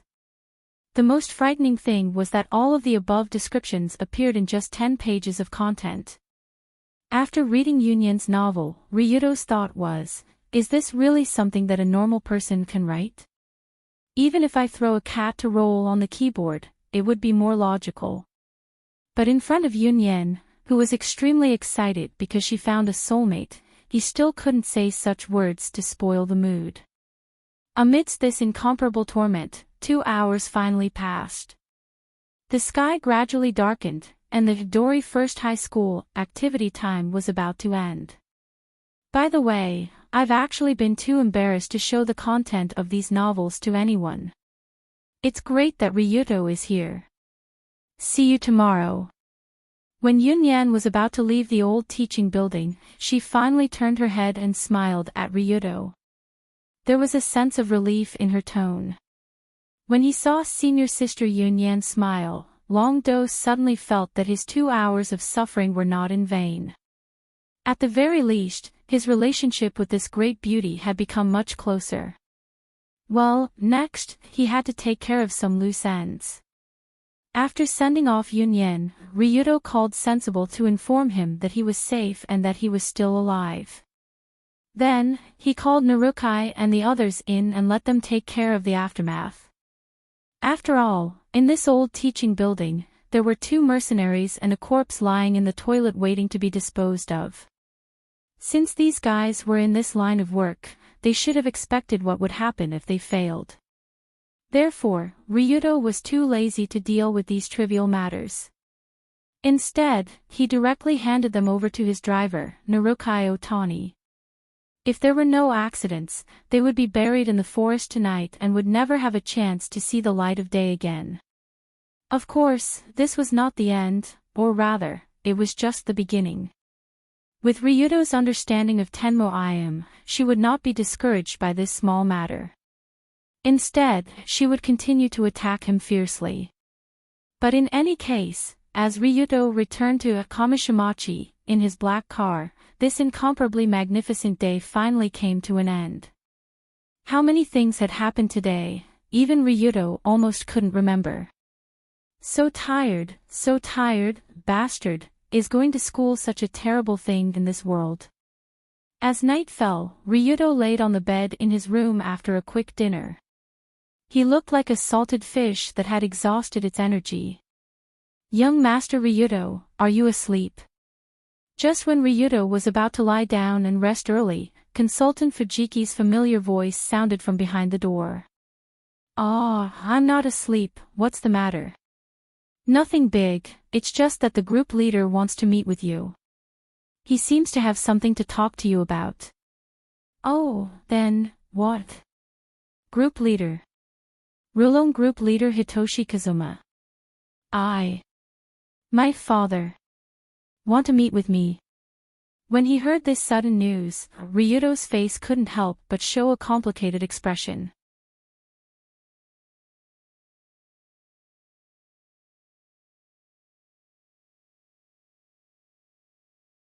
Chapter 65. For the current Rulon Group's leader, Kazuma Kirishima, Ryuto's feelings were somewhat complicated. In Red Album 2, no one survived, he stayed in prison the whole time, and he didn't even have a portrait. At most, he was just a passerby. But in this world, Kazuma was a living person, and he was the father of this body. The old saying said that blood is thicker than water, but although Ryuto's body was Kazuma's blood, his soul was not. Under such circumstances, if Long-Do were to call a stranger father, it would be somewhat awkward. However, now that the Blood Father had appointed him to visit the prison, Ryuto couldn't choose not to go, so he could only go to the Tokyo nesting duck prison. So early in the morning of the next day, Ryuto happily skipped class and got into the car to go to the nesting duck prison. According to the original plan, today Ryuto should be looking for his last partner, Takayama Masato. But since his father had something to look for, then he should go and visit him. After all, he was the father of this body. Soon after, Ryuto came to the nesting duck prison located in the suburbs of Tokyo, which was also a place where people in the underworld were afraid to talk about. Some reports could be seen from many places, saying that the prison conditions in Japan were better than many places, which was indeed a fact. First of all, the 3 meals in the prison were guaranteed, and the inside was clean and tidy, safe and orderly, which could be said to be very thoughtful. But the members of the extreme path who really squatted in there knew that the prison in Japan destroyed people's spirit and caused indelible psychological damage. In this damn place, even looking at the guards will be punished. Looking up during the meal will be punished. Closing your eyes when you shouldn't be closing your eyes will be punished. Opening your eyes when you shouldn't be opening your eyes will still be punished. On the first day, I was asked to memorize the entire prison manual. It stipulated how my feet should be raised, how much angle should I raise my hand, and when I sleep, I can only lie on my side or face up. I can't lie face down, and I can't cover my face. Otherwise, I will be punished. In any case, it is very, very oppressive inside. Without the permission of the prison guards, you are not allowed to do anything other than breathe. The above description came from the personal experience of a senior of the Rulon group who had been in the nesting duck prison for 5 years. At that time, his vivid descriptions and painful tone had left a deep impression on Ryuto. However, that team leader Tong Xing-yima's sentence was not a short 5 years, but 6 times the sentence of 30 years. Because he was charged with multiple crimes such as serious intentional injury, intentional homicide, and assault on the police, Ma had a high probability of being sentenced to death, but because of his good relationship with a lawyer, it was changed to 30 years in prison. But from a realistic point of view, 30 years of imprisonment was not much different from the death penalty. After all, many death row prisoners in Japan had been in prison for decades without being executed. In the end, they still died of old age. When Ryuto arrived at the heavily guarded prison, he filled out all the forms and waited for another hour before he was let through the door. The prison guards obviously did not welcome Ryuto's arrival, but after all, he was visiting according to the formal procedures, so they could only give permission. Wait here. After coldly leaving such a sentence, the guard stood next to him and stared at Ryuto with the eyes of a prisoner. From the appearance, Ryuto's dyed yellow hair did indeed look like a delinquent youth. In addition, he had a close blood relationship with the prison's big criminal, Tong Xing-yima, which naturally made the guards nervous. In this visiting room, separated by an iron window in the middle, not long after, the opposite door was slowly opened, and a tall figure walked in with steady steps. In his memory, Ryuto's father's face was actually a bit vague, but he vaguely remembered that his figure was very tall, giving people a feeling of indomitable spirit. But now in the prison, even if Yima was wearing a prison uniform and had a buzz cut, the expression on his face and the aura on his body were still the same as in his memory, and he walked with a straight back. A man should be like this, regardless of whether it was good or bad, indomitable spirit. A dragon trapped in the shallows is still a dragon, and will not become a shrimp crawling because of this. You're here, today seems to be Tuesday, don't you have class? When the Rulon group's team leader sat on the stool, facing his son through the iron window, his first sentence was unexpectedly this. For some reason, Yima gave Ryuto the feeling that he did not feel like he was in prison, but like he was in his daily work state and suddenly saw his son appear in front of him. Pfft. Ha ha ha ha. So Ryuto could not help but laugh, and the austere atmosphere in the visiting room became a lot more lively. "Sorry, today I slightly skipped class. You won't spank me, right? If there was no iron window in the middle, maybe I would do that." That's really comforting. For the first time I feel that prison is a good place. For a time, the father and son actually chatted like this, giving the feeling that they were chatting at home, completely ignoring the serious atmosphere in the prison and the surrounding guards. However, when he heard Ryuto's voice getting louder and louder, the guard who was responsible for monitoring him next to him could not help but say, "Hey! Lower your voice, you can't make noise in prison." "Ah." In an instant, Ryuto turned his head slightly and looked at the guard with a sharp gaze. The current Ryuto was not the ordinary person who just crossed over. In just 3 days, he confronted Tenmo Iam, fought with the cat house, threw Sakata out of the second floor in public, killed the mercenaries with his own hands, and so on. After experiencing these big events that ordinary people could not imagine in their lifetime, his momentum has gradually become like a big boss, like a carp that leaped over the dragon gate. Therefore, this gaze was so sharp that the guard who was glanced at could not help but shrink back, as if an invisible knife had been placed on his neck. "That's enough, don't make it difficult for him, he is just doing a job to support his family." After noticing Long Do's actions, Ma slowly opened his mouth to stop him. "It's okay, I don't plan to do anything, don't worry." "You don't plan to do anything, or have you already done it?" "I've heard about the incident with Sakata." Although Yima was a little happy to see his grown-up son after a long time, he still put on a serious expression and mentioned the business he wanted to discuss with his son.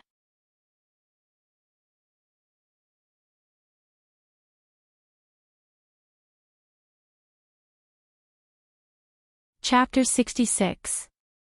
3 days ago, the young master of the Rulon group, Ryuto Kiryu, single-handedly resolved Sakata Minoru's rebellion. Not only was this miraculous deed widely spread outside, even the people in the Nest Duck prison were secretly discussing it. With Ikima's identity, he naturally had his own channels to collect information, and he was more aware of the ins and outs of the matter. After understanding that his father was about to get down to business, Ryuto also nodded solemnly and replied, "Indeed, after all, there are some things that have to be done. I understand, you were also forced to do so.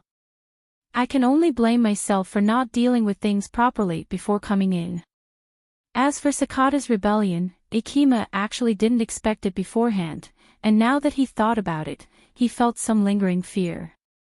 Although his son was sitting in front of him, alive and kicking, Ikima could also imagine how much bloodshed he had experienced before coming here alive.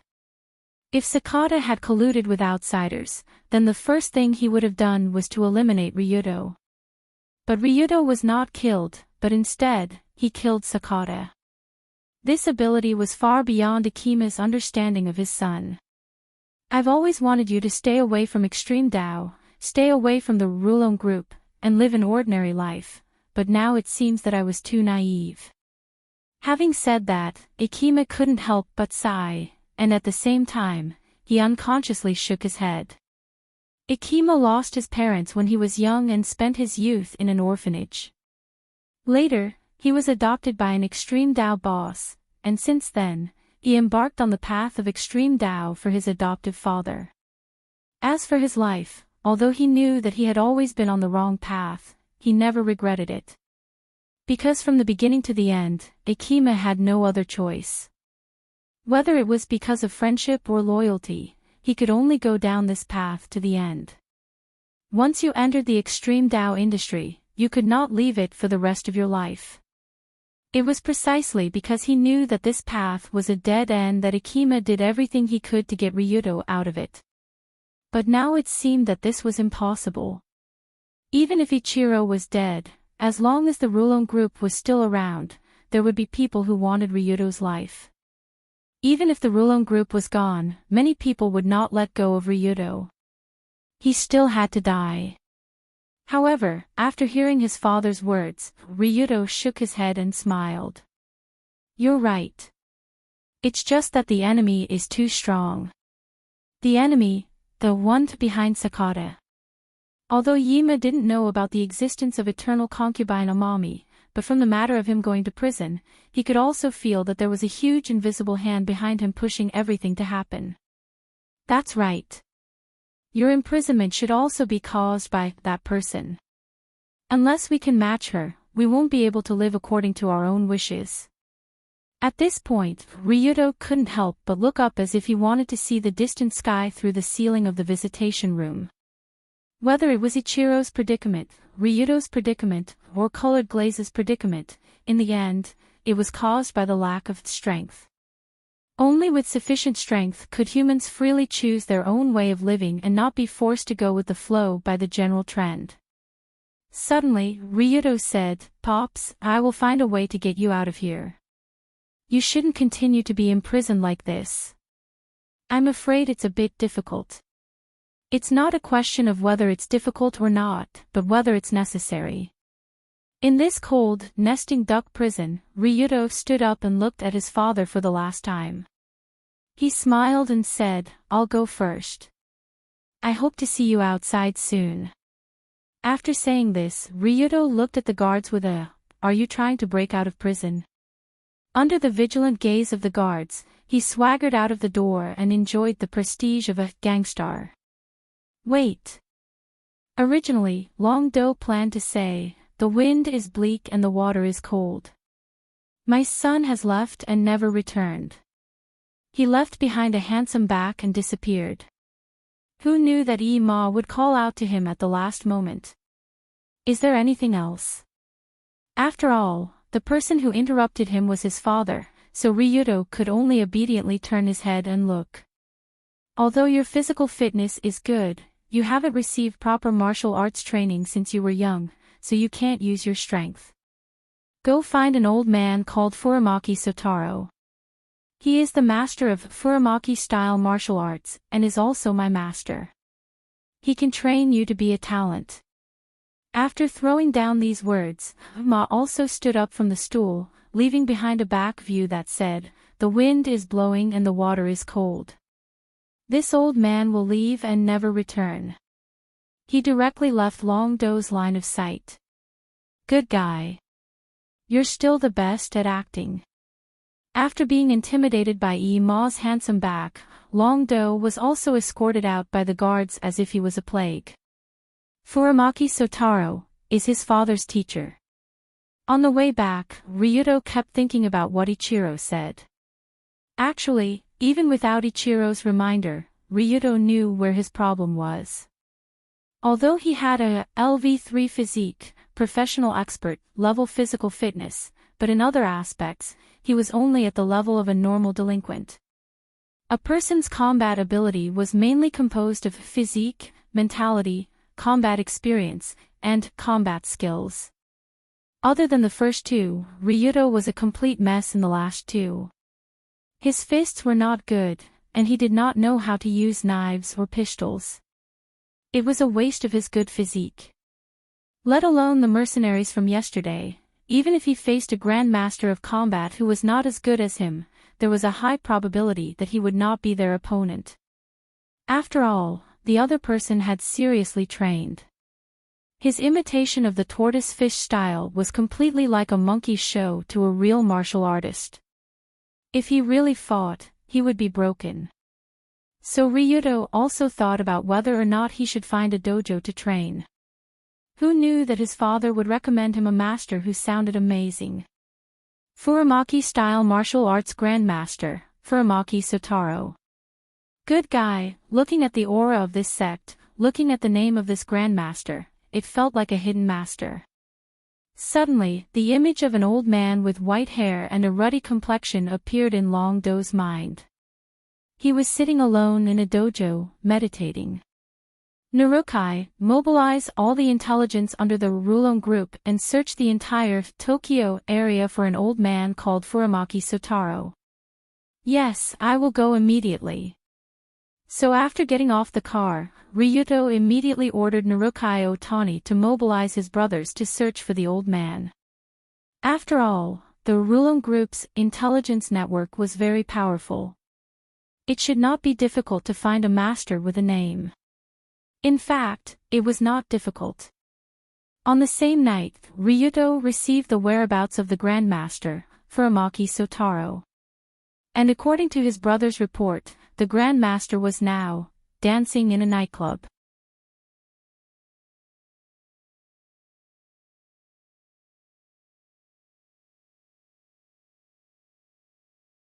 Chapter 67.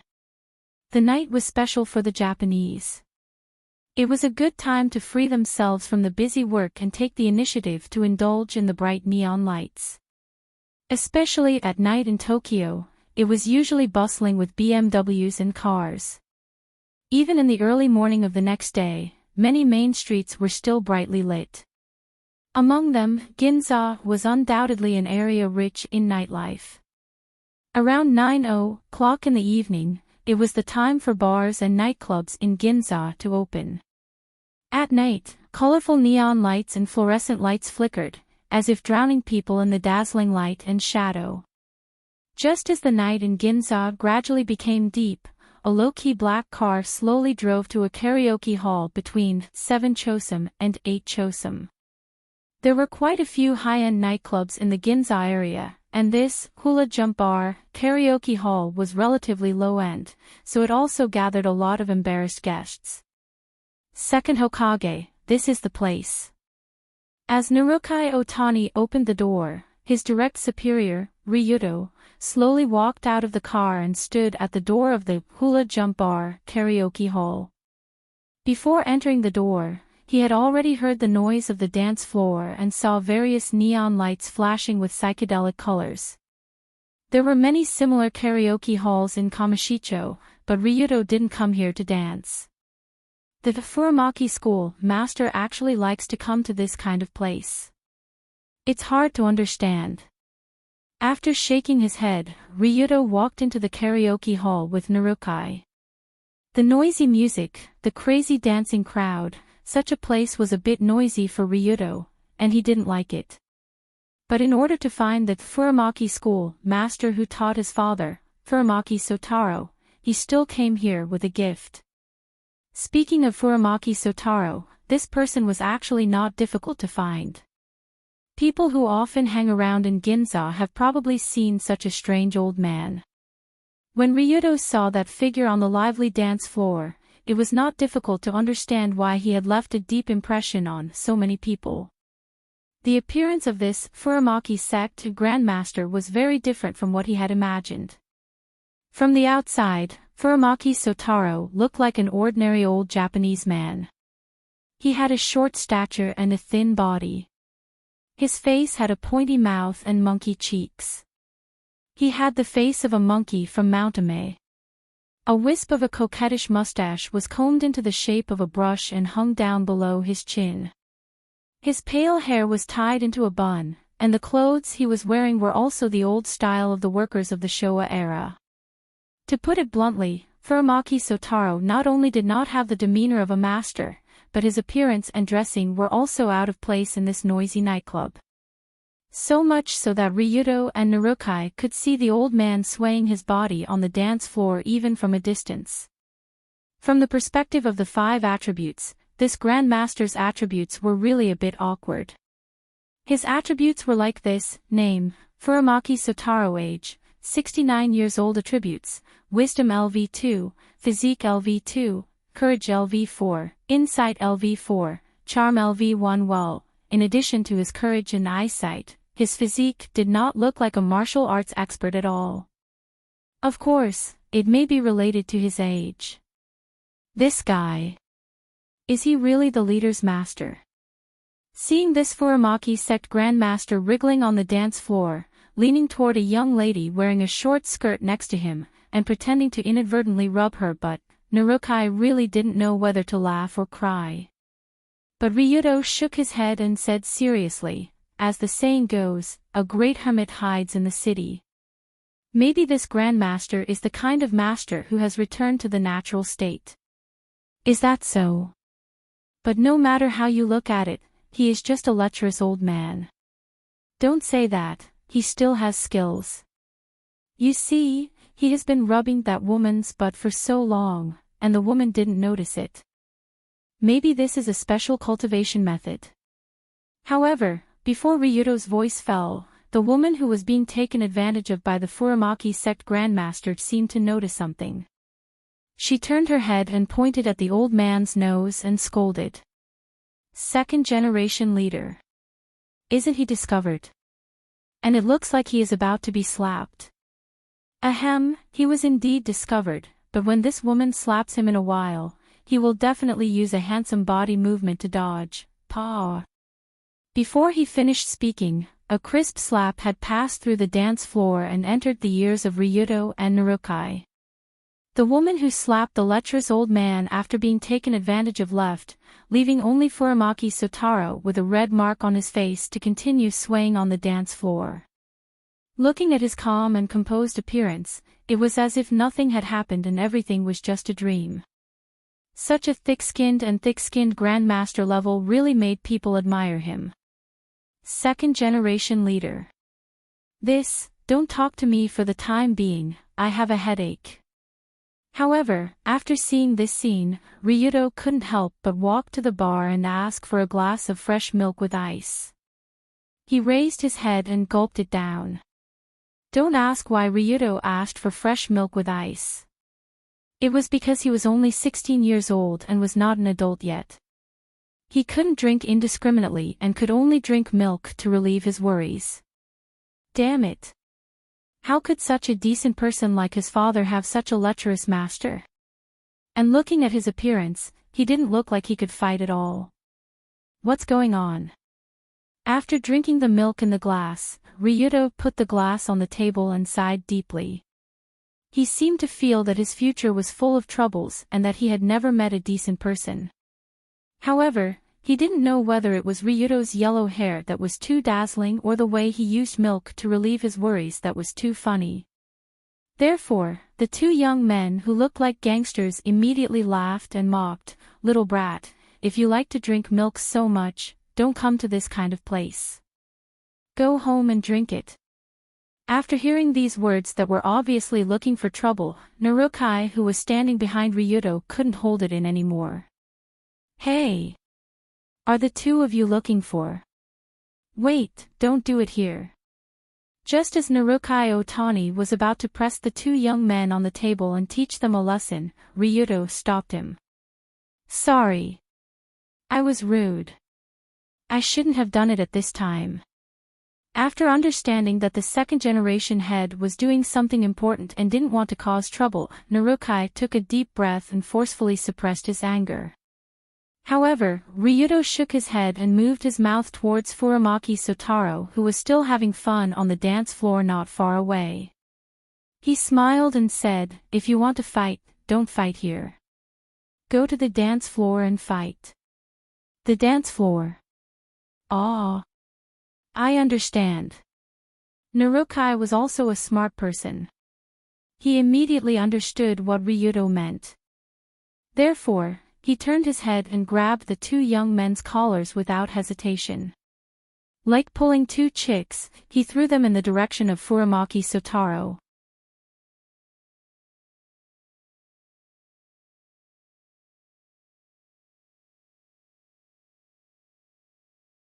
Chapter 68. Ryudo's meaning was obvious. Since it was the two punks who came to cause trouble first, he should just do it. Talking to them would be a waste of time. But since he already made a move, he might as well use this opportunity to test if the disco master had any real skills. After all, although Yima had learned a few moves from Furamaki Sotaro, it was many years ago. Who knows if this old man had Alzheimer's? Then wouldn't he be a perverted old man who only knows how to rub people's butts? Bang! Accompanied by two strange sounds, the two punks were grabbed by Narukai and thrown to the ground. Someone is fighting. Oh oh oh. Good fight. Hurry up and do it. Don't push, just watch the monkey. As the two punks were thrown to the ground, the young people who were dancing on the dance floor quickly moved away. Their faces were even filled with smiles and excitement. In this kind of nightclub, there would be people fighting almost every night. Everyone was used to it. Even the bodyguards in this lullaby disco were too lazy to care about the people who were fighting. At most, they would drag someone out and throw them into the garbage after they fell to the ground. Bastard! You! Pwah! The two punks who were thrown to the dance floor by Narukai immediately tried to stand up and fight, but the former directly kicked the unlucky guy on the left in the chest. Although Narukai Otani's current identity was Ryuto's assistant and driver, he was still a veteran in the underworld for many years. Fighting was a common occurrence for him. His kick was fast and ruthless. It was full of momentum. It kicked the guy back like a rubber ball. The most important thing was that Furamaki Sotaro was right behind this guy. TSK, seeing the punks coming towards him, Furamaki Sotaro couldn't do anything. A glimmer of light flashed through his seemingly old and dim eyes. His entire body flashed to the right with a strange movement technique, nimbly avoiding the unexpected disaster that was about to crash into him. This good guy. At this time, Ryuto, who was carefully watching Furamaki Sotaro, couldn't help but light up. Just now, the old man's movement was very smooth, like a fish in water. In a flash, he bypassed the crowd and arrived at a safe place. Expert, definitely an expert. Even though Longdo's eyes were fixed on the old man, he still couldn't see how the old man moved. He only felt the old man's figure disappear with a whoosh. Wait. Gone. Where did he go? When Longdo came to his senses, he realized that Tai Lang of Gumu Zong had already disappeared into the bustling crowd behind him. No, I have to catch up with him. So Ryuto's figure also quickly rushed in that direction. He directly used his hand to push the crowd and crazily squeezed inside. There were still cheers and shouts coming from the dance floor behind him. Obviously, Narukai was still happily educating the two punks. But Ryuto had already rushed out of the disco's back door in the blink of an eye and came to a slightly gloomy alley. In Tokyo, there were many maze-like alleys with many twists and turns. Many of them were gathering places for vagrants or punks, so ordinary people wouldn't casually enter here. The moment Longdo entered the alley, he saw a few rascals surrounding him and sucking on something. Then, those rascals looked at him strangely. Humph. If ordinary people were looked at by this group of drug addicts, they would inevitably feel fear. But Ryuto didn't hesitate to respond with a cold snort. In his view, this group of people with cerebral palsy hiding in the alley was a group of garbage. A group of social garbage that was dirty wherever they went. They were worse than animals. So Ryuto turned his head and looked at the other side of the alley. He just happened to see Furamaki Sotaro's figure that was about to disappear into the darkness. Don't think about running away. Unworthy old pervert master. Ryuto also quickly chased in the direction where Furamaki Sotaro ran. There were a lot of debris in the alley, and it was quite difficult to walk. But the old man Furamaki quickly ran forward as if he was used to it. If it was an ordinary person, he would definitely not be able to catch up with him. But Ryuto benefited from the physique of a professional. He still followed closely behind in this complicated environment. Sotaro ran, Ryuto chased. Sotaro continued to run, Ryuto continued to chase. The two of them, one running, one chasing, one running, inexplicably lasted for a full half an hour. That brat. Who is that brat? Why do you keep chasing after me and not letting me go? After running for half an hour, from Ginza Mokom to Ginza Ikaidakom, and then back to Ginza Mokom, the old man who was chased for more than a dozen streets finally couldn't take it anymore. Huff. Huff. Huff. Stop. Stop. Suddenly, Furamaki Sotaro panted as he came to an open space next to a small alley. He stretched out his hand and made a stop gesture to Ryuto behind him. You finally stopped running. When the chase finally came to an end, although Long Do was also panting heavily, he was naturally much better off than a certain 69-year-old comrade. If you don't chase me, I won't run. If you don't run, why would I chase you? Is it because I've been rubbing against a girl's butt? This. After being rebuked by Ryuto, Furamaki frowned and could only take a deep breath. After taking a deep breath, the old man also returned to his usual master demeanor. He raised his chin and asked in a casual tone, "Young man, why are you looking for me?" Ryuto smiled and replied in a tone that was neither servile nor overbearing, "I want to be your disciple." Disciple?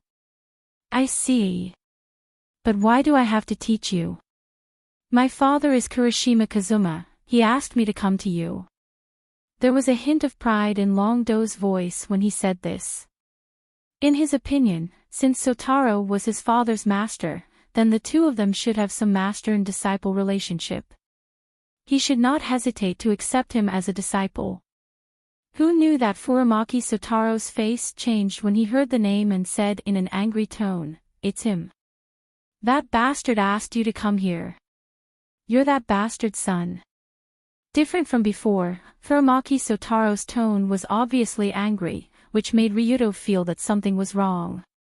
That's not right. Logically speaking, aren't they master and disciple? Why would Furamaki Kazuma? I'll never forget that day. Just when Ryuto was puzzled and trying to figure out the relationship between the two, Furamaki Sotaro gritted his teeth and said seriously, "He dared. He dared to steal my title of Master of the Dance Floor in the nightclub. He beat me in dancing. I'm not worthy of being his disciple." What? Before he finished speaking, Ryuto's expression became very interesting, and the image of the Rulon group in his mind was subtly distorted.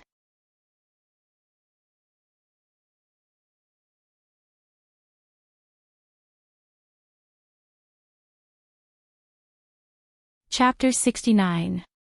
In Ryuto's heart, what was the image of the biological father and Rulon Group's leader, Kiryu Kazuma? First of all, he was an indomitable man. Whether it was his appearance, aura, or behavior, they all showed the word hardcore. People could not help but admire him. However, Furamaki Sotaro said that the disciple beat him in dancing, and also took away his title of Master of the Dance Floor in the nightclub. From this short sentence, there were actually a few very important information that could be extracted. First, Kiryu Kazuma went to nightclubs. Second, Kiryu Kazuma's disco dancing skills were very good. Third, Furamaki Sotaro was a stingy person. As if he saw Ryuto's expression of disbelief, Furamaki said indignantly, "What? You don't believe it?" "It's not that I don't believe it. It's just that it feels a little different from the old man I know." Humph, he only stopped after he got married and had a child. Before, he was completely serious on the surface, but the degree of inwardly flirtatious was not much worse than me.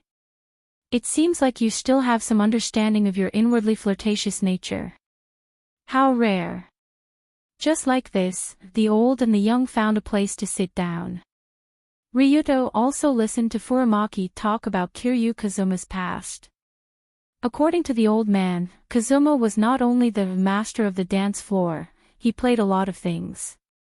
Not completely counting, Kazuma used to be a frequent customer of Kamishitachi's pub, massage parlor, bath parlor, PR club, casino, disco, KTV, performance hall, and other places.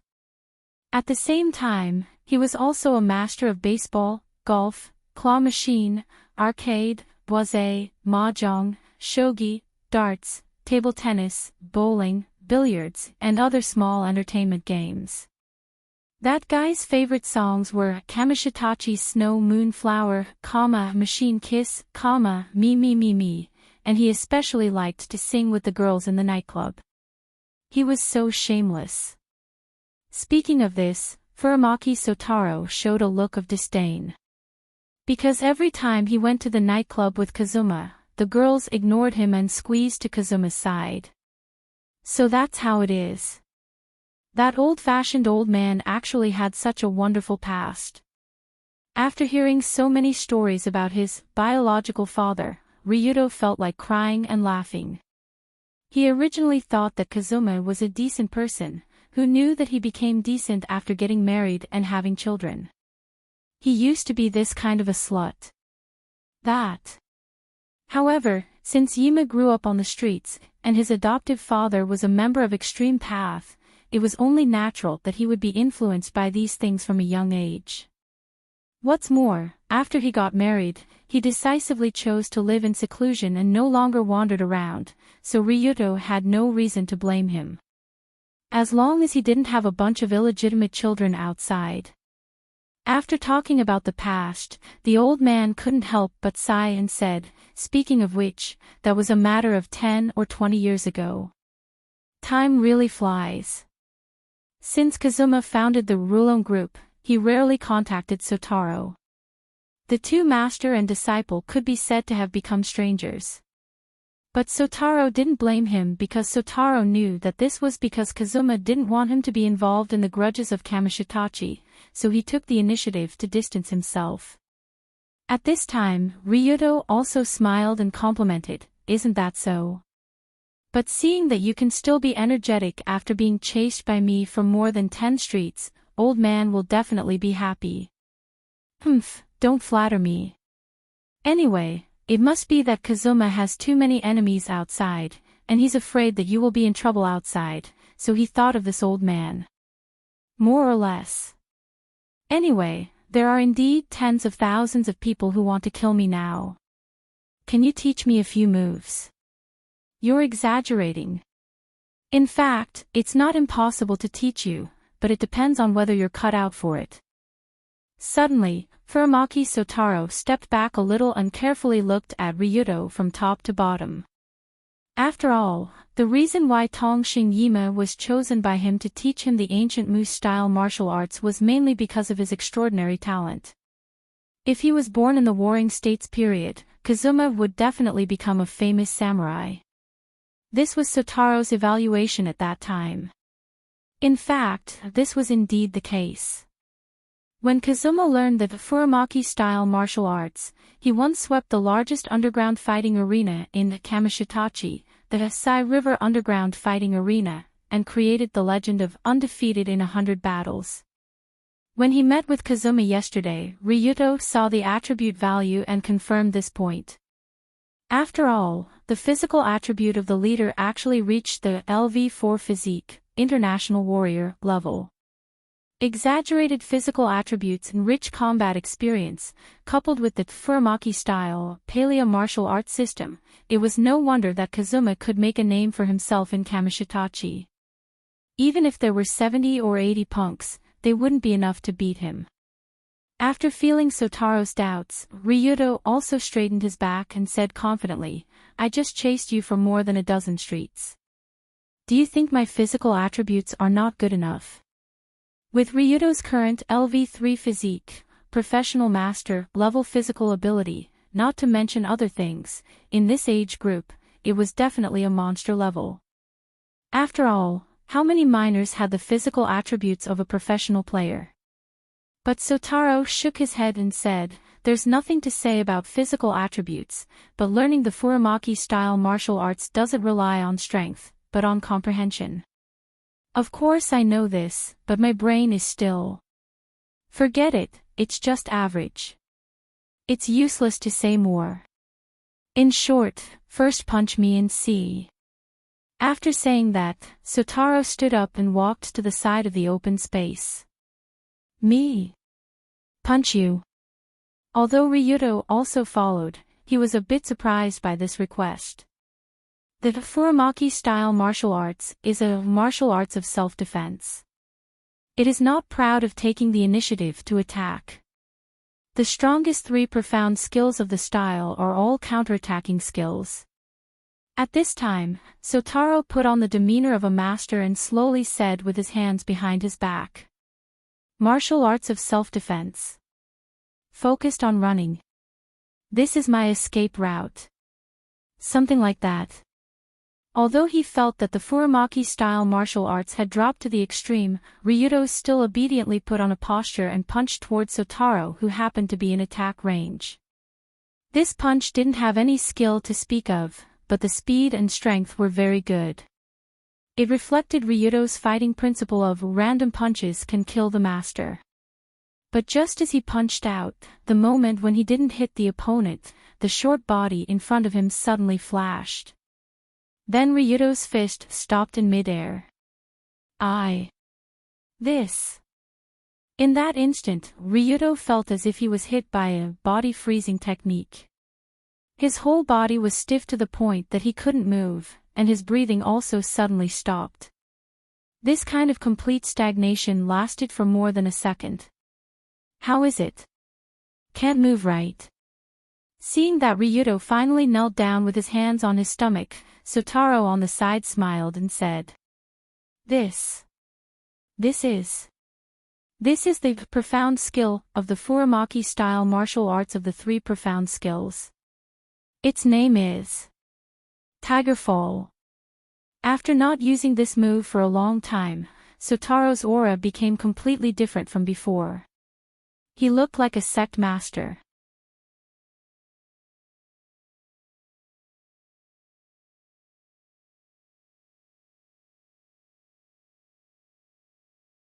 Chapter 70.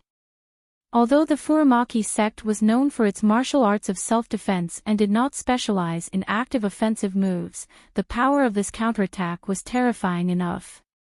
When Ryudo was hit by Furamaki Sotaro's ultimate skill, Tiger Fall, he felt his upper abdomen tighten.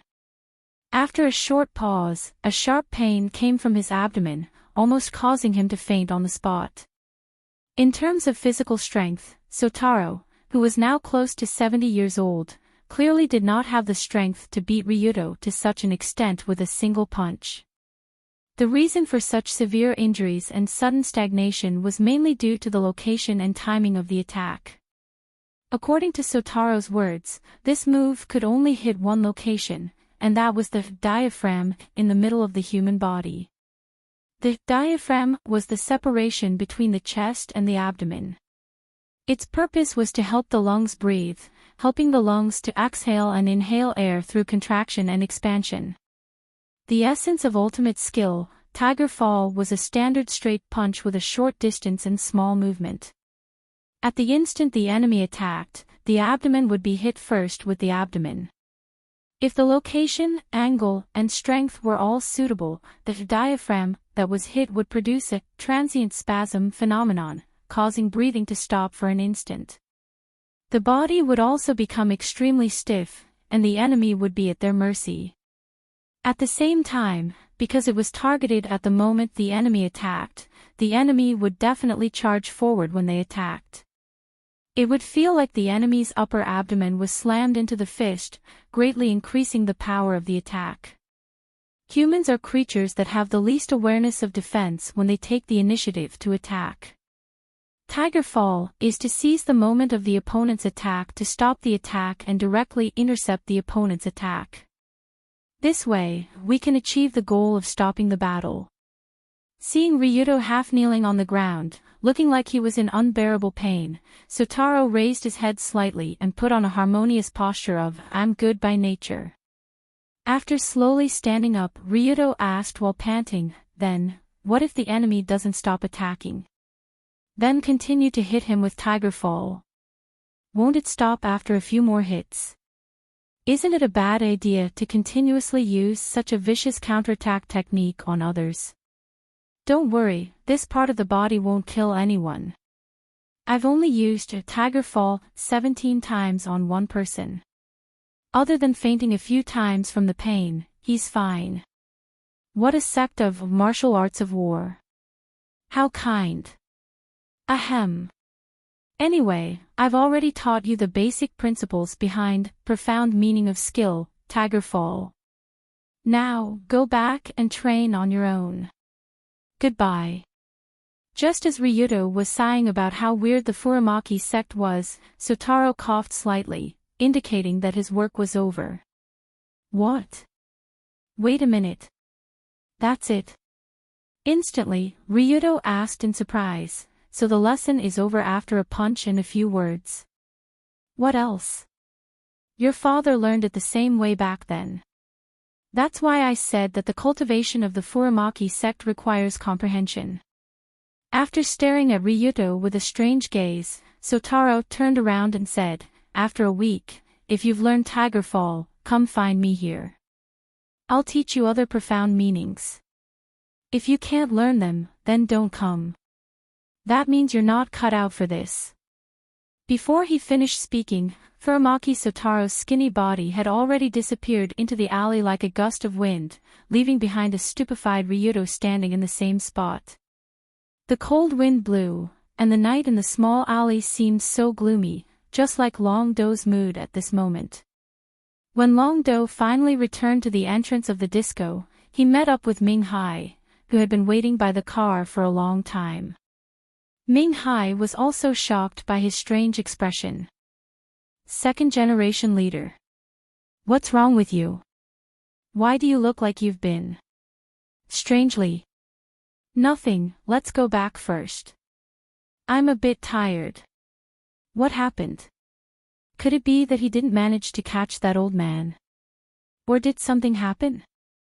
When Ryuto got into the car and the car slowly drove towards the headquarters of the Rurulon group, Narukai was still secretly observing his master's condition, afraid that something bad had happened to him. In fact, Ryuto didn't have any accidents, but he felt that his headache had increased. 1 week.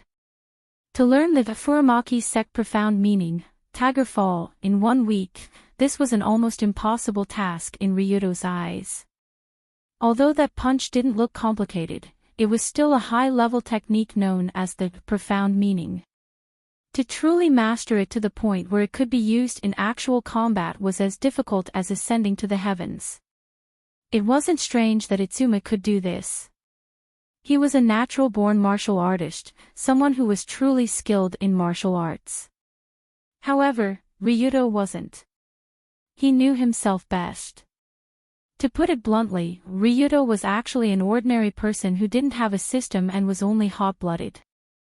As an ordinary person, it was naturally impossible for him to have the qualities of a main character in a wuxia novel who could easily learn any kind of martial arts. He also wouldn't be able to learn things so quickly. That's right. There shouldn't be any items in the system that can help me practice martial arts, right? There shouldn't be, right? With a self-deprecating attitude, Ryuto casually opened the system that he was gradually becoming familiar with. However, the moment he opened his personal page, he suddenly discovered that there seemed to be an additional column of data that wasn't there before. Now, his personal attribute panel was like this: name, Ryuto Kiryoage, 16 attributes, Wisdom LV1, Physique LV3, Courage LV2, Insight LV1, Charm LV3. Title, Desperado, obtained after dying 3 times.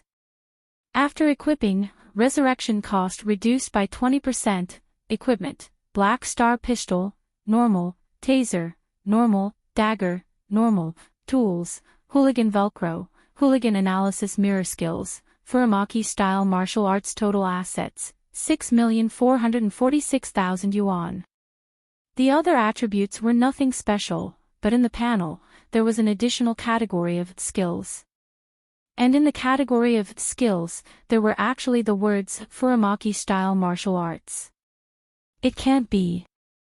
Does this count as me learning a skill? This.